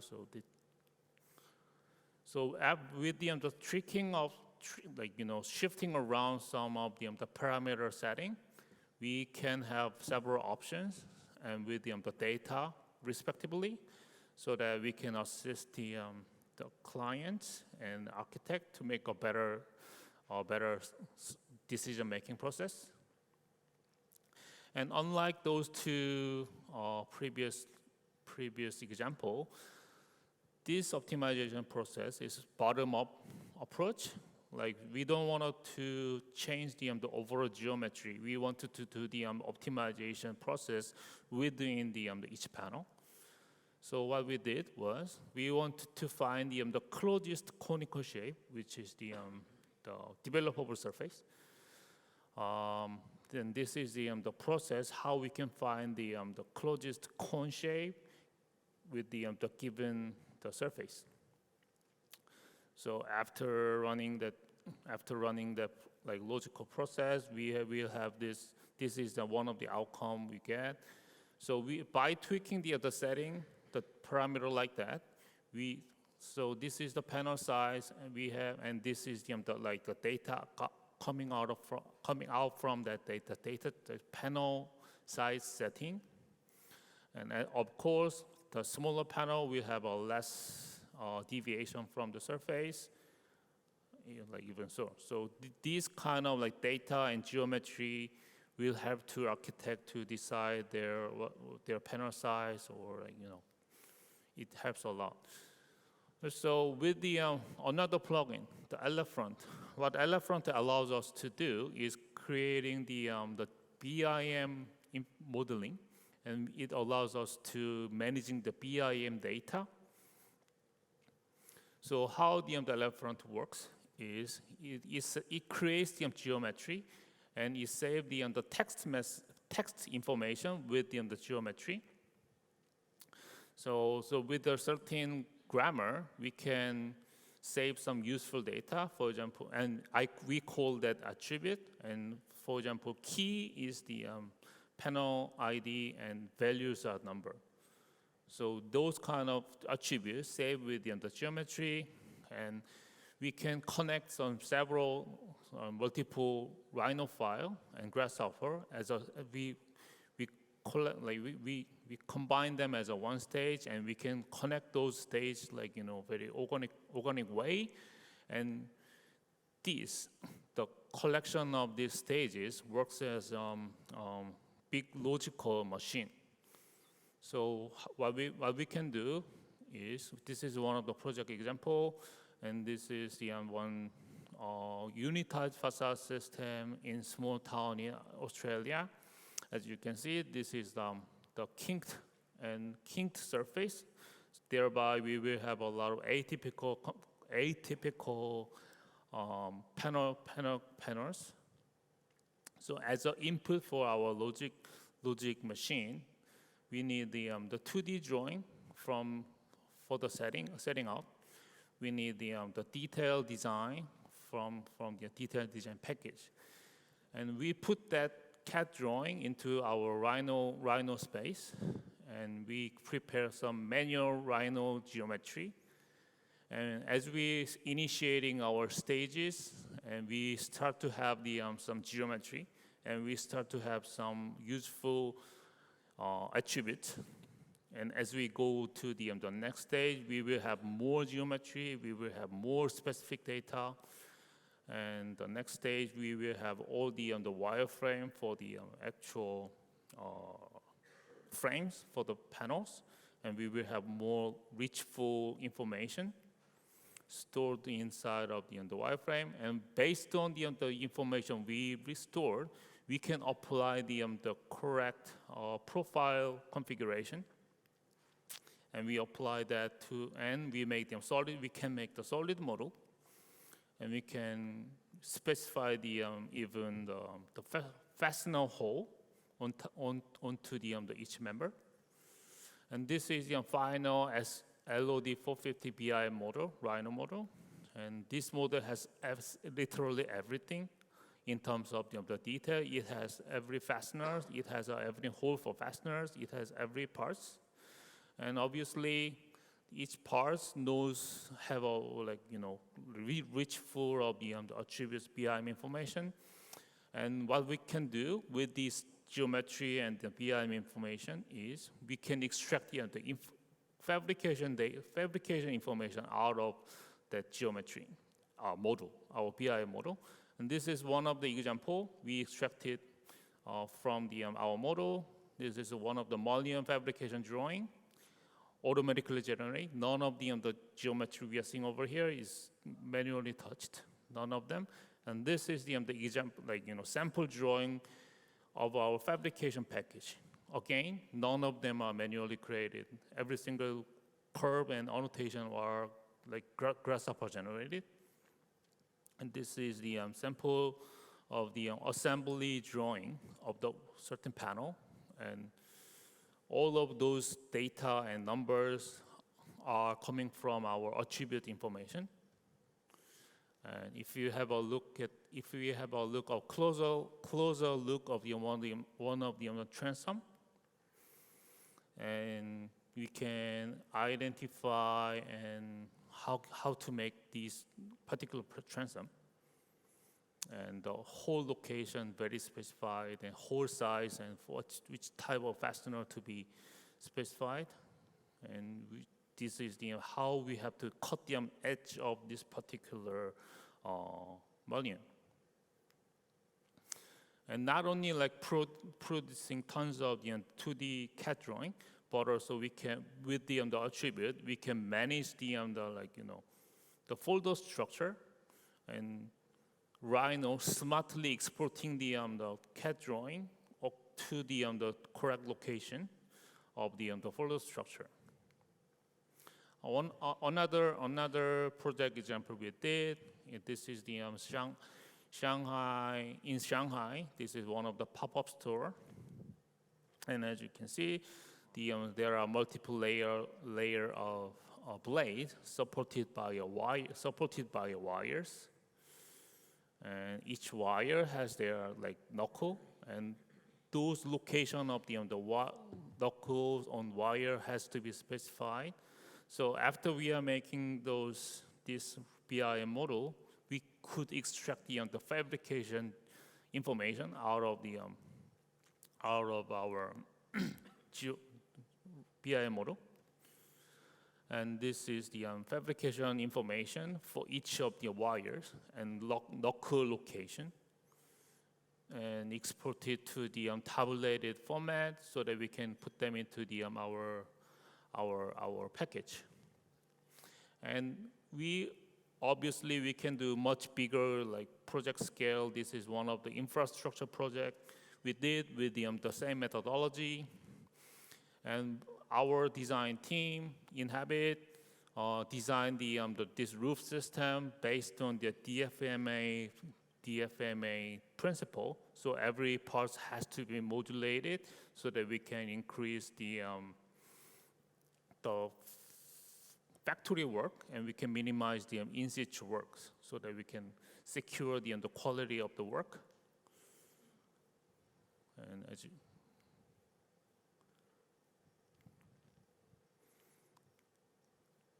And this is the image, the image of our BI model.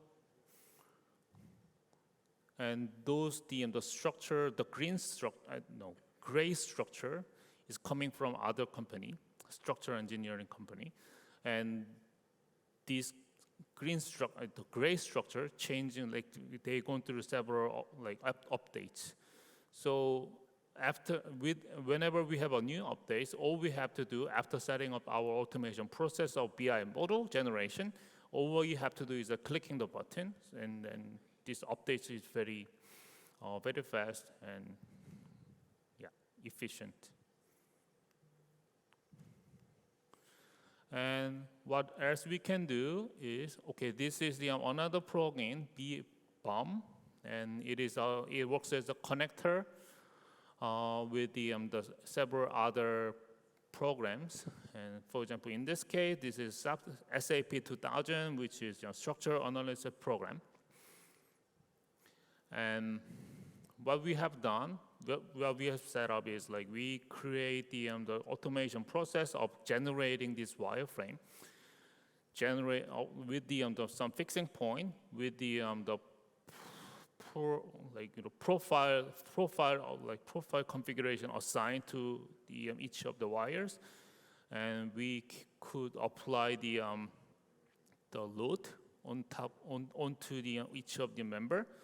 So we create the ready-to-go structural analysis model right away, and which helps us to design our structure system. So again, there will be many round of updates, and all we have to do after we setting this automation process, all we have to do is clicking button. So it was very efficient process. And with all the attributes assigned to our big model, we could get the actual volume of each of the element, each of the material. What we could do with those information, we could access to the through the BOM, we could access to the LCA database, and we could get the actual embodied carbon tonnage embedded to our project in real time. So we could get the very useful, eco-friendly data out of it. So conclusion is, thanks to the many awesome plugin out there, we could much more. We could work much smarter, and yeah. Thank you. Yeah, thank you, Heng Zhang, with a very comprehensive knowledge on the digitalization. But these tools would help us to make our life easier and making a more complex design, and also fabrication as well as installation. So next, we have another leading glass supplier from CSG, Dr. Huang from CSG. Yeah, thank you to share the high performance glass.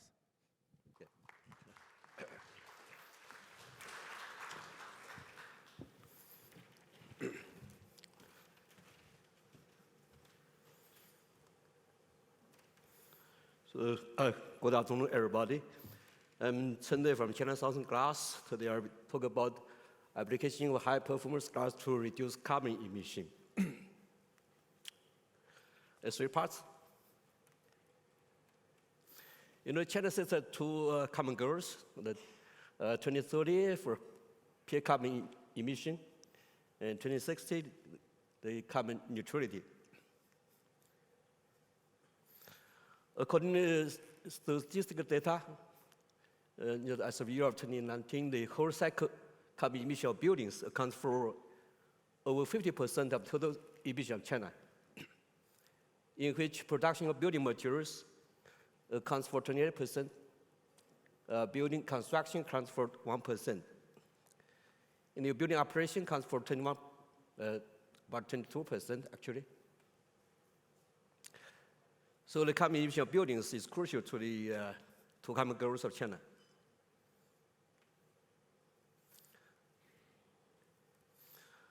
In 2021, China implemented new building codes 50-50-015, the General Code for Energy Efficiency and new renewable energy application in buildings.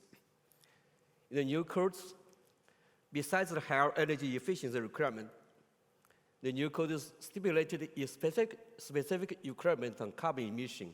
That means in the design phase, you need to calculate the carbon emission of the buildings.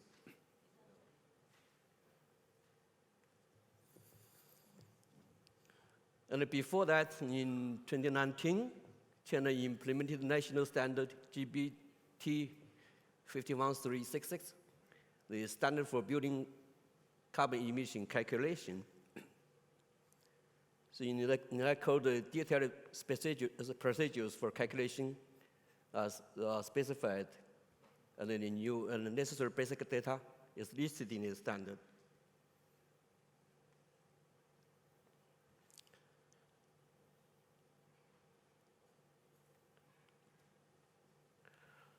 Obviously, in different climate zones, like in Beijing in the summer it's hot. Everybody knows that now in the summer, summer days in Beijing could get high to 43 degrees centigrade. It's too hot. And then in the winter, it's cold, probably below -9 degrees centigrade. So in projects like in Beijing, we needed 777 low-E coatings for the hot summer days. And we need additional coatings to lower the U values for winter times. But in cities like in southern China, like Shenzhen or here in Hong Kong, so the first choice should be the 777 low-E coatings, because 777 low-E coatings is efficient to prevent the solar heat from coming inside.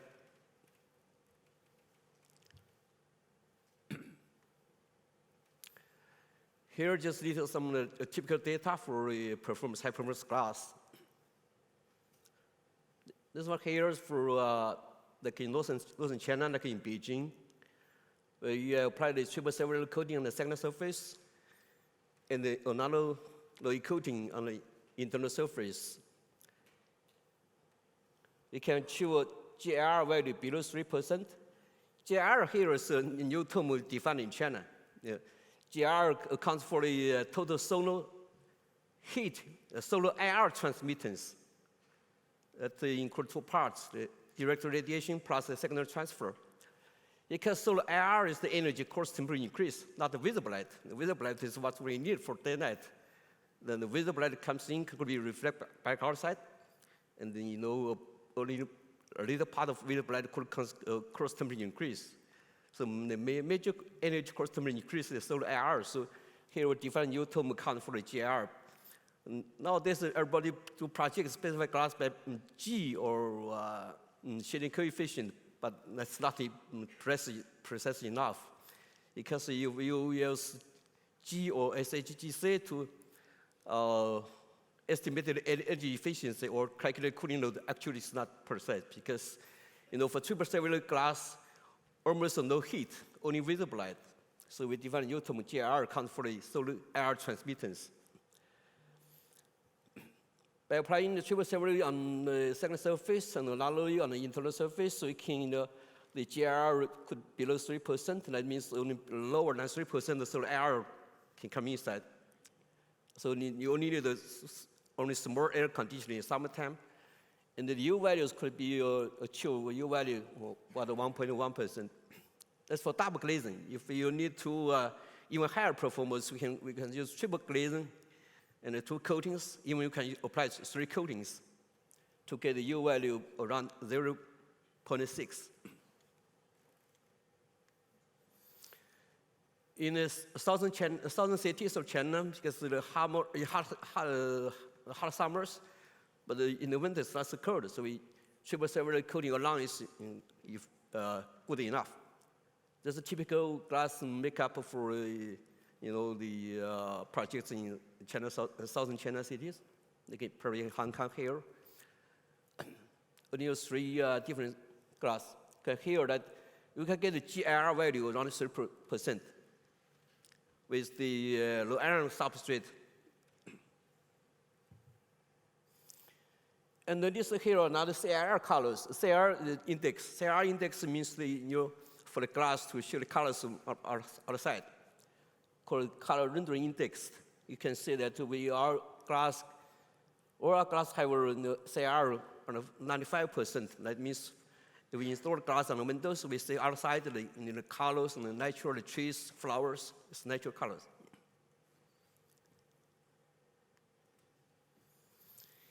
And for the contribution to carbon emission, we roughly calculated for different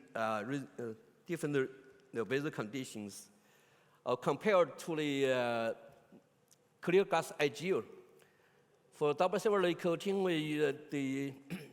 each square meters of glass could contribute to the lower carbon emission, 25 to 35 kilos per year.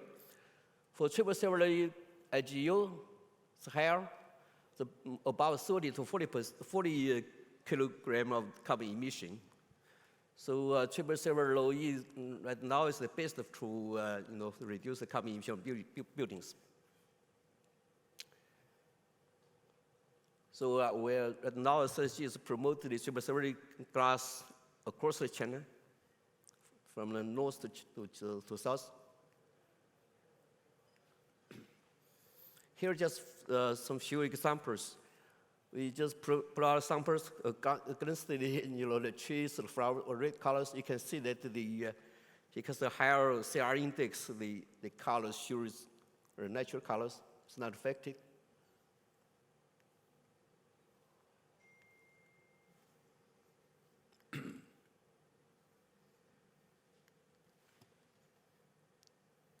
So next page. Right. Okay.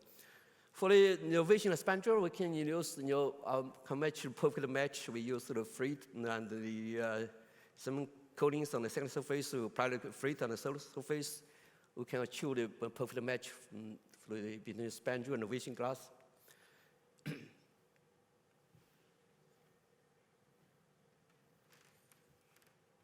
This one's not working. Next page. Next.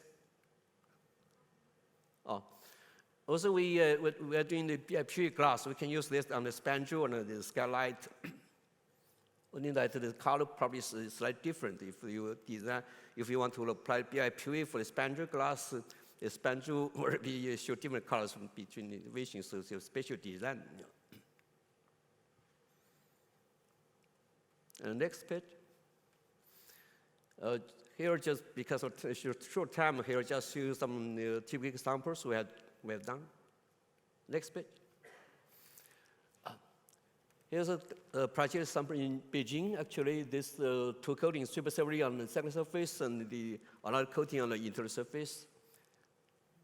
Next. Another one in Beijing. Next.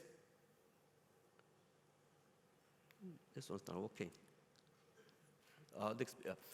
This one is triple silver special color developed. The colors by the coating. With triple silver coating looks green, but from inside out it's clear. This project is in Chengdu. You can see the spandrel and the visions perfect match. You can't tell which is the vision area, which is spandrel. It's a perfect match colors. And next one's the light blue. Another one. Next. Yeah. Triple silver low E. Next. Yes, another one. You can see, yeah, we have different colors, different brightness, different glass number, for different projects requirement. And also, you can say all the projects have a perfect match between the spandrel and the vision glass. Next. Yeah. This is silver gray glass. Next. That's a neutral, actually, high transmittance.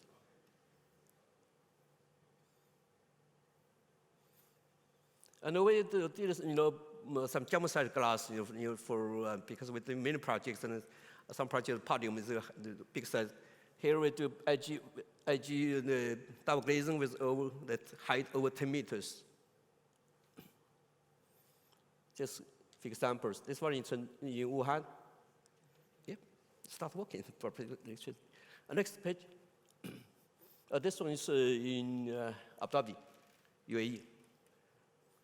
So that's all from my presentation. Thank you.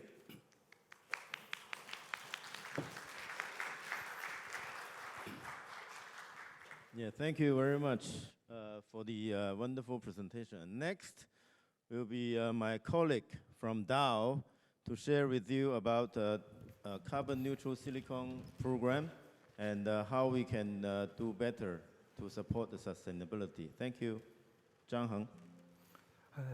Okay. So all the previous speakers talk about the sustainability in facade. And today, I want to share some information about this topic as well, but from the supplier's perspective. So we have been talking about the carbon neutral and green building for decades. And through the, over these years, we have witnessed that the green buildings are blooming everywhere in the world. According to the papers, that more than 1,600 buildings and development projects were BEAM certified in Hong Kong in the past 10 years, and bring the total number of certification to over 3,000.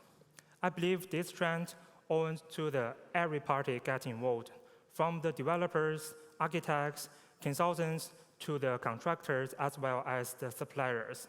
So as a global and integrated solution providers, what Dow could contribute to this trend, and how could we help on the low carbon emissions? And I will share you these information in the next 15 minutes.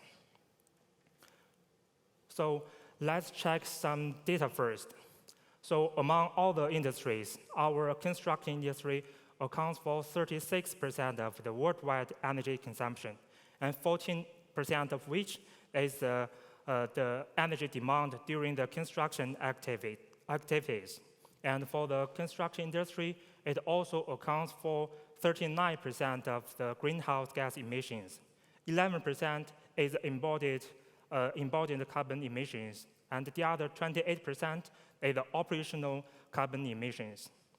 And in the Hong Kong's Climate Action Plan 2030 Plus, a target of 26 to 36% of the total absolute carbon emission were set out, where our construction industry should seek a reduction of 11%. And according to the Environmental Protection Department of Hong Kong, that the buildings account for over 90% of Hong Kong's electricity consumptions, and over 60% of the greenhouse gas emission is attributable to generating the electricity for our buildings. So we could see that the energy is used everywhere in the buildings, through the manufacturing of the building materials to the building materials assembling and building construction, as well as the building operations. So to save energy and make green and sustainable buildings, Dow Building Science has engaged in the clean energy for product manufacturing. And also, we helped on the building design to reduce the embodied carbon. And what's more, we helped to optimize the energy saving during the building operational stage. So to help on the energy saving and low carbon emissions, Dow has launched the first ever carbon neutral silicon for facade, and offering the carbon neutrality certifications for individual projects. And this service covers the structural glazing applications, the insulation glass applications, as well as the weather seal applications. And with the international recognized standard past 2060 and its annual audit, it approves not only the carbon neutral for our products, but also underlies the strong commitment of Dow to continuously reducing the carbon footprint. And you could and you could request the carbon neutrality certifications by project and by product, where it could help to contribute additional credits for the green building certifications. Well, apart from this additional credits for the green building certifications, the long-term proven performance for the silicon also plays a key role as the carbon balance between what has been emitted during the production and the end of life show a more than 20 times benefit.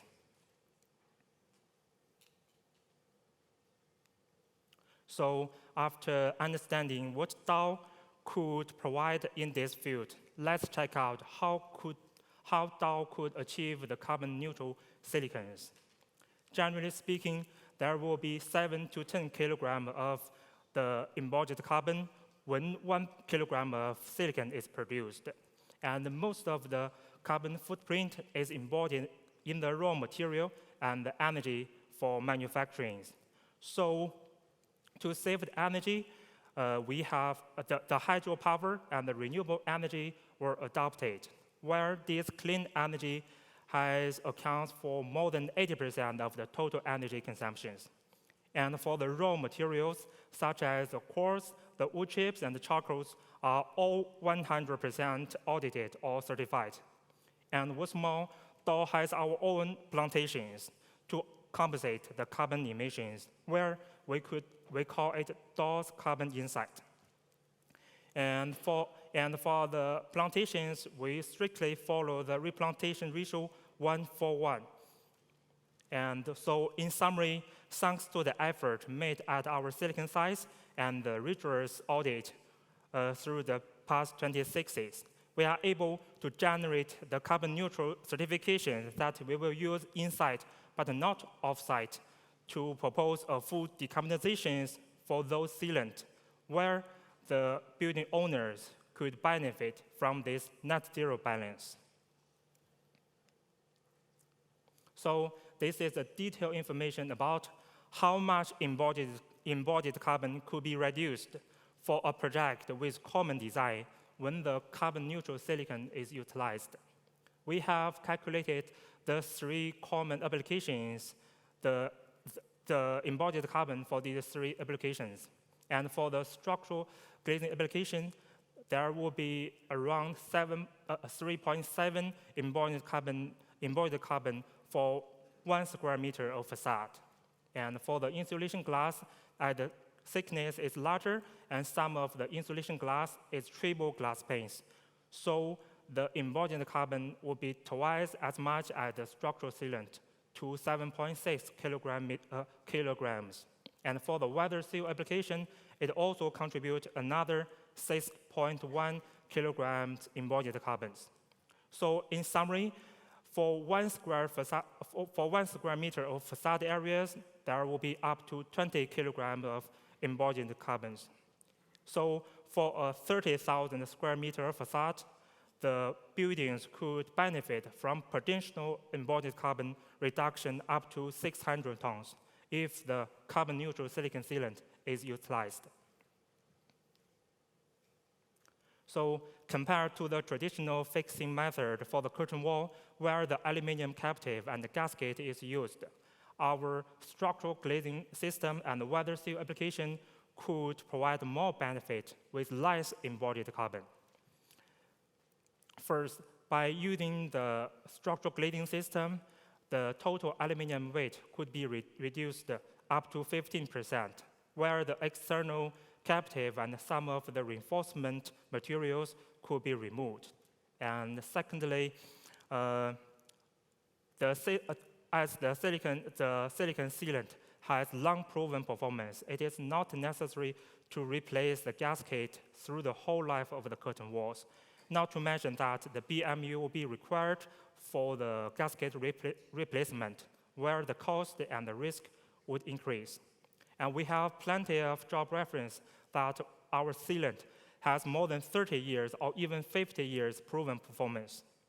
And thirdly, in some regions, through the advanced engineering method to optimize the constructive joint design, we could help to avoid the over-dimensioning of the silicon joint and provide the customer the cost-effective solutions. So let's check some detailed comparison between the captive facade and the structural glazing facade. Like what I have said in the previous slide, that the embodied carbon would benefit from the 15% of the less aluminum consumption when the structural glazing system is utilized. And this embodied carbon could be further reduced if the carbon-neutral silicon sealant is used. So based on the calculation, the embodied carbon for the aluminum will be around 15 to 17 kilograms when 1 kilogram of aluminum is produced. So let's take a 1.3 by 3 meters unit as an example. For the captive facade, there will be 50 kilogram more embodied carbon than that of the structural glazing facade systems. So if we offset the 20 kilograms embodied carbon for silicon, we still have 30 kilograms embodied carbon reduction for the structural glazing systems. So for a 30,000 square meter facade project, the building would benefit from the potential embodied carbon reduction up to 1,000 tons if the structural glazing system is utilized. For the previous slide, we talked about embodied carbon reductions. Either this reduction comes from the sealant itself or it comes from better constructive designs. So in this slide, I will check the energy saving during the building operational stage. We have some studies for the thermal performance between the structural glazing and the captive systems. And the test result turned out that under the same structural performance and the same loading conditions, as well as the same glass build-up and performance, the structural glazing system has a lower U value for the curtain walls. Generally, the U value is 10% to 25% lower than that of the captive system.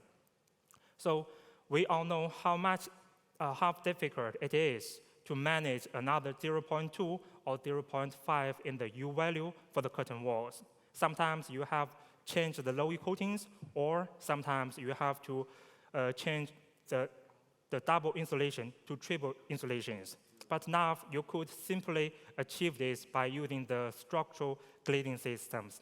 And what's more, it helps to reduce the operational energy through the whole life of the curtain walls. So due to the unique composition in the silicon sealant, it has excellent climate and weather resistance, and it also has long-term resistance to degradation. So it could help to protect and extend the building's lifetime. And the silicon sealant could ensure the adhesion and flexibility and temperature extreme and the movements.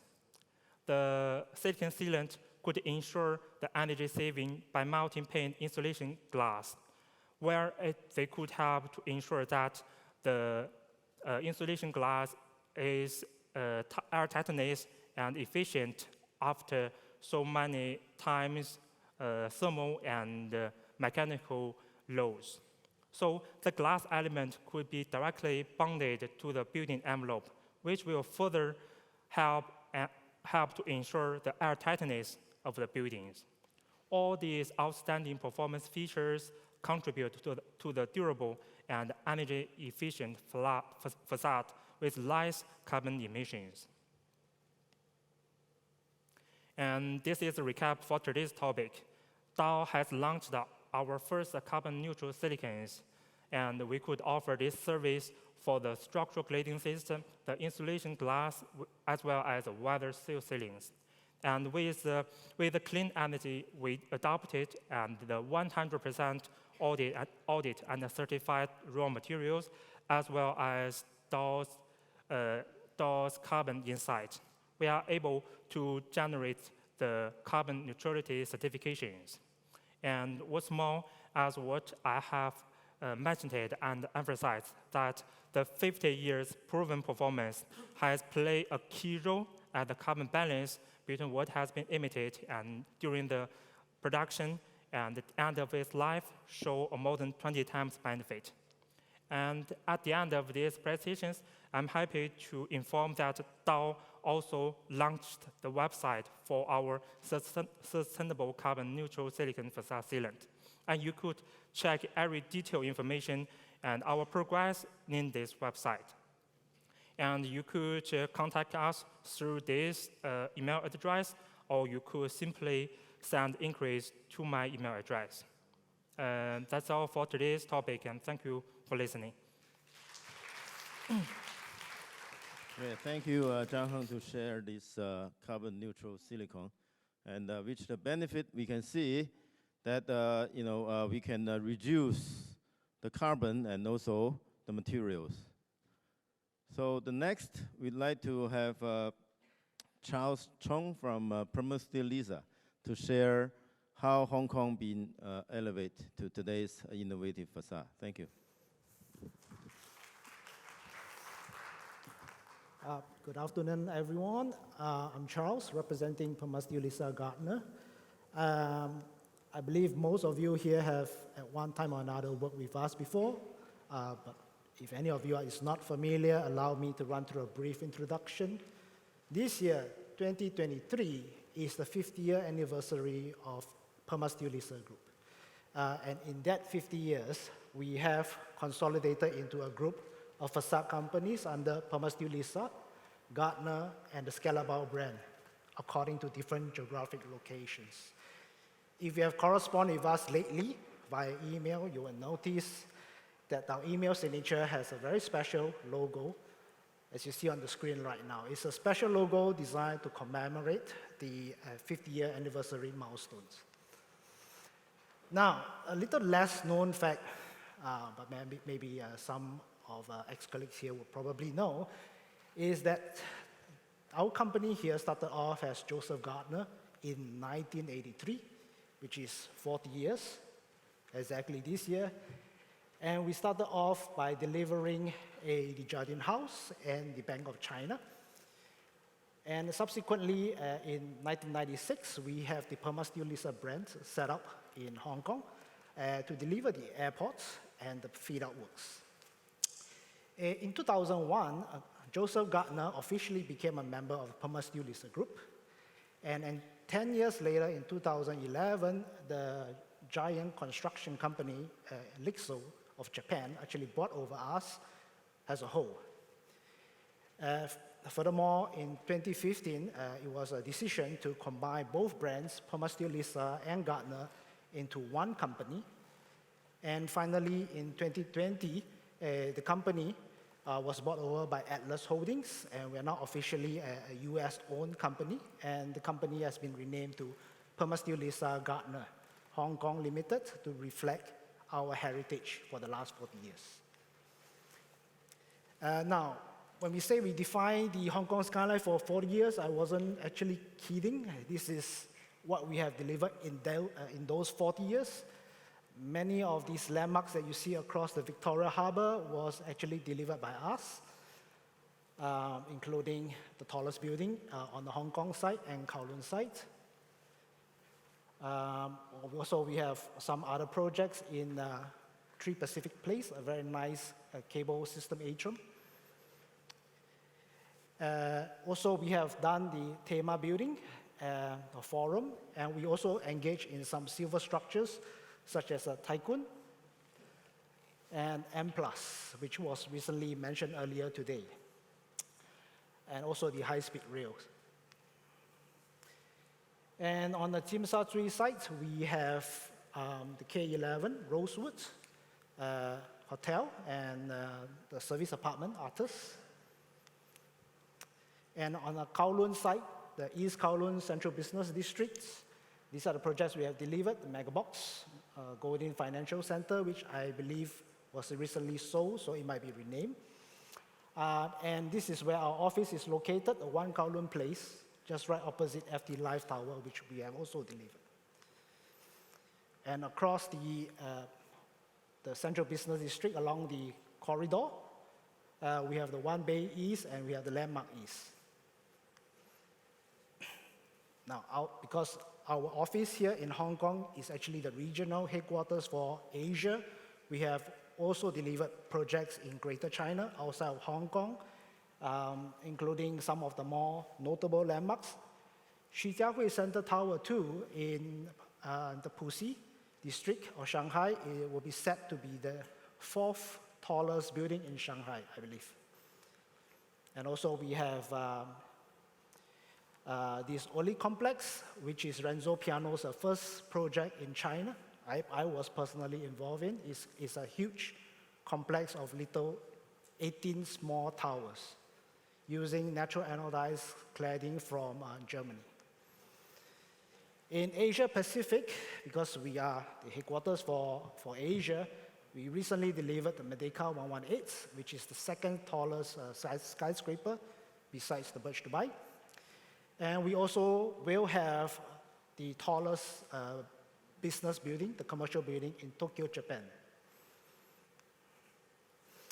A little less known fact is that Perma Steel Lisa being, besides a curtain wall contractor, we also engage in specialty facades and integrated lighting. And specialty facades, we actually deal with a lot in terms of retails and different materials, which I will touch on in a moment. So with all the experience that we built up in the last 50 years, what does it mean? To a lot of our clients and stakeholders, they tend to think that Perma Steel Lisa is a contracting company, and that's true. To an extent, it is true. However, what is often overlooked is that we are also a contracting company that has a strong design engineering background for the past 50 years. So, what makes us different? Worldwide presence, we have offices pretty much across all 7 continents, except Africa. 50 years of proven experience. We have turnkey delivery experience from concept designs all the way down to installation and maintenance. We have our own full team of in-house designers, engineers, lighting experts, and we even have R&D departments in our headquarters. And because of our reach of the offices around the world, we actually have global sourcing and purchasing capabilities. So if you have a particular material that you like somewhere and you're unable to find in Asia, we can reach out to our contacts elsewhere across the world. And because we have delivered, in those 50 years, delivered so much projects, we could tap on the experience of our other colleagues around the world to understand different construction methodologies and risks that has been taken in the execution of their projects. So what does that leave us? Now, in a traditional construction project where you have a design development, and then you're down to project award and a project execution. What you see on the screen right now with this mango of lines that's together is the process that goes into the design development stage. And typically, before everything is sorted out, it goes into project award. Why so? Because during design development, you have all the consultants, the architects, they all come together. However, a key element is actually, well, I would say often overlooked, is the actual execution and delivery of the project itself, which usually is left until after the project award. And so, with our experience, a certain niche service came up, which is the pre-construction services agreement, whereby we come in and we provide our insight as a contractor. We provide up-to-date market information and pricing where available, and we give our input, especially for challenging projects, how to execute them, and which leads to a much more smoother project execution after project award. Now, it must be said that a PCSA should not be viewed as a conflict of interest in, well, some of you here are facade consultants. No. Why? Because a PCSA service is ultimately a service where we provide information that is owned by the client's team. So from that perspective, it's really a supplementary service to the consultants.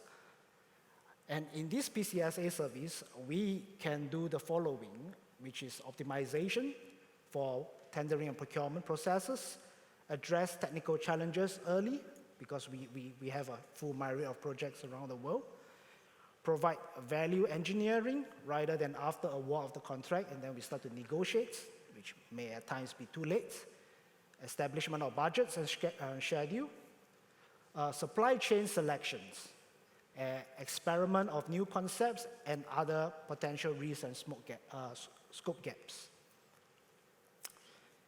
As with any service, we have deliverables, and for a PCSA service, we can deliver system design, feasibility studies, standard tender documentations, preliminary assessments of performances, advice on materials and fabrication methodologies, BD submissions here in Hong Kong, even certain impracticalities or buildability of design and specifications, and prototyping.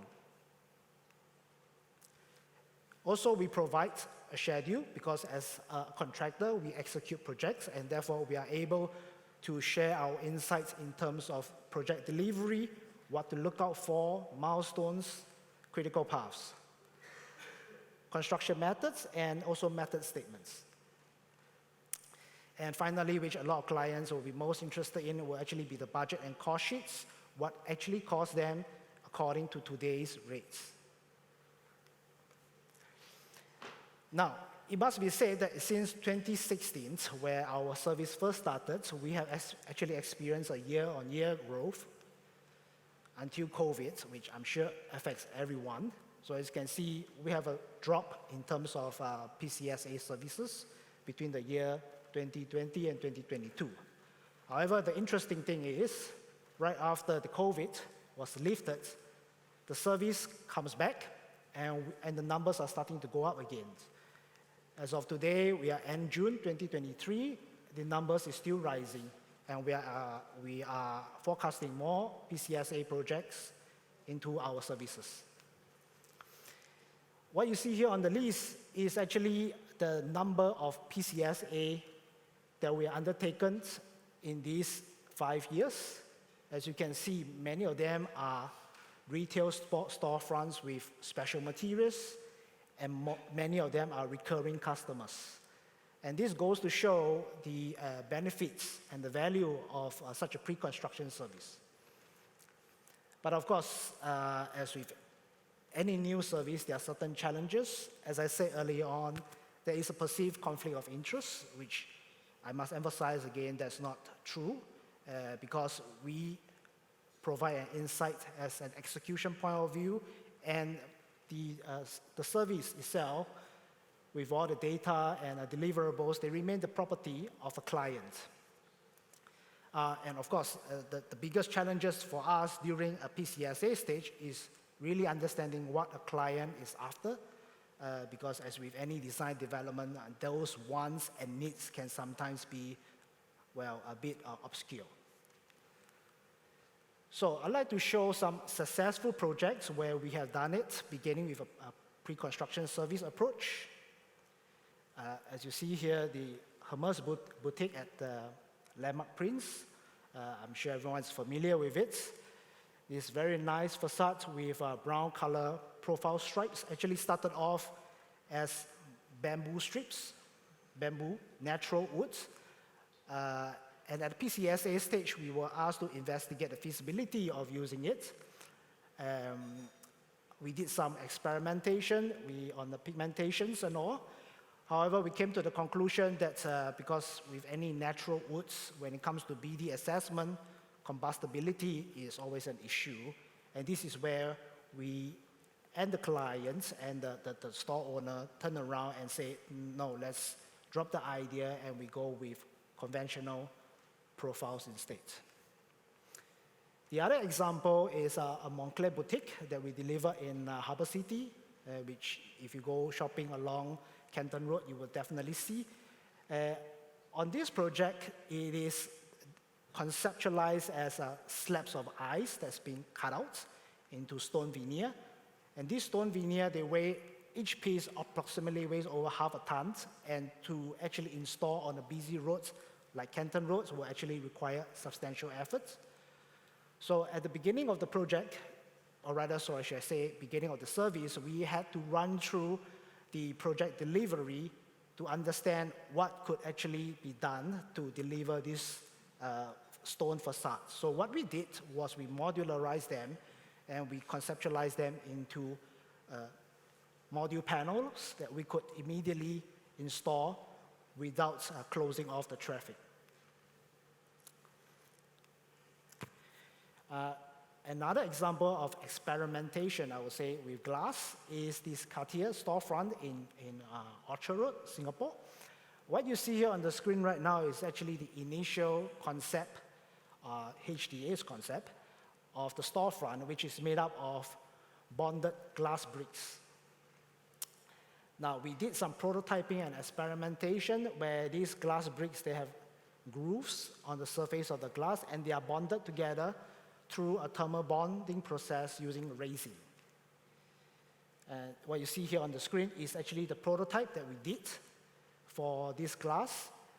However, it didn't turn out to be very successful at all because of the thermal bonding process. The glass had experienced uneven stress and therefore subjected to breakage pretty easily.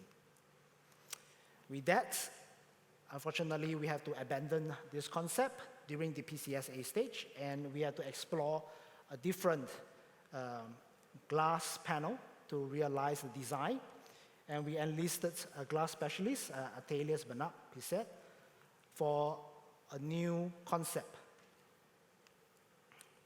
And with this concept that they provided, we, let's say, improvised on it by introducing fitting patterns to enhance the Cartier brand so that it creates a uniform look, but at the same time, an undulating surface. And during the delivery project, this went on really successfully and was delivered within the project execution time phrase. Another example, as you see on the screen, is this huge stone veneer that actually mimics the Moncler puffer jacket, which is their iconic item, if you actually own one. Now, these stone veneer, they are actually 3D milled and polished during the prototyping stage, and we introduced lighting, LED light strips to bring out the soft, glowing effect of the stone veneer. And of course, we employ, as you can see on the screen, on the left-hand side, we employ a modularized system that allow us to actually install this panel pretty quickly when the project went into execution. Okay. So the full effect when it's built. This next project I'd just like to touch on is actually a really special one for our PCSA service in recent years. This is the LVB flagship store in Seoul, South Korea. It started off as a sketch, as you can see on the screen, everything Gary is freeform, let's put it this way. And the initial rendering looked like what you see on the screen on the left. Now, being a freeform structure, obviously we have to deal with a lot of geometry data, which at the process we had to optimize all this within the PCSA stage. Interesting thing is, as you can see on the screen on the bottom right-hand side, we actually have to analyze the cut joints, which is the leading curve and which is the following curve, in order to achieve an almost seamless joint during the project execution.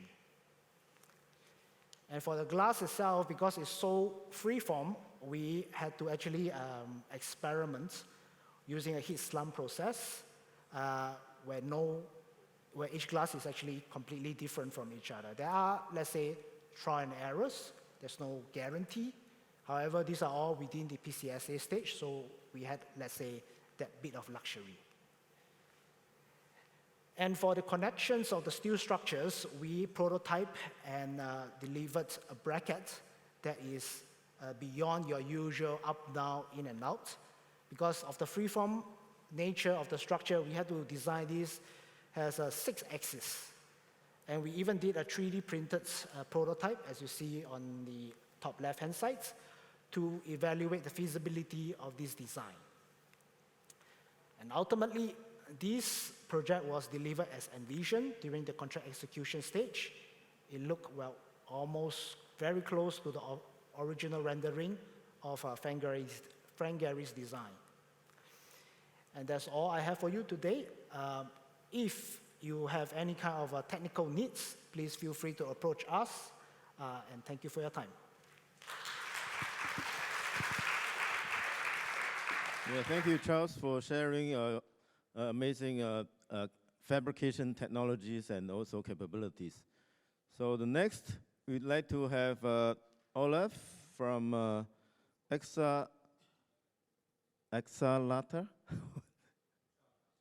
Okay, Slater. Okay. Slater. Yeah, Slater. All right, thank you, Olaf, all the way from Switzerland to share. Yes, indeed.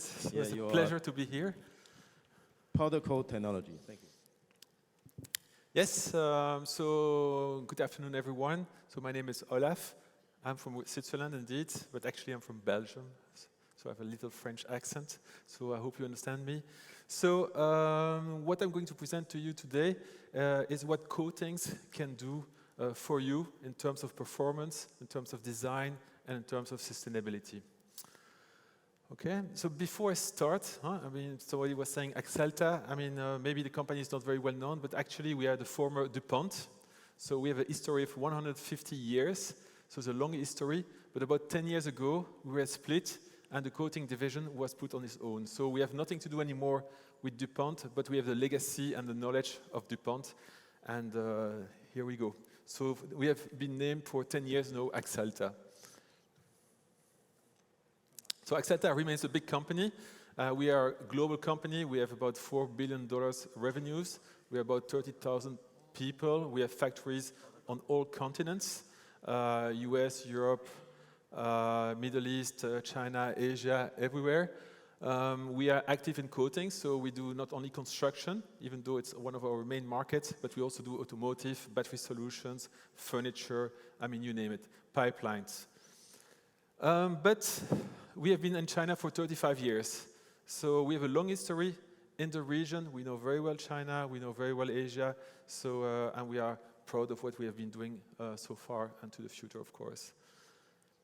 In terms of sustainability, and you spoke a lot about sustainability today, and for us, it's also on top of our mind, of course. So everything that we develop in terms of coatings is always done with the mindset of how can we improve the impact on, or decrease the impact on the environment. So I will not go into the details, but just keep in mind that this is really on top of our mind. As I was saying, construction market is really what we focus on, especially in this market here. And yes, we are involved in many projects in China, of course, but globally. All the skyscrapers, we are dealing offices, hotels, stadiums. We get involved when it comes to metal, aluminum or steel. What makes us different is that we can provide liquid and powder solutions. I mean, our teams are really trained to discuss with architects, consultants, and the value chain in construction about different solutions. We have a dedicated specification team. They are used to manage projects. You know, it's many players in the market, many stakeholders. So the team is usually used to manage those projects from the architect, the consultant, till the applicator. Because at one point of time, of course, the powder or the liquid has to be applied on the metal. We are global, so that's also very important. The projects are really global, and they're becoming more and more global. It's absolutely not unusual to have a project between the US and China, for example, Europe and China, or Europe and the US, or sometimes even on 3 different continents. It happens, and there we go. So we have a team that can manage this kind of challenges. So let's go to the products, powder coatings. We have 2 brands, Alesta and Plascoat. This is what we coat, of course, nothing new really to you. The hand railings, the window frames, the curtain walls. But we also do the furniture. I think it's quite interesting to mention here.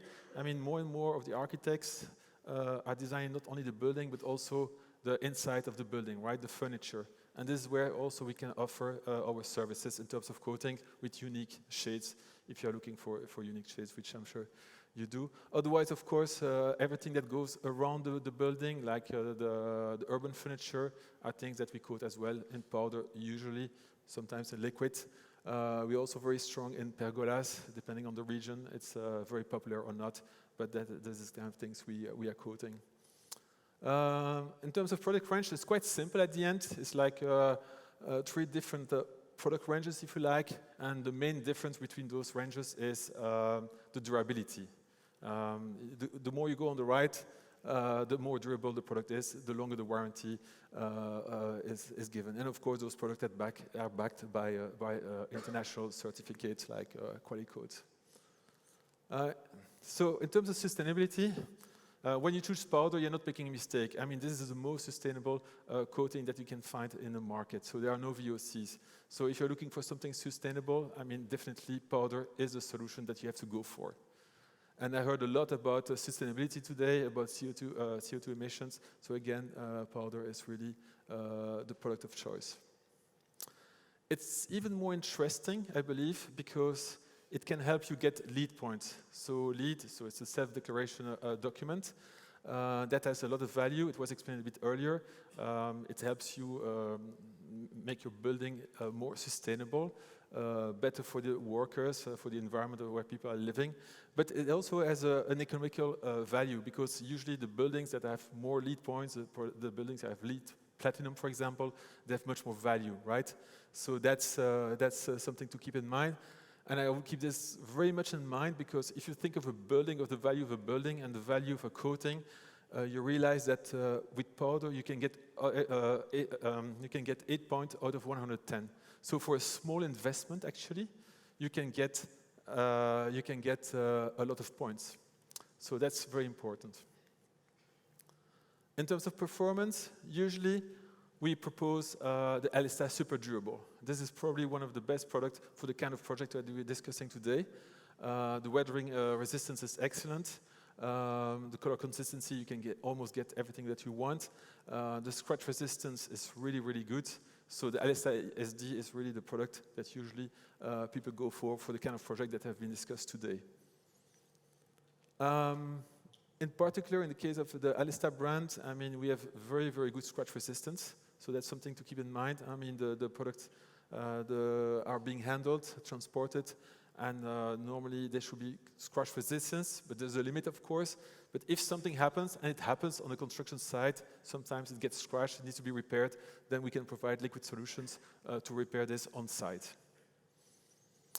So, as I was saying, we propose you to go for the super durable solution, but if you really want to have something even more durable, you can go for the ultra durable products. It's almost the same, but probably the flexibility that you have in colors is less. So I was talking about aluminium. Of course, we do steel. Again, there is a lot of steel in construction, and here again, with powder, we can offer different solutions. Again, we are one of the few companies in the world that can offer different technologies in powder, thermosetting and thermoplastic. It's a bit technical. I don't think we need to go to the details, but again, we can protect your steel very efficiently, and we can beautify it as well with our coatings.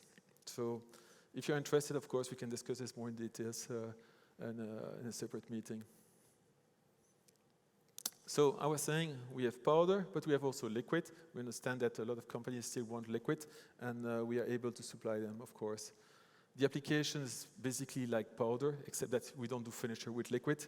It's really for more those big projects, right? But the application are more or less the same.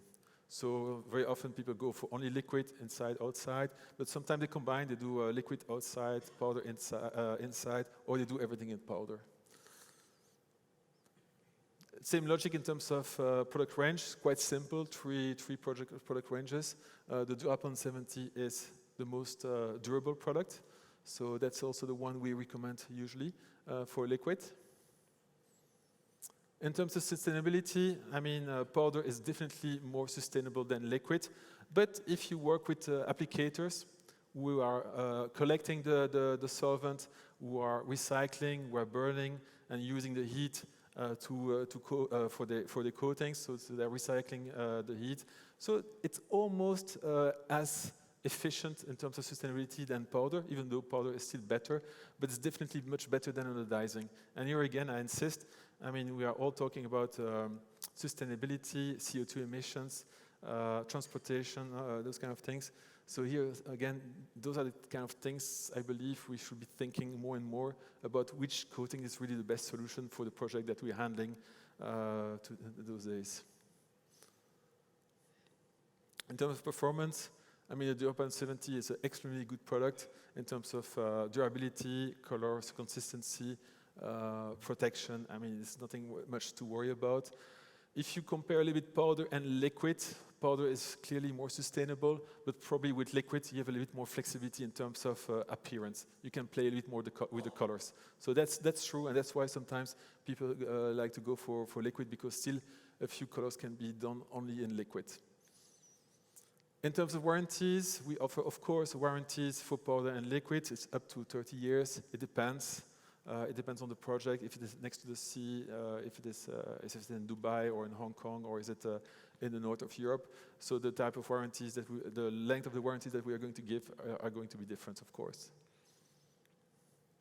We work only with approved applicators. That's also a guarantee of quality for you and for us.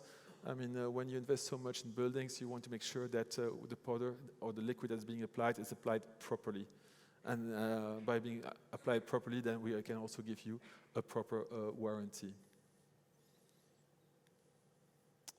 In terms of finishes, I was saying we talk about performance, sustainability, but finishes, at the end, it's really about what is dressing the building. We have different collections. I cannot go through all of them, but I think that the subanodic collection is very interesting for you. I mean, we do a lot of anodizing in the region. I mean, with powder, the super durable collection, you can have something that looks very similar to anodic, with a very good durability and with a range of colors that you cannot have in anodic. And is it always a good solution to import anodized products from Europe? Maybe not. You can get that product locally in powder, which is, again, one of the most sustainable products in the market. The other one that's very interesting is the Optimum collection. It's very successful in Europe, in this case. And that's why we believe it could have a lot of success here as well. The finishes are good. It's a little bit textured. I mean, you have to look at it. It looks really beautiful. But last and not least, the Iconica collection is something that we are going to release next year. It's going to be our flagship collection.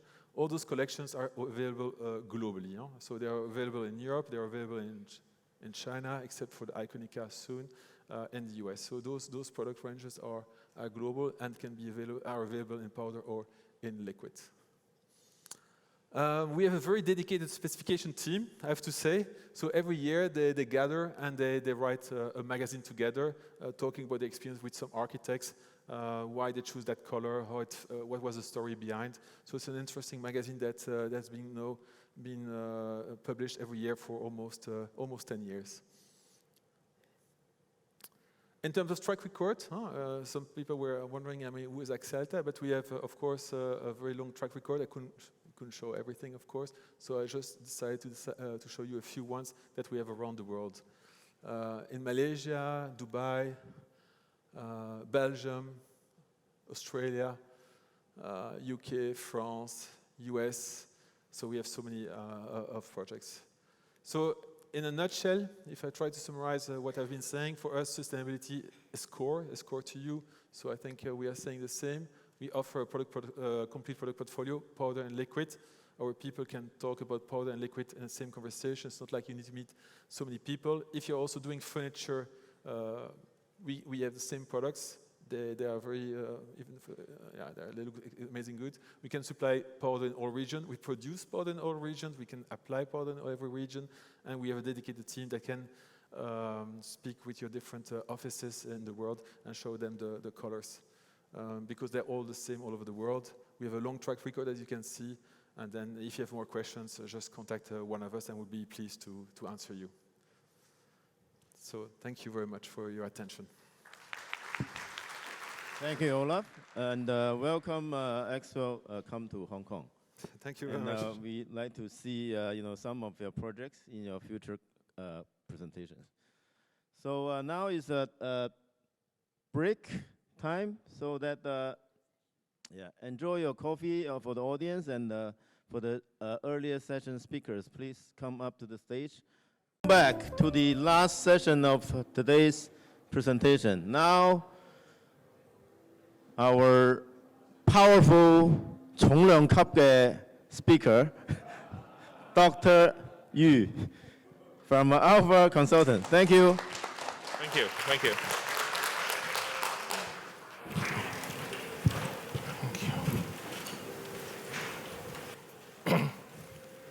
Hello, everyone. My name is Dominic. Today, I want to present a topic, breakthrough beyond borders and boundaries. First of all, I would say I forgot to prepare some slides to introduce my company, Alpha. But anyway, it is a small company. But I want to introduce LIDA, NIDA. It is a product from PolyU, and it is a structural analysis program for a nonlinear integrated design and analysis. We mainly use this program to apply our research to industry, help people to save steel, and also do some structural optimization. Okay, first of all, this topic, essentially, the content of the presentation, maybe you can find some in my previous presentation, but now I want to say some, what is the borders or the boundary which confine or restrict our design. Most people will say the codes and the regulation. And some, after design, we have to check, is it the production limit? Do we have the product or have the material which is suitable for our design? And the third and fourth is the idea and the cost. So we try to start small and think big, because the code or the code of practice will stipulate some design guidelines for the designer engineer to design their facade system. So in Hong Kong, we have loading code and the wind code. Most of the engineers will say, wow, we have a strong wind in Hong Kong. Yes, we just experienced typhoon last week, and coming weeks we also have a typhoon. So the wind pressure in Hong Kong is very large. But with a new gas code, the wind code 2019, the basic wind is same, but we can reduce the basic wind by checking the sheltering effect. So essentially it reduces a lot of wind pressure, but we have another pressure coefficient. We have to check so many pressure coefficients. And 5 years ago, Hong Kong have a new gas code. Actually, not a new, because of the first one. Okay. After this gas code issue, there's so many comments and questions. The frequently asked question is the first one. Are we going to use only laminated glass, or laminated IGUs, or even double laminated IGUs? Yes, thank you. It is very safe if you use double laminated IGU and you have better energy efficiency. But I want to say the rationale for this course is to minimize the use of monolithic tempered glass facing street. The reason is very simple. Don't want to have a very large piece of tempered glass facing the street. So please read the course 5.2.1, number 3 and number 4 together. You know what I am saying. And the second point, a very common question, is the use of laminated glass with composite action. We are very happy to have composite action now, but after a few years of discussion, we have to cap the maximum degree of composite, 70%. And very unlucky, we have to do bending tests for every project. But anyway, at least we have one step further to promote the use of laminated glass. People will ask, after testing, we cannot achieve 70%. Yes, but I don't have time to explain the detail here. Maybe later in another technical seminar, I can explain you more. The third one is affect the architect and the developer and also the contractor retaining device. It is very interesting. During the drafting the during the draft code period, we review different code of practice, the different regulation. In Singapore, there is a regulation for four-side structural casing, means the gas panel is only supported by structural sealant. They require you to provide retaining device to hold the gas panel in case of bond failure. So, do we are afraid the failure of structural sealant? I don't think so. But what we are afraid is the quality control, not the quality of the sealant, it's the workmanship. So, actually, before issue of the gas code, we add some course in section 9.4. At least we request the contractor to do degazing tests to ensure the quality of the workmanship. Okay, so this is the frequent asked question of the gas code. And then, if you're not doing four-side structural sealant, and then we can do some four-side capping. Back to the traditional design, we all use pressure capping. So just to share a project with, it is a residential project, Wetland Season Park by San Hong Kei. It won the Quality Building Award 2002. It is a project to balance the needs of development and the conservation. So you can see the curtain wall, it is four-side capping, not four-side structural sealant. And it is a very good design for residential project because we have to replace the gas panel frequently. Maybe more than 20% or 30% gas panel has to be replaced after the comment by, how to say, Yim Lao Si, okay? So for residential project, it is common or in a good practice to use capping system instead of structural sealant. Okay, so when you look into the detail, four-side capping, but if you look bigger or you can dream bigger for the building design, we try to bring the blue sky and the greenery from the wetland to the sky cup, the sky cup house. So you can see there is a sky beach between the two buildings. Okay, and the other meaning of dream bigger is when can we afford to buy a flat like that? Okay. Also, for this project, not only the details and the building, we have to plan the whole development. This wetland system part acts as a barrier and the transition zone between the wetland system part and the Tin Shui Wai town center. It reserves a 35-meter wide busyway for visual and also for the wind channeling. And not only the blue one, there is several different ways in the green, orange color. Okay, not only residential project. For commercial project, commonly we will do, we should use four-side structural sealant for more beautiful elevation. But for this project, you can see this is a Harmony Street project. The curtain wall, tower portion, and the podium portion all are four-side capping.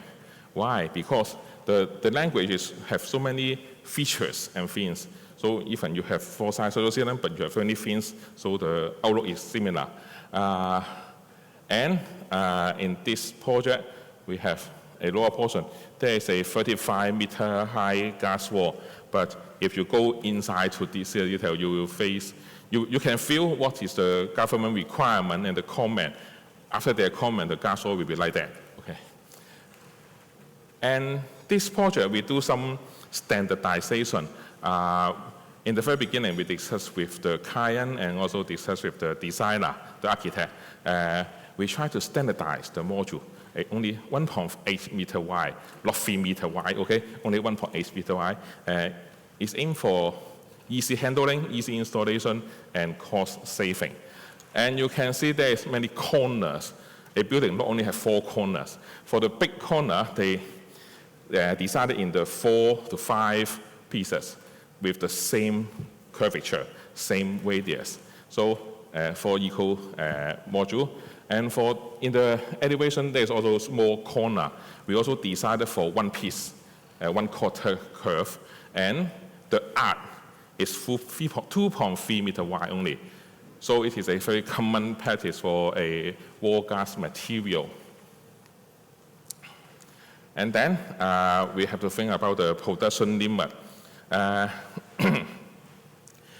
the production of the glass panel can be bigger and bigger. So you can see a very high, very tall glass wall in Hong Kong. But what I'm saying is production limit is just belongs to innovation, okay? We are not combining the two temper ovens together. The innovation is just like Apple shop back to 2011. I remember in that time we spent a lot of time in buildings department to explain what is laminated glass, what is Kurabi central gas Pearce, explain what happened, what inside, and the design. And what is the innovation? When you see in the detail of the Apple shop, you can find a titanium insert. It is US patent, okay? So it is a big step from the traditional ceiling detail or spider details. What we can do more, when you see Singapore airport, it is a very large skylight, many members joined together, okay? But for different members joined together, we have to face the workmanship, okay? We have to weld the member together, and then the accuracy and the tolerance is very difficult to control. That's why we have another experience in MGM Phase 2. We have the contractor to do the structural analysis by LIDAR, non-linear integrated analysis, to do some social optimization. So it won the Guinness World Record because the 73-meter wide times 140-meter long is the largest long-span glass roof in the world. And with this example, we use the non-linear analysis to see the curvature and the deflection and also the social performance, something like that. And I will say it is quite simple because all the jointing are moment joint.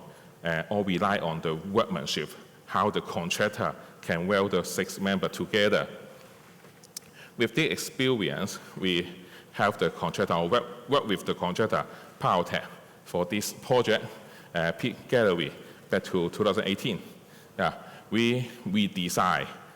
Why we need to redesign? Because the original contractor spent 2 years to try to analyze and try this project, but nothing can build. So based on the request from the client, we redesign, we do the buildings amendment, BD amendment, and then fabrication and installation within 12 months.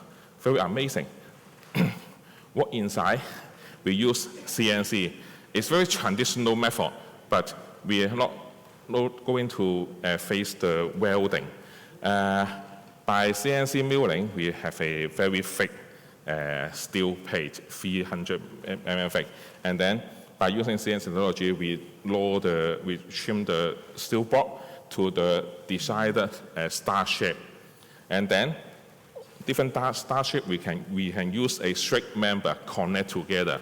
You can use welding at the factory, but more important is by using structural analysis, we try different modularization, and then we connect different modules by bolting instead of welding on site. So this is another innovative design. The technology is very simple and very traditional, but we use the structural engineering program and the phase analysis to do some testing and discuss with the contractor what is the module size you can afford, you can help you to transport to the site and the installation. So you can see all the fabrication in the factory, including the painting. So what was the contractor do on site is just to fix the bowl, okay? And not only the structural member, the structural member we doing the connection by welding in factory and bolting on site, but also for the casing cap or the secondary member. This small video you can see. After the structural member, and then we have some secondary member for the casing capping, so that the glass panel can be perfectly fixed on the structural member without any problem of water leakage. Okay, the remaining is the idea and course. What limits our imagination? There is a Chinese saying is, 貧窮限制我哋嘅想像，經常都係。So what we can think during our design process, there is a 3D printing used in the other part of the world. The whole the full beach is 3D printing. Okay, can you imagine it happening in Hong Kong? Maybe 10 or 20 years later. There's another smart lock system, okay, in Korea. So already built project, okay. They use similar concept because different members join together, we cannot control the tolerance. So they use 3D printing, okay. So when compare the development of new technology in Hong Kong and other parts of the world, in Hong Kong we have a project. Then we sit down together and think how to get through it. In 2020, by using a CNC method to build a project like that. But in the other country, Korea, it is a government-funded research project. Not much, only 1.3 million US dollar, but it's a government-funded project for research, for constitutional research, okay? And then they do the similar thing as we did in Hong Kong 2 years ago. Okay, then we apply the same technology for 11 Sky, also with PowerTech. This is a skylight together with a vertex glass wall. Okay, and the vertical vertex glass wall is 50 meter high internal, so less wind load, so the member can be reduced and more easy to control which part is pin joint, which part is moment joint. So not very difficult, just to fit for the contractor, the modularization. More difficult is on the roof. This roof skylight is 26 meter wide times 67 meter long, okay? During the design process, we used the structural analysis leader to check the member, okay, structurally safe, and then we subdivide the section. This part is a module, and then another part. So we try to minimize the side welding.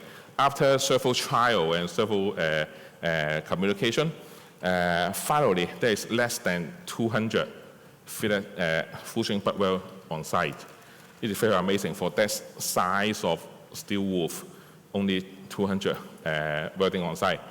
So this is a photo to record the production from the start joint to the transportation and also for the installation of the casing panel. And this is a very small video, only 30 seconds, I think. You see the modularized steel frame and then connected. This is the main frame, main steel frame of the whole roof. So you can see the connection between two members. It's an L shape by bolting. And for the other, you can see it's a hollow shape. It's the side welding, okay? And all the painting work and touch-up work already done in factory.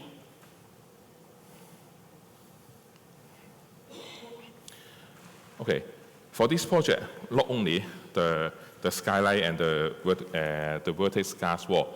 When you see the right-hand side corner, there is other features in the project. You can see there's some pattern. We can introduce this is a electrochromic glass, okay? And it's also announced in the web page, Saint-Gobain sage glass. It is electrochromic. They use a lithium coating on the glass panel and then by using electronic to make the glass panel dim, just like a tinted glass. Before introduce this product to Hong Kong, we flight to US, to Minnesota to discuss with their glass expert and to see how to introduce this product to Hong Kong, how to face the comments or the comment in buildings department. And there's another product, Harmony, is gradually changing. Okay, to conclude this presentation, we have to be thinking our building exterior facade. What purpose driven our design function is aesthetic or safety or cost. Okay, we have introduced it in the very earlier. And then we try to design a system or design a connection, okay? Not by workmanship for the quality control. We try to use design instead of workmanship to have a better quality control and quality assurance.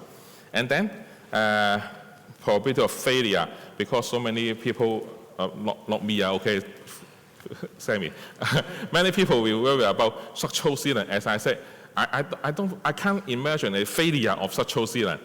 Okay, after a typhoon, or not one typhoon, many typhoons, even 2018 there's a big typhoon in Hong Kong. There's so many failure of the glass panel, but if you look inside, you can see it is an impact or disengage of the window instead of failure of the sealant. And also, after the typhoon, we did some investigation. There's no failure of structural sealant.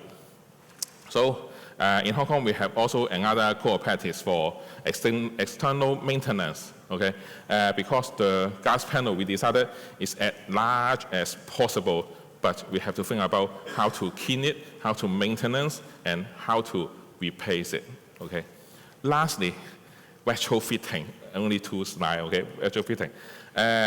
The first structural sealant glazing project in Hong Kong is 1984, almost 40 years, and the first 4-side structural glazing is 1989. 35 years, and you haven't heard any problems of the structural sealant. But we have to face another problem is in the old time the glass panel only single glazing, so the energy performance is not good, very heat inside. So there is another product which come into the glass panel, VIG. It provides a very good heat U value to prevent the heat going inside, and also it provides very good noise mitigation. So for glass retrofitting, we can install this kind of product, VIG, inside as a inner glass panel or as a interior fitting. So this idea and this product already included in Hong Kong GBC Building Council retrofitting guidebook, and you can refer case 20 in this guidebook.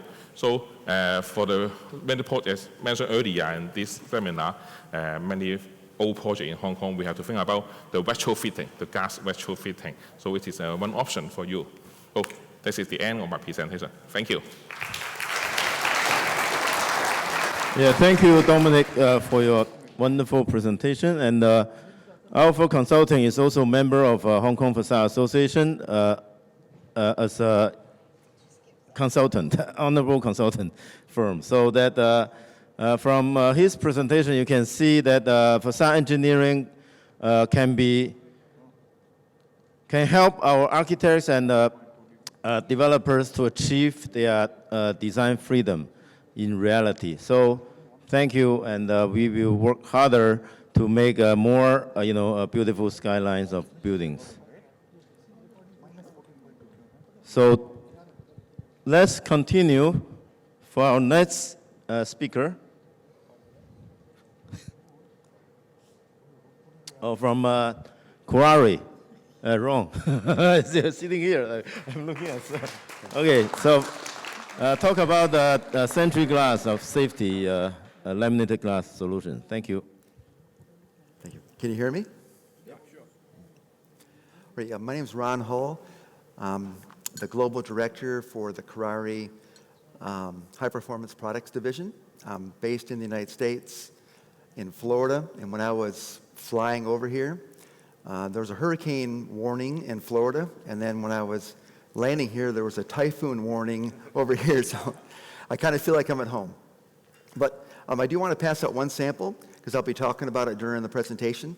So if you can, just take a look at it and go back and forth.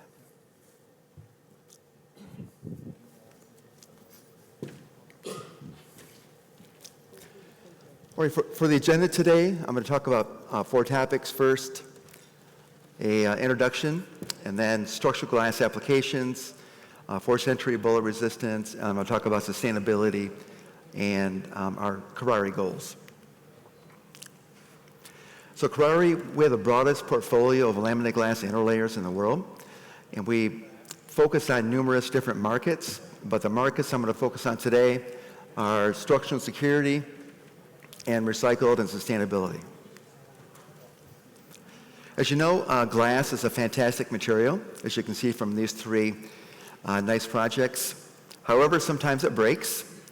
There's three types of glass I want to mention. First is anneal glass.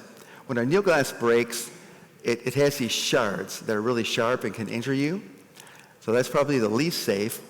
Tempered glass is 4 times tougher than anneal glass, and when toughened glass breaks, it breaks into small pieces, so you're less likely to be injured. And then laminated glass is 2 pieces of glass that are laminated in between a film, and that's the safest solution because when the glass breaks, it sticks to the glass versus falling off a building. So you probably know what laminated glass is, but really quick, it's basically 2 pieces of glass with an inner layer or film in between. There's 2 main types of inner layers. There's polyvinylbutyrol, or PVB, and there is ionoplast and century glass. And one difference between those two is century glass is 100 times stiffer. So when you touch that sample going around, you can see it's really stiff, and it's 5 times stronger. All right, so when you're talking about structural glass, we offer 2 different options. One is century glass ionoplast. The other is Schroessoffel extra stiff. It's a PVB. And they're both really good structural products up until 30 degrees C. When you get to 30 degrees C, the structural PVBs start losing their stiffness. That's one big difference. Century glass also has excellent open edge stability. So at our weathering station in Florida, we now have 25 years of data where the edges still look great. Century glass is also compatible with most sealants. And when you look at transparency, one reason Apple uses century glass for all of its projects is it's the most transparent structural glass interlayer in the world. All right, so recently our company had a press release, and it was to clear some confusion about what's going on in the structural glass world. So going back in time, so Century Glass Plus was invented by DuPont over 20 years ago for the US hurricane market. So people started calling it SGP for Century Glass Plus. Well, 12 years ago, DuPont dropped the plus from Century Glass, and so for the last 12 years, it's been called Century Glass, or SG. So there's some manufacturers out there that are saying they have SGP. However, it's not the same material or not the same properties as Century Glass. So I just want to warn you, if you hear the word SGP in the marketplace, it's not Century Glass. It's a different material. It may not have been tested in any of the required testing. And overall, Century Glass has over 20 years of really good performance in the field and with testing.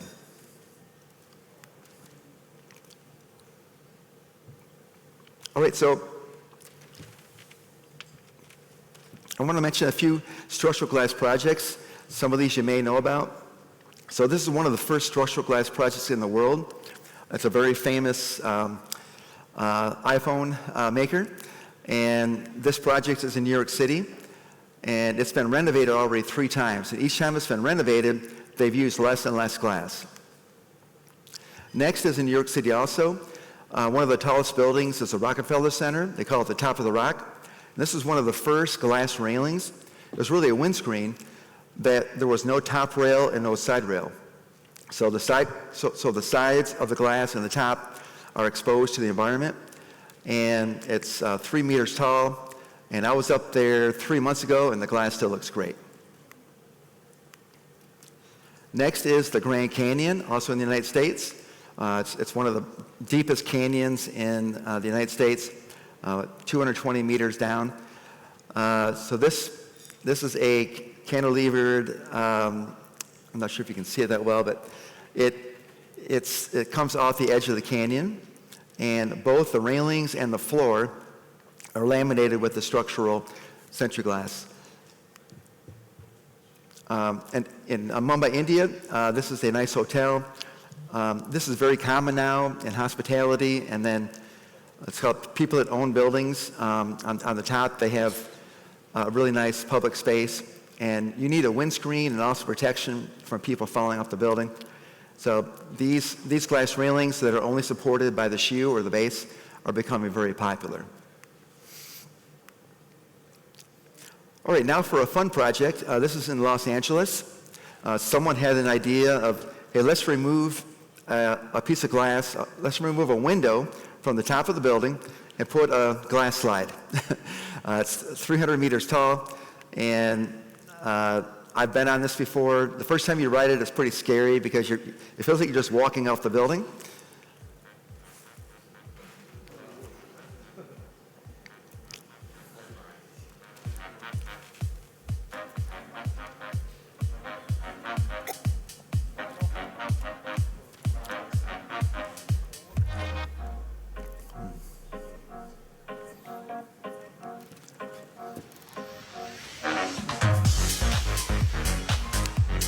So in Dubai, I think it was last year, on one of the buildings in Dubai, someone else did something very similar. So next time you're in Dubai and you want to do something crazy, if you're afraid of heights, none of this is fun.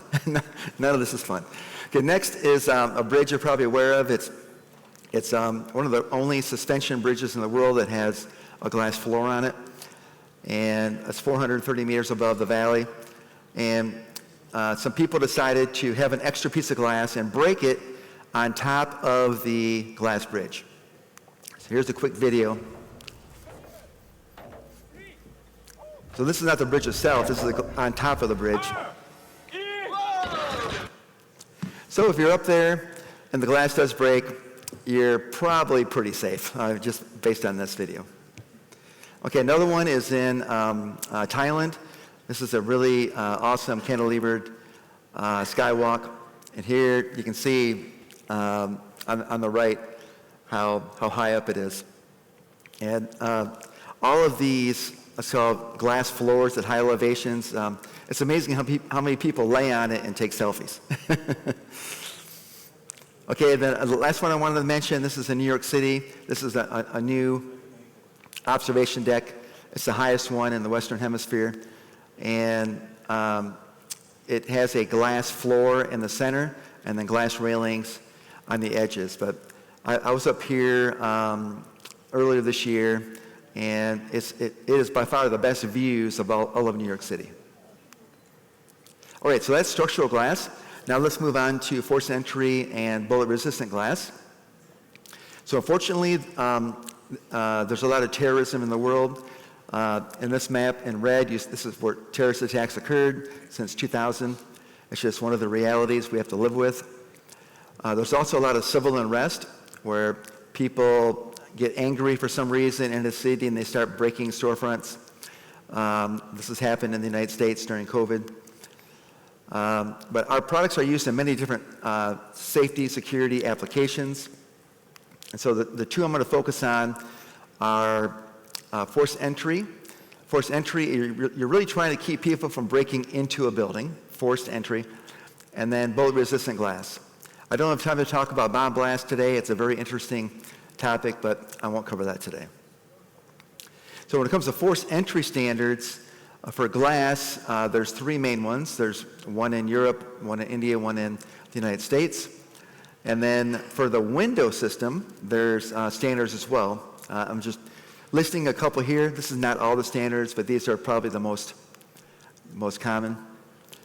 And then when you're looking at a forced entry standard, the test is designed to break through the glass, and so someone can enter the building. So in this case, this is a popular one in the United States. You start with some blunt tools. You hit it for a certain duration, and then you get some sharp tools. You hit it for a certain duration. You put some thermal stress on it, and then you do a chemical deterioration.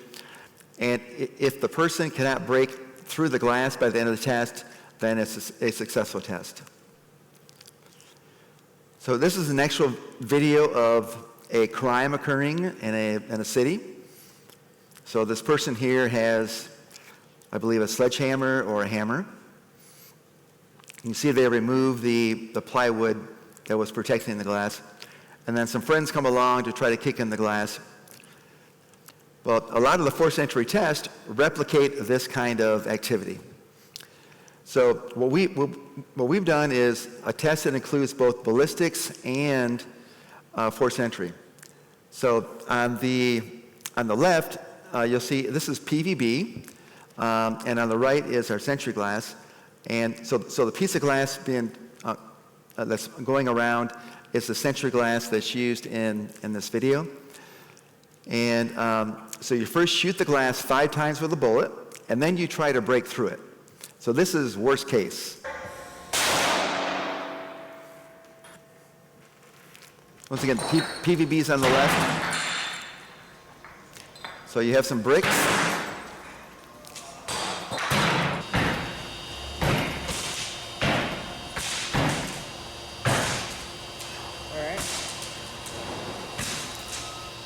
So PVB just failed. All right, switch to the wrench.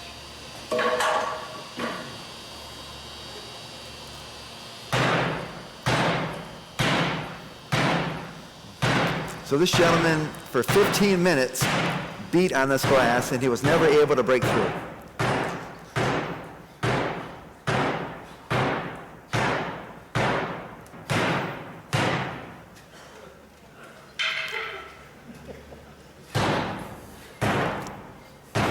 I joke, in the United States, this is a part of an anger management program.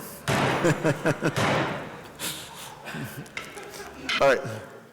Okay, so that's forced entry. Now, when it comes to ballistics or bullet-resistant glass, there's many standards out there. This is the European standard. But basically, when you have a lower standard, you have a bullet that's smaller and it's going slower. And then as you go higher numbers, you have a bullet that is larger and going faster. So that's just in general. So this is the European standard. The United States has a couple bullet-resistant glass standards. So one thing that we found was, for years there's been these we call conventional bullet-resistant glass solutions. What we found with our Century Glass product and our Spall Show product, you're able actually to have thinner, lighter glass solutions that meet the same bullet-resistant glass standard. I'll show you one example. So here's 3 different threat levels. And on the right, you can see how much weight reduction we were able to get versus the conventional glass makeups. Okay, so this is a video of a bullet hitting some glass. And in this test, I want to show you the benefit of our Spall Shield CPET product. So in the bullet-resistant glass test, the bullet can't go through, but then also glass can't spall or fly into the building. So this is our Spall Show product that, even though the glass broke, it caught all the glass versus flying into the building and hurting people. So here's the second hit.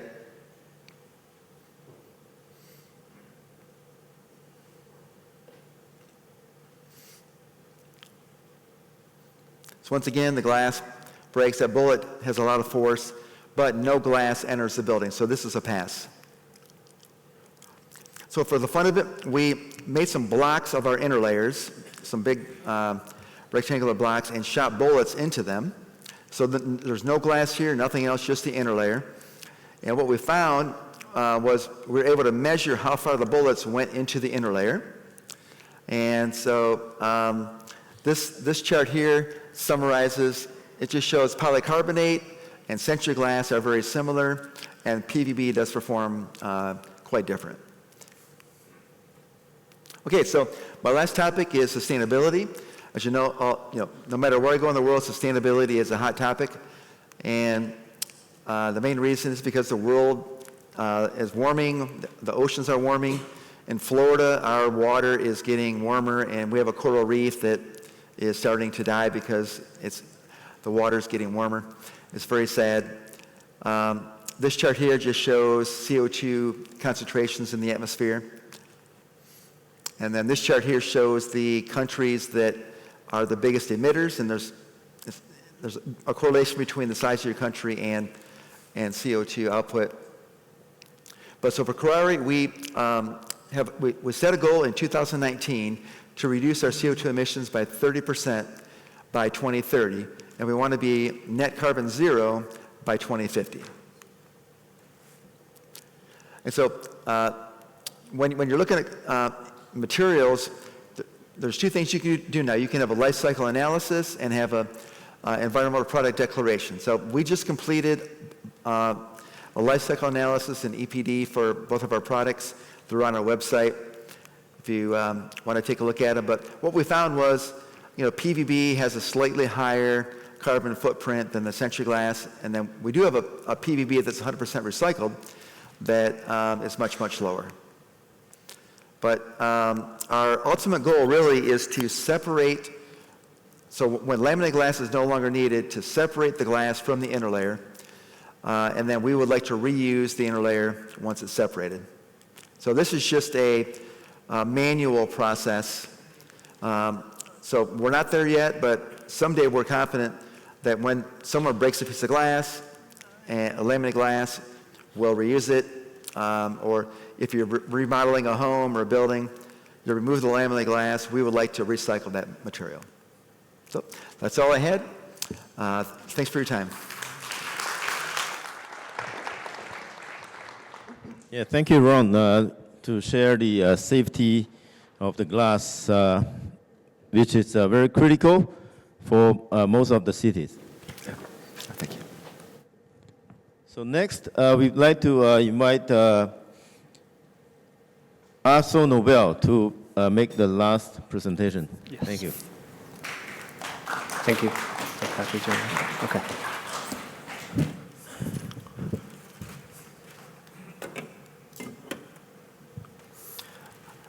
Good afternoon, everyone. I'm Weifeng Dai, Regional Technical Manager for AkzoNobel Industrial Coating. So in today's session, I heard many times that our architect, designer talk about the color protection. And we are the professional in providing those color, creating the protection for you. So a little bit of background about our company. So AkzoNobel is one of the largest global coating company, has been running coating business over 300 years. So last year, our revenue is 10.8 billion euros. Global-wise, we have 35,000 employees. So we are here to help you, help our customer, to make a confident and the right color choice and enjoy the long-lasting color performance and protection, and also benefit from our state-of-art color development and take advantage of complete end-to-end service. So at AkzoNobel, we have a world-class product portfolio with trusted brand, including Dulux, International, Interpol, Trina. And you're probably not aware that AkzoNobel probably cover everything from your house to your mobile device, and we cover everything that flies, drives, and floats. I just want to take this small beer can as an example. You probably not notice, right, in this can, pick up a can anywhere in the world, there are 50% chance it's covered by our AkzoNobel coating, both inside and outside. I see you for the night. In the building segment, we provide a total solution to protect and beautify your building from interior and exterior. So we have decorative coating, fire retardant coating to protect your building, and also we have an architectural powder coating. We are #1 of powder coating global-wise, and also coil coating and wood coating. But most importantly today, I want to share you the extrusion coating, which is widely adopted by facade industry to protect and beautify those buildings. In this niche market, our architect, designer, building owner normally take a 1 or 3 ARMA specification to select the coating. At AkzoNobel, we have an innovative product line serving different purpose.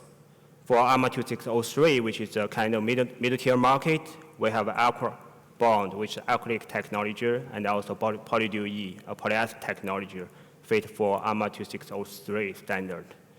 For the high-end market, ARMA 2603, we have Ceramic Star E, a silicone-modified polyester that complies with ARMA 2604.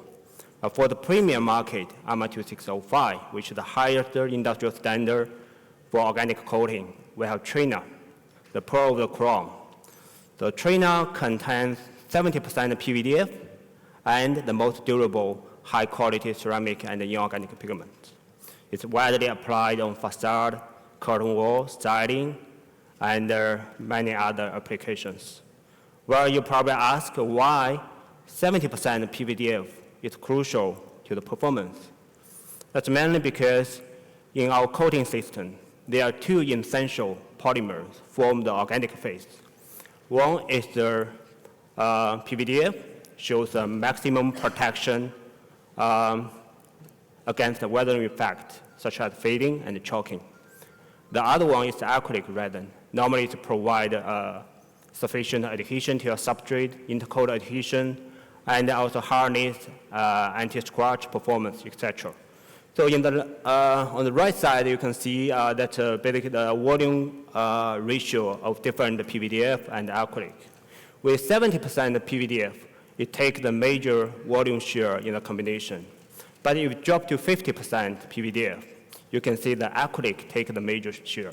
That's because of the density difference between acrylic resin and PVDF. Normally, acrylic has a lower density compared with PVDF.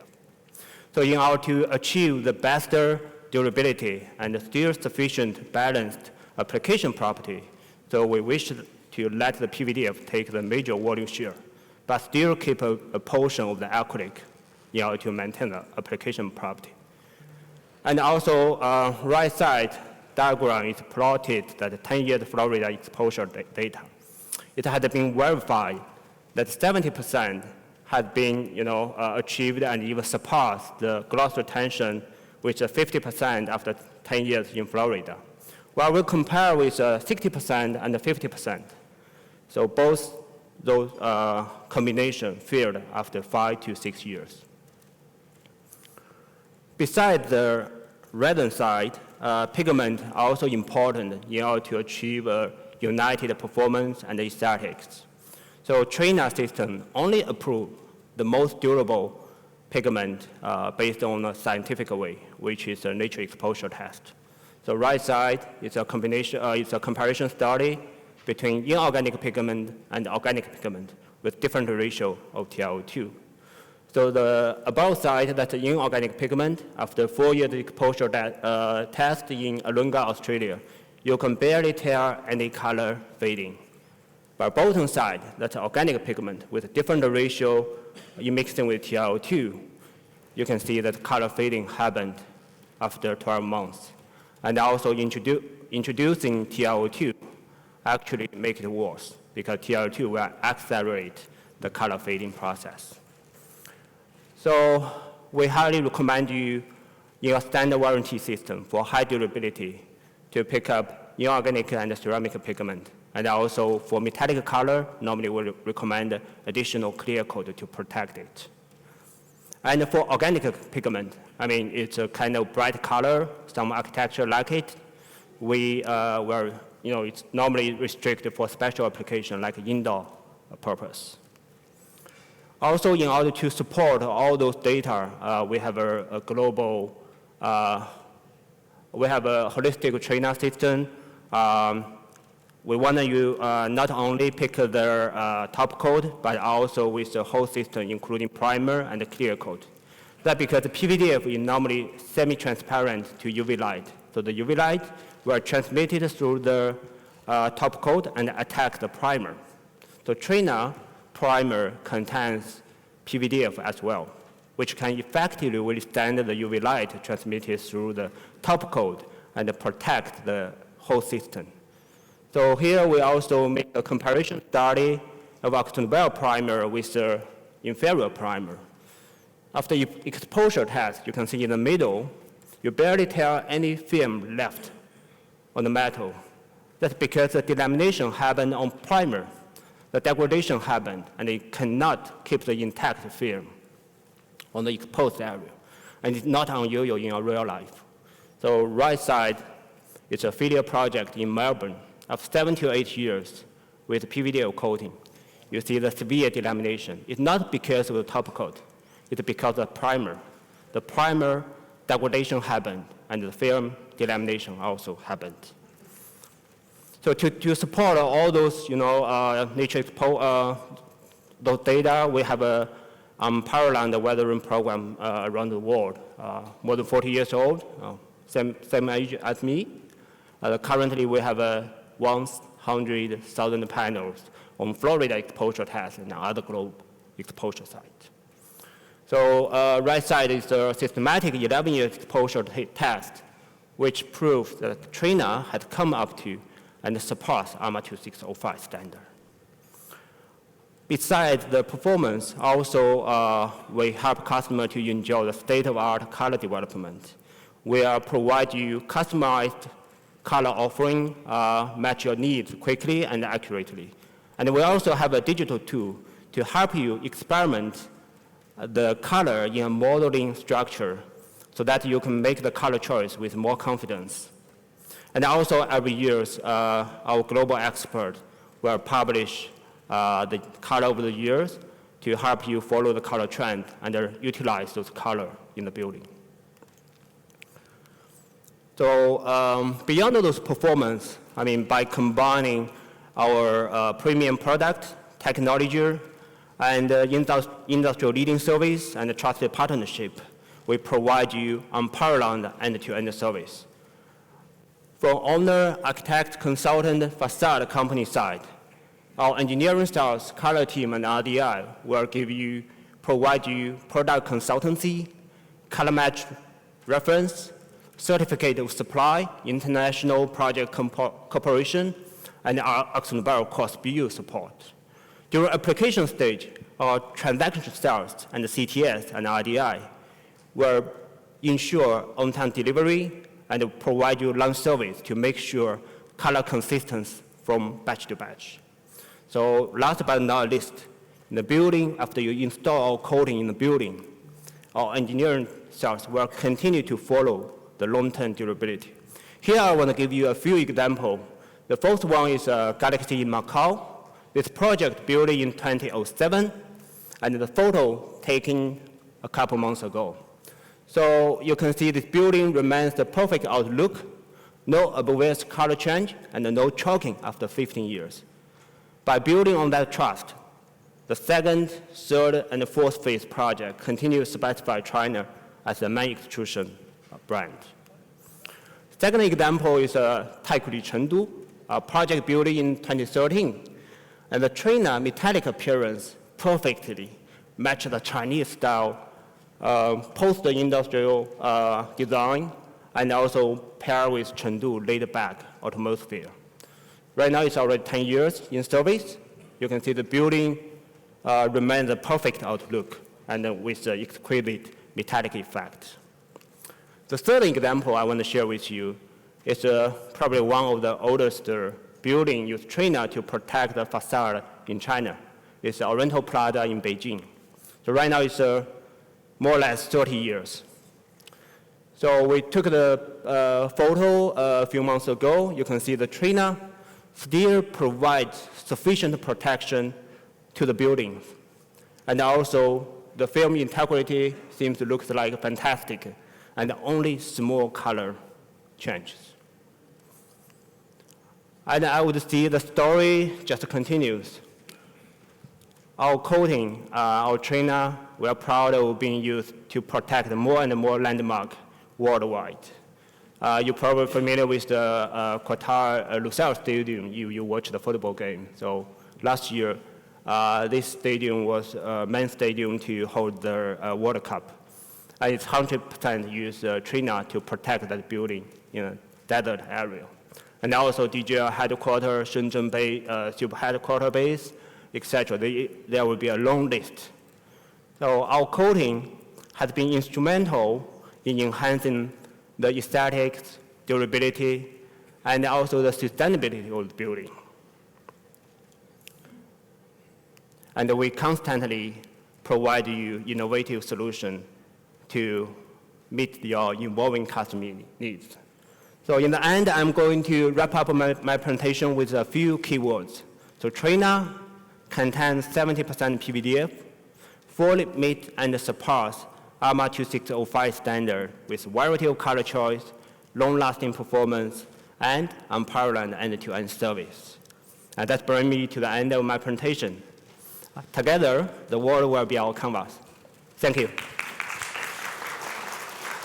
Yeah, thank you very much, Dr. Tai, to show us how many colorful experience for the building technologies, and which to help our architects and designers to achieve also their dreams better.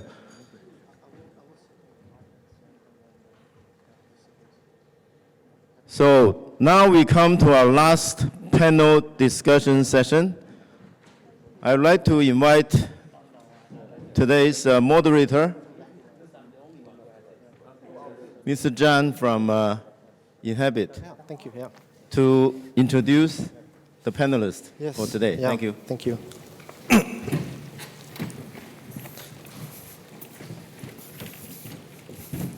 Again, today we have very experienced panelists here.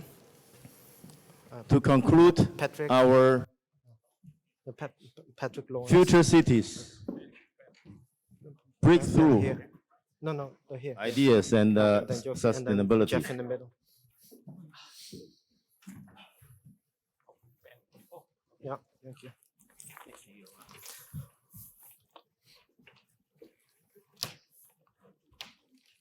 We are very honored to have those panelists in their busy schedule and attend today's conference and giving their thought to our audience.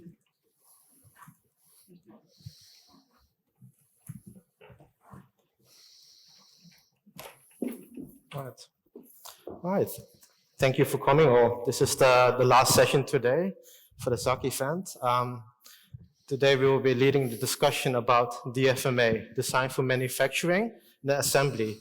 Of course, this concept is not entirely new, but I think today we want to hear from the panelists what they think about this design approach, so we can enhance the productivity off-site, reduce the labor time installation on-site, and yet improve the quality of the end result.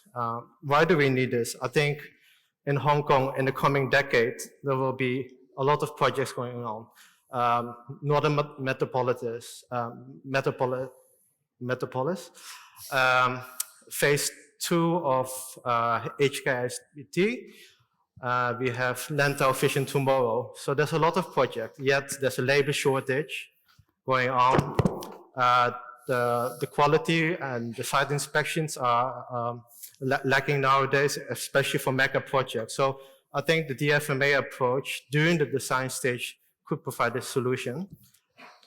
Today we have the panelists. First of all is,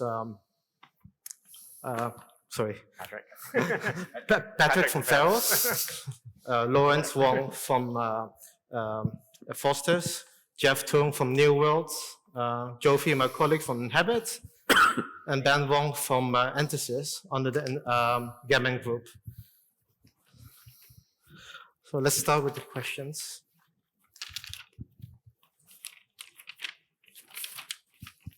I think the first question is, what is the current status for DFMA projects that each of you are handling, either from a consultant side, client or engineer, or even contracts with yourself? Because we know that there's a trend going on, but I would like to hear from you if you have been dealing with past DFMA or projects that involves DFMA or even existing ones. So let's start with you first. So I don't know if you know too much about Farrells, but we've been working a lot with MTR in Hong Kong.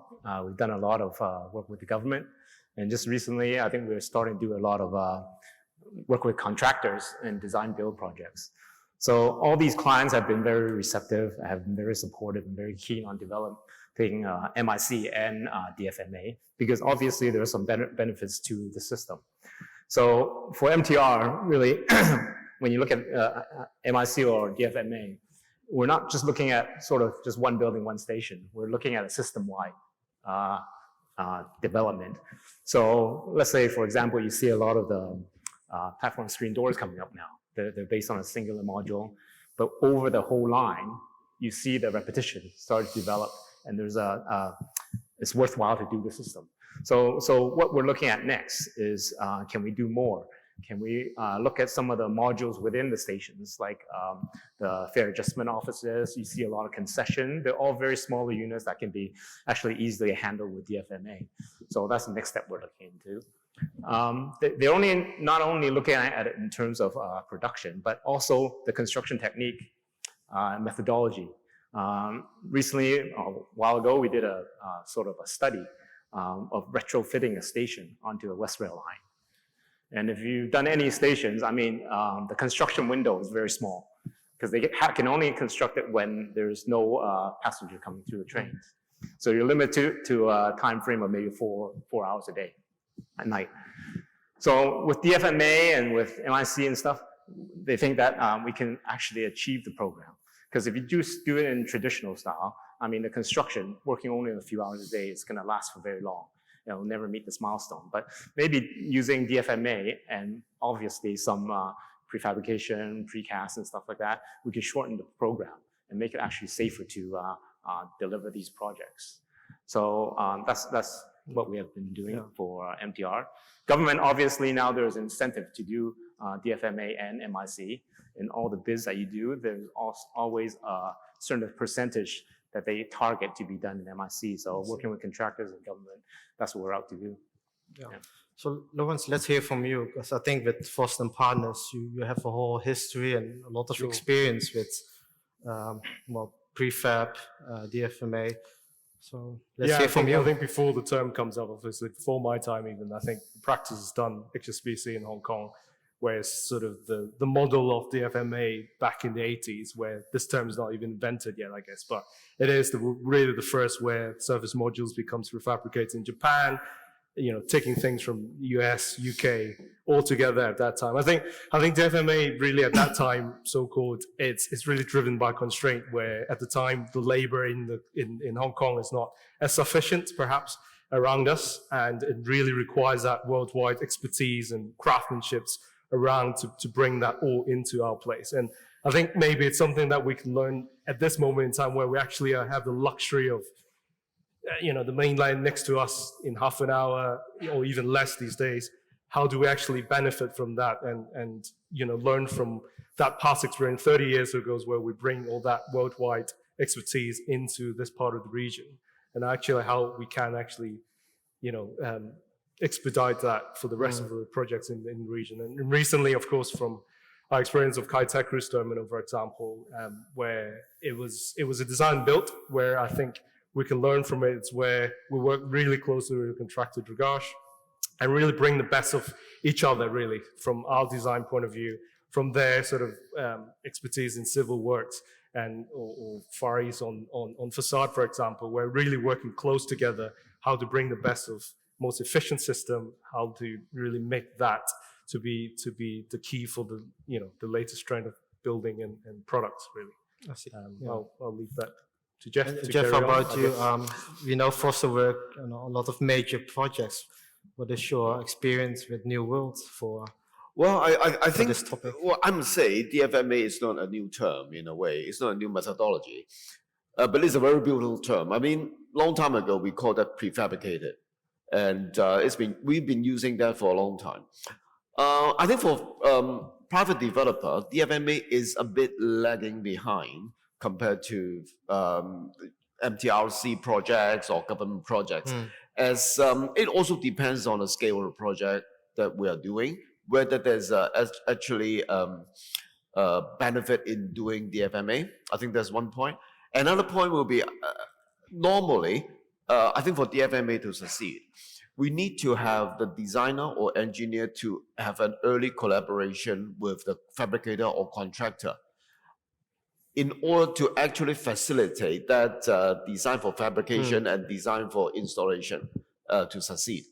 But I must say, with the luxury of having cheap labor in Hong Kong going away in the recent years, I think we, as a private developer, will be actually opting for MIC and also various way of DFMA or prefabrication in order to save costs, in order to ensure the quality, and also to be more sustainable in the way of construction. I would say it's not only the increase of labor costs, but the projects that I'm personally dealing with is that the time frame is shortened a lot nowadays for consultants, even for construction. Each day interest rates can be millions for some projects. True.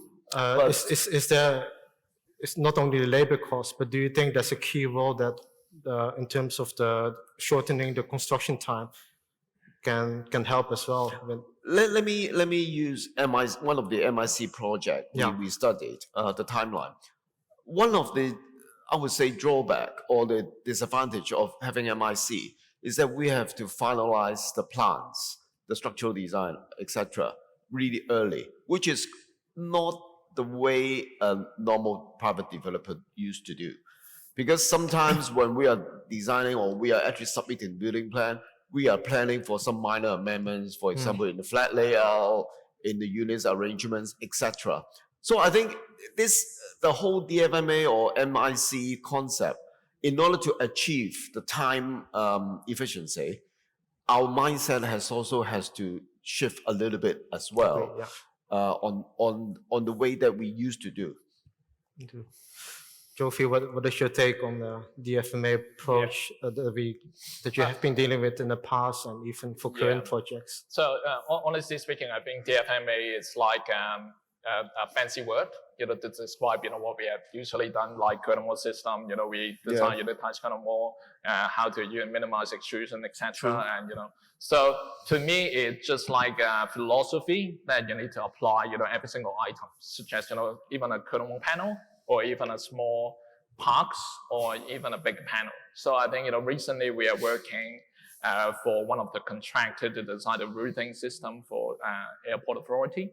So I think, we are trying to use a similar philosophy, like fabricated, the biggest steel frame. And of course, we use the similar concept for curtain wall, need to adjust all the tolerances, etc. So we can design that simplified detail so that, we can install it quicker. So labor cost is one of the points that, we are trying to reduce the labor cost, means they spend less time to do the construction installation. And I think that's the beauty of the DFMA, means no matter it's an MIC, it's a box, or it's a bigger structure, or it's a smaller curtain wall unit, I think you can still use the similar philosophy for that project. So that's, one of the reasons. How about you, Ben, from the contractor side? You get a stack of drawings, and it's the first thing what you do is optimize. So it's not something entirely new to you as well. I will address what Jeff just said. I echo with you. Yes, when we said design for manufacturing and assembly, right? DFMA, so design is the start. Usually it's the beginning. So we need to talk to the consultant and client. And talking about in early stage, we start our engagement. So again, our emphasis always had the buildability study to help the client, especially for those popular MIC projects right now. So I give you an example of what we have done so far in one of the hostel projects by CTU. The baseline program was 3 years, and it's based on a reinforced concrete. So we talk to them, we do the study, we engage the consultant, we study it, and we offer a cut of 1 year. So it becomes 2-year contract period. And I would say it's marginally achievable, but still a good try. So because right now I think the university is urgently looking for the hostel, so we help them a lot.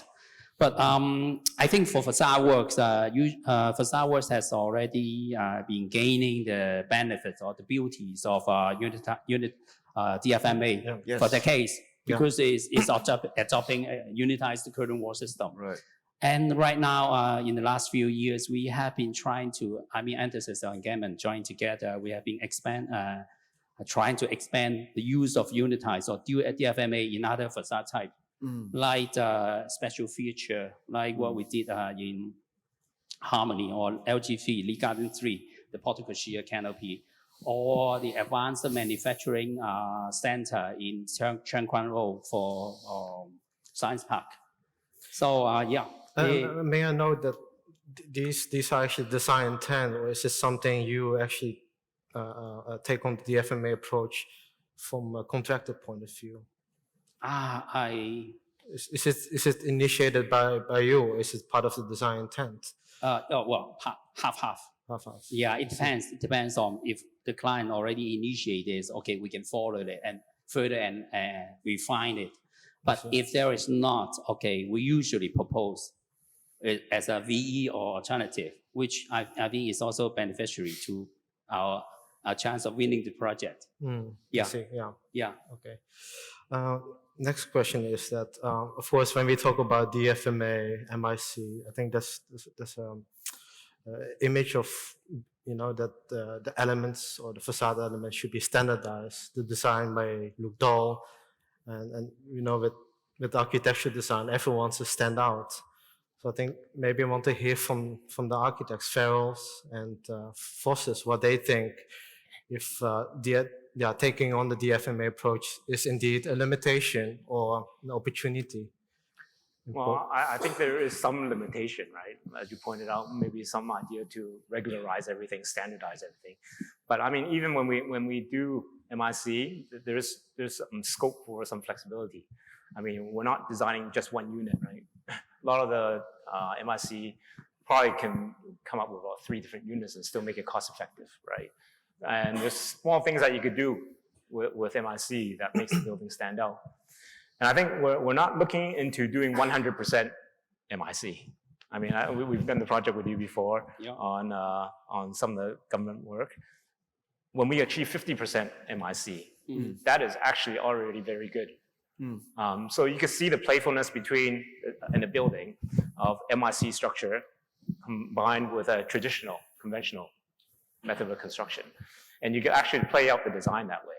And it's not going straight for a square building or rectangular building or just playing with simple geometry. So I think there is still some flexibility in doing DFMA and MIC and not compromising design. Actually, we can get quite a good design out of it.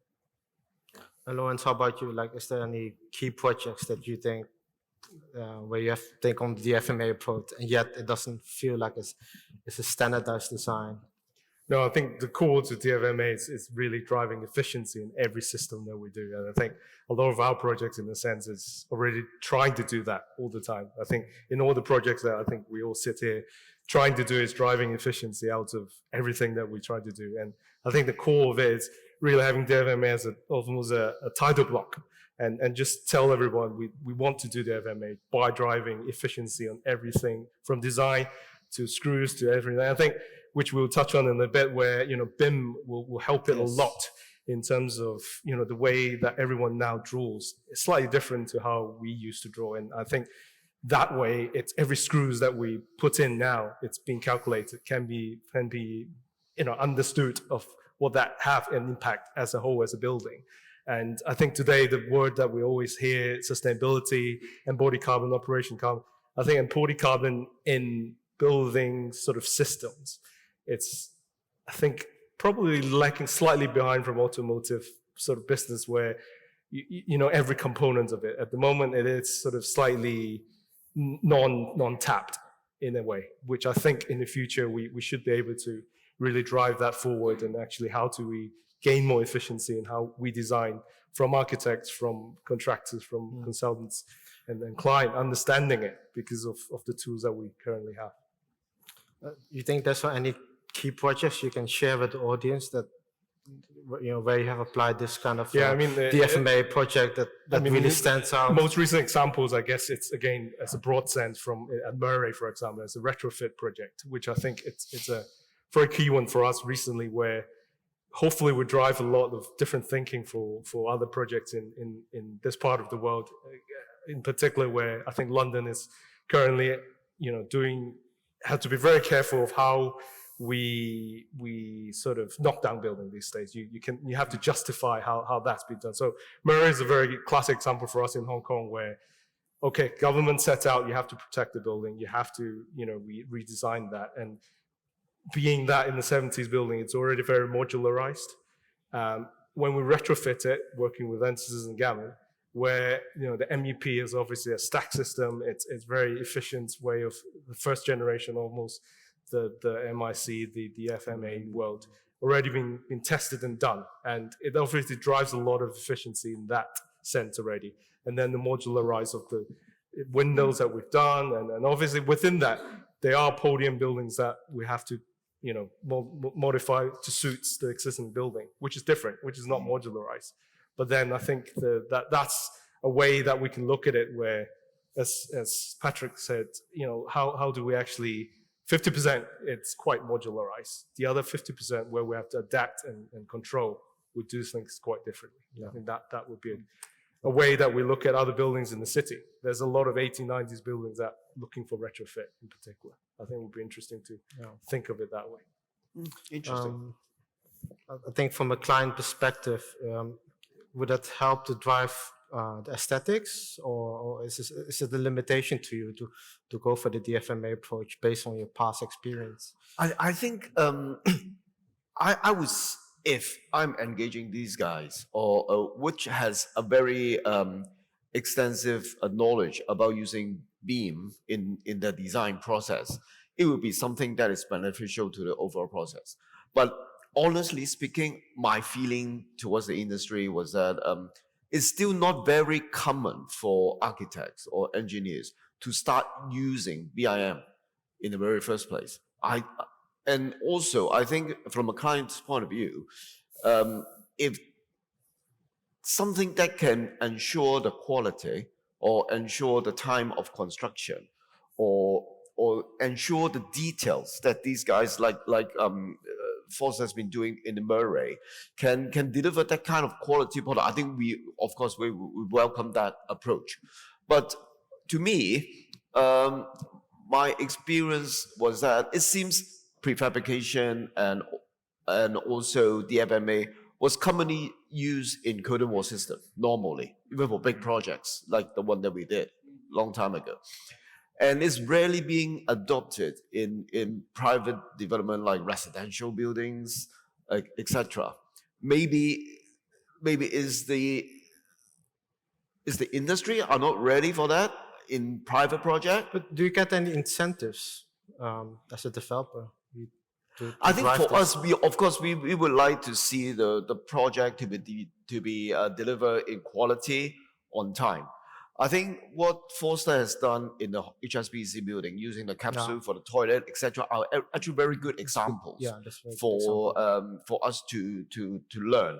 But somehow, I think as the government are promoting MIC, I think they forgot there are elements that can be smaller, that can be prefabricated, and can suit smaller sites. But at the same time, adopt the beauty of sustainability, quality, and time. Because I think for normally, I think in Hong Kong, apart from the big sites that these guys are talking about, for Hong Kong U, for MTRC, for small projects, I think it's very, very difficult to adopt, for example, MIC because of the logistics. Maybe the street is too narrow, maybe I don't have enough storage adjacent to my site actually to store the units itself.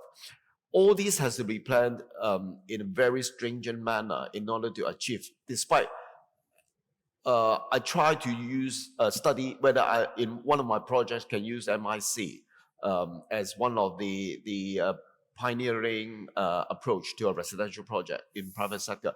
But it seems eventually it failed because of the height limit, because of the width of the street, and also the size of the construction site. So I think for DFMA to be more widely adopted in private sector, I think the government maybe, because CIC has been promoting BIM, promoting MIC for a long time. But it was, in a way, I was surprised to see BIM was still not very widely adopted in private projects.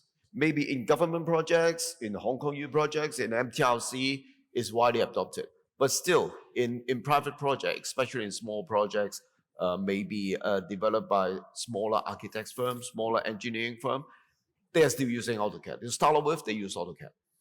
Yeah, I think, Jofi, I think it kind of brings us to the next question. I think something you touched upon earlier is that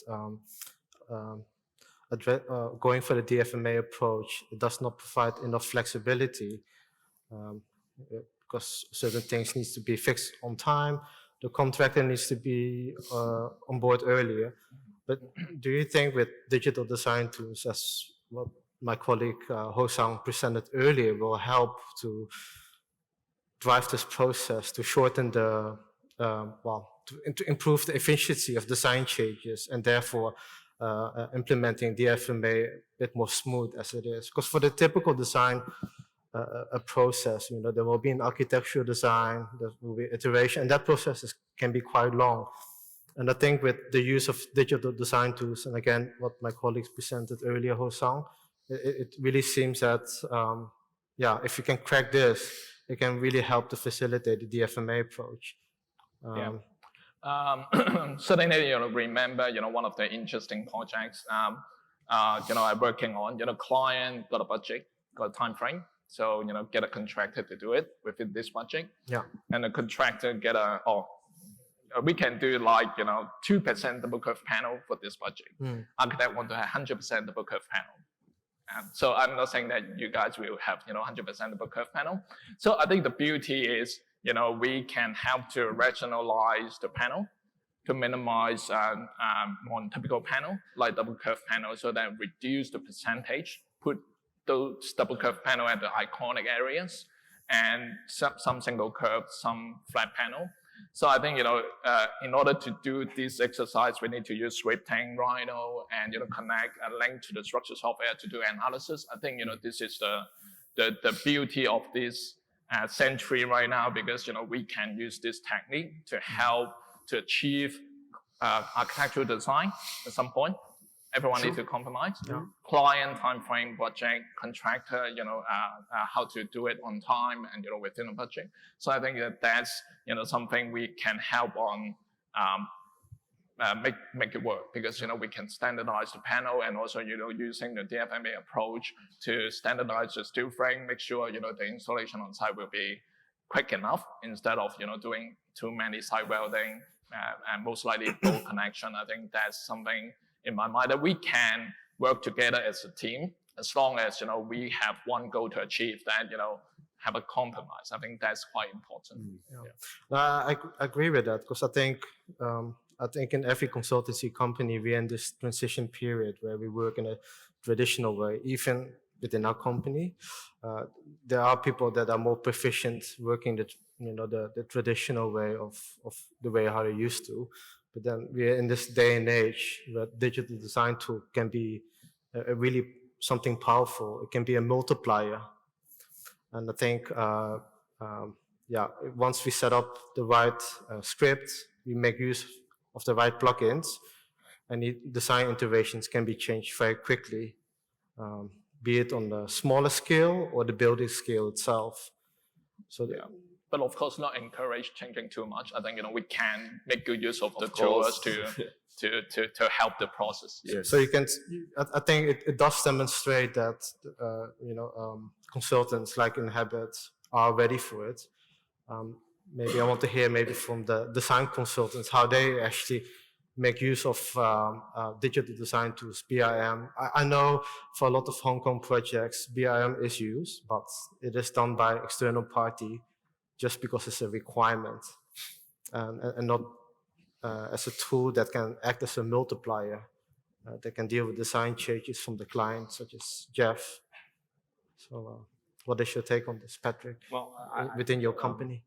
Well, I think the digital application, what you mentioned, I think DFMA, I totally agree with you that is a very old technology. I think modularization we've been doing since the 70s, early 70s with Habitat and, the Nagakin capsule tower, right? It's just now we have the technology. Back then they didn't have. For us, we work a lot in BIM, and we're trying to get it started earlier and earlier, because there's so many applications within BIM that you could help to do the design, because we are designing in 3D. Everybody's working on the same platform, so even the services structure, we're all working on the same module.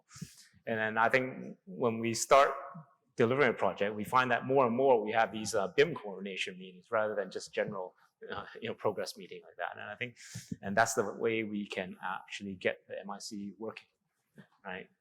So Yeah, I think, but there is a danger of getting into BIM too early because. How come? Oh, I think sometimes it does stale the design in a way. Stale. Yeah. I mean, we as architect, we like to draw, we like to sketch, we like to conceptualize. But once you start getting into BIM, we've always had this debate within the office. When do you start it? When is a good time to start it?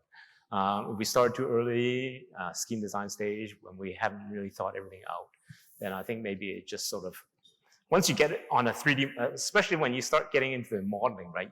You always think it's a finished product already, right? And maybe you finished too early and you haven't really thought things through well enough. So it's got to be careful when you start this digitization thing, right? True. And also again, we're starting to print in 3D now too, right? Yeah, so, and the scale, I think you mentioned before, is just getting bigger and bigger.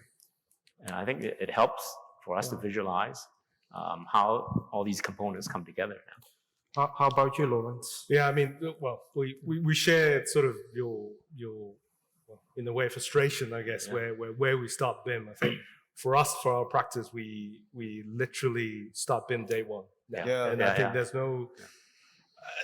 I see what you mean, especially in this part of the world where the rest of BD is not catched up on it, and there are people that needs to catch up on that. But I think what we find across the world is if we start early, everyone else starts early, and we just have to force that through. I appreciate, we lose a bit of touch of not sketching enough, perhaps, but I think we try to find ways of it has to have some medium as a medium to communicate with the rest of the design team, while we still do sketching, Rhino, do all the free flow. That part doesn't go away. We hope. And the rest of the BIM just has to happen. Everyone else has to, Inhabit has to come to it. Gammon needs to come back to us on pre-constructions and stuff like that. And the client use a simpler tool perhaps to see the design through an app on the phone, Deluxe or whatnot we can use that show you guys the design.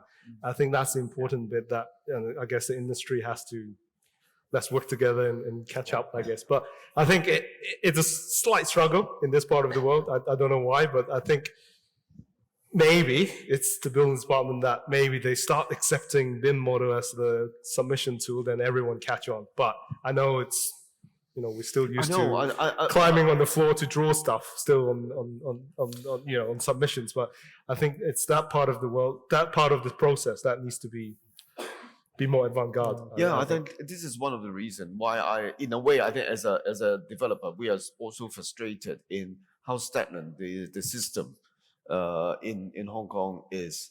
Because on one hand, I can see CIC and all these people are promoting BEIM and promoting MIC, but at the same time, I can still see buildings department or lands department still going through paper printed drawings to get the approval.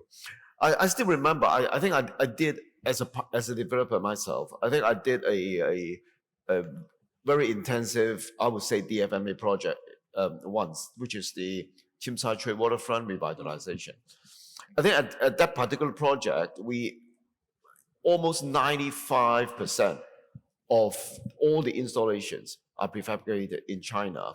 And everything, even the cladding, on the spandrel cladding of the railing and are actually curved and slanting. And everything has to be designed by Rhino and Beam and then export to the contractor for their fabrication. But that's why I must say, an early collaboration between the client and the contractor is very important to make sure the DFMA process will be a success. I think what I see is, of course, with architects and the clients, the design is a key driver. But I think for Ben as a contractor, you're all about optimization, reducing time and cost. So I guess within your company, digital design tool must be the key driver. Yeah. I would take our construction of the Terminal T2, Terminal 2 expansion, right? The whole Terminal 2 was demolished, and then we built it. Right? So I take the roof module as an example. They are all together 21 modules, big roof module for the whole roof, okay? So actually the steel pre-assembled on the ground level, and then we jack up. Okay, due to the size, we're gonna ship all them all assembled. So it's delivered to the job site in modules. So we pre-assembled it on ground floor in a bigger module, which is module 1 to 21. And then actually, before we jack it up onto the final position, actually those ceiling, those E&M item, cable tray, whatever items, bracketries, okay, actually pre-assembled. So it's, in a way, it's also a DFMA. Okay, don't just think about DFMA, is everything done off-site. It can be done something in, as long as the space is available, the facility is available. I think the space of a construction site is also very important. It address your concern of, okay, if we are building some MIC residential project in some shape or Chimsaje, that will be chaotic, but we do have a good example. Oh, really? We'll talk about it later. Let's talk about it. Yeah, but at BIM, if we haven't done BIM diligently in the right timely manner, the construction of the module wouldn't be able to be success. So I think we all need to be very serious about the BIM. So right now for T2 terminal project, we have a common data environment. So we create a lot of platforms, so everyone can work on that. We also have over 100 BIM modular to help the client, consultant, and myself to work out the BIM that is needed. So everything is track record, real-time record. So you give the comments, you approve it, and then you give some comment too, and I amend it, for example. It's everything. So it helps us to eliminate a lot of interaction time and also the paper. Yeah.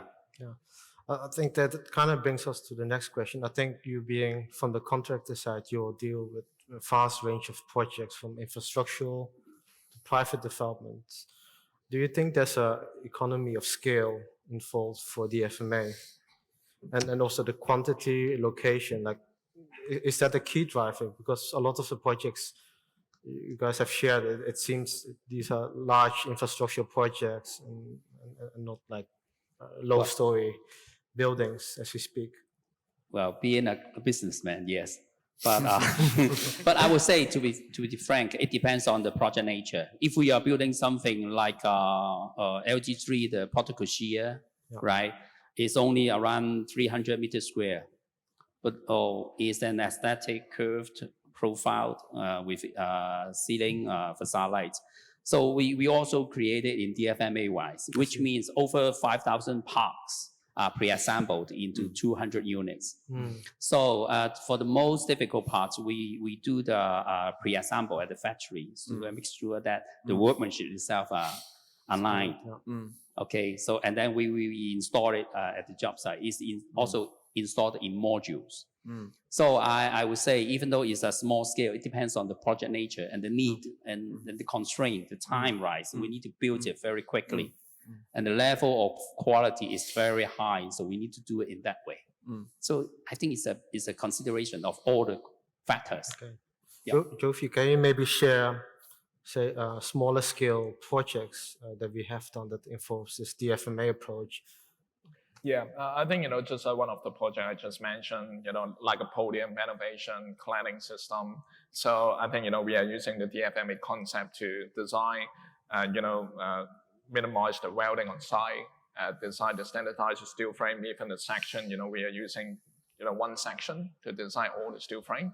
And also, we minimize different bracket type. So for example, if you want to do it, everything on site, I think, it would be like 1,000 bracket type. But I think if you design it, think about it, maybe you can minimize 4 or 5 types. So that's something, just what Ben mentioned, I think, it's not about the projects, the scale large or small.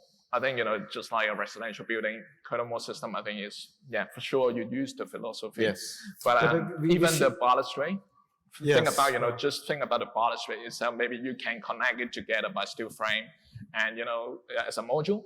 And also canopy, I think, we normally you just, put an end bed and welding and, put a piece of glass on top.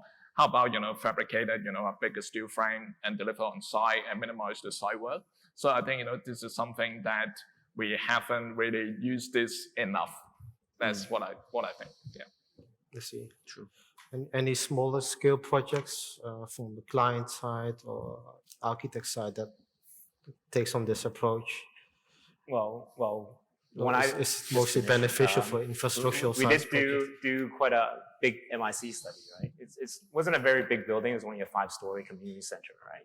But we were able to sort of split very clearly what can be MIC and what cannot be, because sports center, big halls is very difficult to do. But toilets, changing rooms, management offices, very easy to do. Yeah. So we did the whole study. We did it all in BIM. You know, how we could test the program in BIM. We could test the costs in BIM. But in the end, there was too much of a risk factor. I think at that time, BIM was still quite new. Although costs came very high, I mean, I think that was another one that sort of got it sort of stopped right there, the decision making there. But we were able to, you know, pretty much half the building, 5 stories, all in MIC.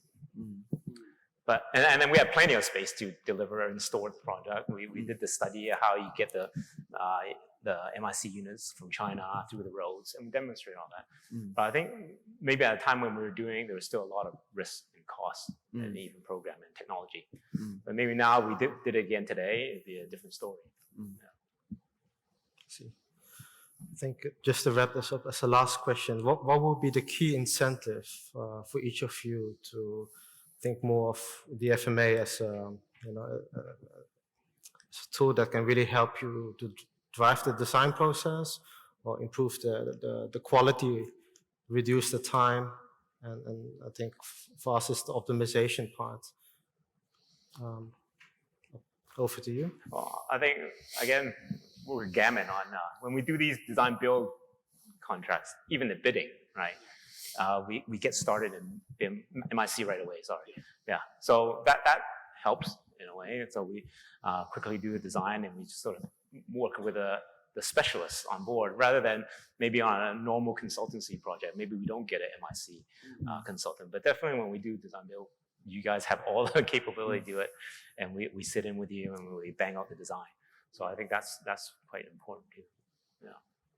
How about you, Lawrence? Well, I think the lessons learned from HSBC and our studio, well, our office has done. It's obviously looking back on the history of it. It's, you know, they built the building in 2.5 years. There's a lot of planning before that needs to happen. I think one of the key aspects to DFMA perhaps is allow a bit more time to think a bit more, to draw a bit more, think it through. What's the process? I think Patrick described it really well, where you need to think about all the logistics, how to get to site and all that. It takes time. It will be a slightly longer process to normal design process perhaps. And the whole of that could come very quickly on site, time, cost, all that comes into play if everything is planned out properly. I think this day and age at the moment, everything needs to be rushed. Everything needs to be come tomorrow, if not yesterday. And I think that should be the key driver of DFMA, where how could we drive quality out of the most efficient time and cost and money into it? And I hope it's all will be coming into play with a lot more, availability of technology. I think, HSBC has surely not been done in BIM. It's probably grandfather of the DFMA, probably, if you describe it now of this day and age. And how do we learn from that? How do we get the most out of it? I think the key aspect to that for our office is actually the quality that comes out of it. How much prefab comes through it, come to site without inspection needed on site. Just plonk it on. It's a good one, because I think for high-rise inspection, it's quite difficult. So ideally with fast project speeds in width or heights, you want to take that inspection place in the factory, because the inspection can be much closer rather than when it's already built. It's much harder to inspect as well in terms of quality. Yeah. Ben, what is your incentive to do more prefabrication in DFMA? Is it the labor cost, the reduction of the material, reduction of on-sites? What is the key? To me, to be frank, is safety. Oh, safety, because the logic of DFMA is to move the site labor content as much as we can to the controlled environment in the factory. It's not just about the speed of the production, not only the quality, but also the safety, because the site labor, the labor content is much reduced. Yes. So right now we are building a private residential project with MIC, full MIC, except the staircase, okay, in China, and the core, yes, 3 core. So the labor content is very much reduced. It's furnished. Yeah, it's I'm sure. Pre-assembled. RCMIC is actually assembled with curtain wall unit, unitized. So when we hoist, imagine when we finish it, the module, we hoist it onto the position, we fix it. Imagine how many labor content can be reduced. By reducing the labor content, that means the chance of error, hazard, and hazard. risk to the safety is much reduced. So the first, I think, is the safety. And well, of course, quality, time, and also the nuisance to the surroundings is very much reduced. Less dust, less waste, less traffic, sort of. Jeff, do you think the government should encourage with incentives to, yes, to of drive course. this DFMA Of course. approach? I think first they have to really ensure a wider adoption of BIM and Rhino first, especially in the plans, development of the plans for submission to the relevant authorities. And also, I admire these guys actually to start using BIM and DFMA in their initial design already, which is, I think, not many architects in Hong Kong or engineers in Hong Kong are actually thinking along that line. So whenever with the design that they submitted to us and we went up for tender, maybe it's already too late to adopt a more efficient construction methodology or installation methodology.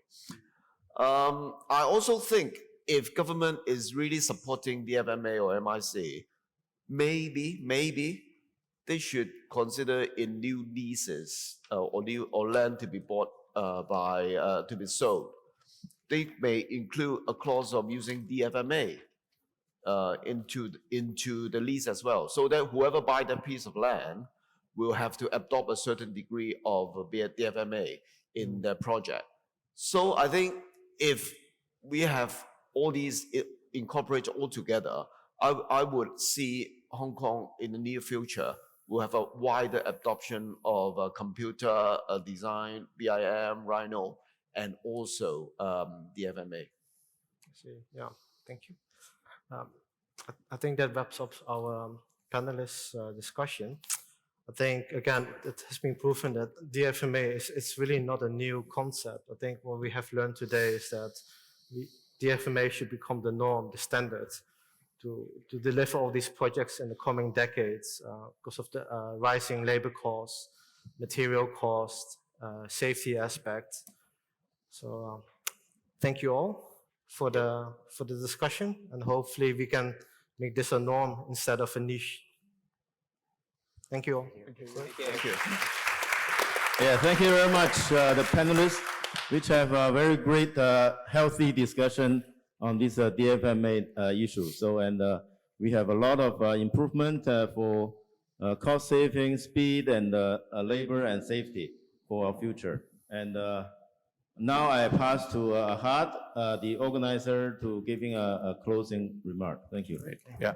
So just hold on 1 minute. We'll take a photo and go. Okay. So thank you all for attending today's event. I hope you enjoyed today's topics. As I mentioned this morning, we've recorded this event. The presentations we've got permission to share with, we'll share them with you via YouTube link. I'd also like to thank our event partners. This was a delayed event, originally planned for July 2020. It didn't happen. So eventually we've done this. So it's very happy to get the monkey off the back. We've got one more last 2020 event to complete next week in Shanghai, and then I think our cycle of the worst days are over. I hope to host you all once again in Hong Kong in 2025, when we return. And we have a networking session now, courtesy AUB. So would love for all of you to join for the same. Also, before we end, a round of applause for our event host, Sammy Hui, for steering the day through. Thank you, Sammy. Thank you very much. So, by the way, how's my outfit today? Right. And it's chosen by my wife and matching the theme of today's event and matching color. Great. Thank you. Thank you all. The bar is now open. Hope to host you all soon. Thank you.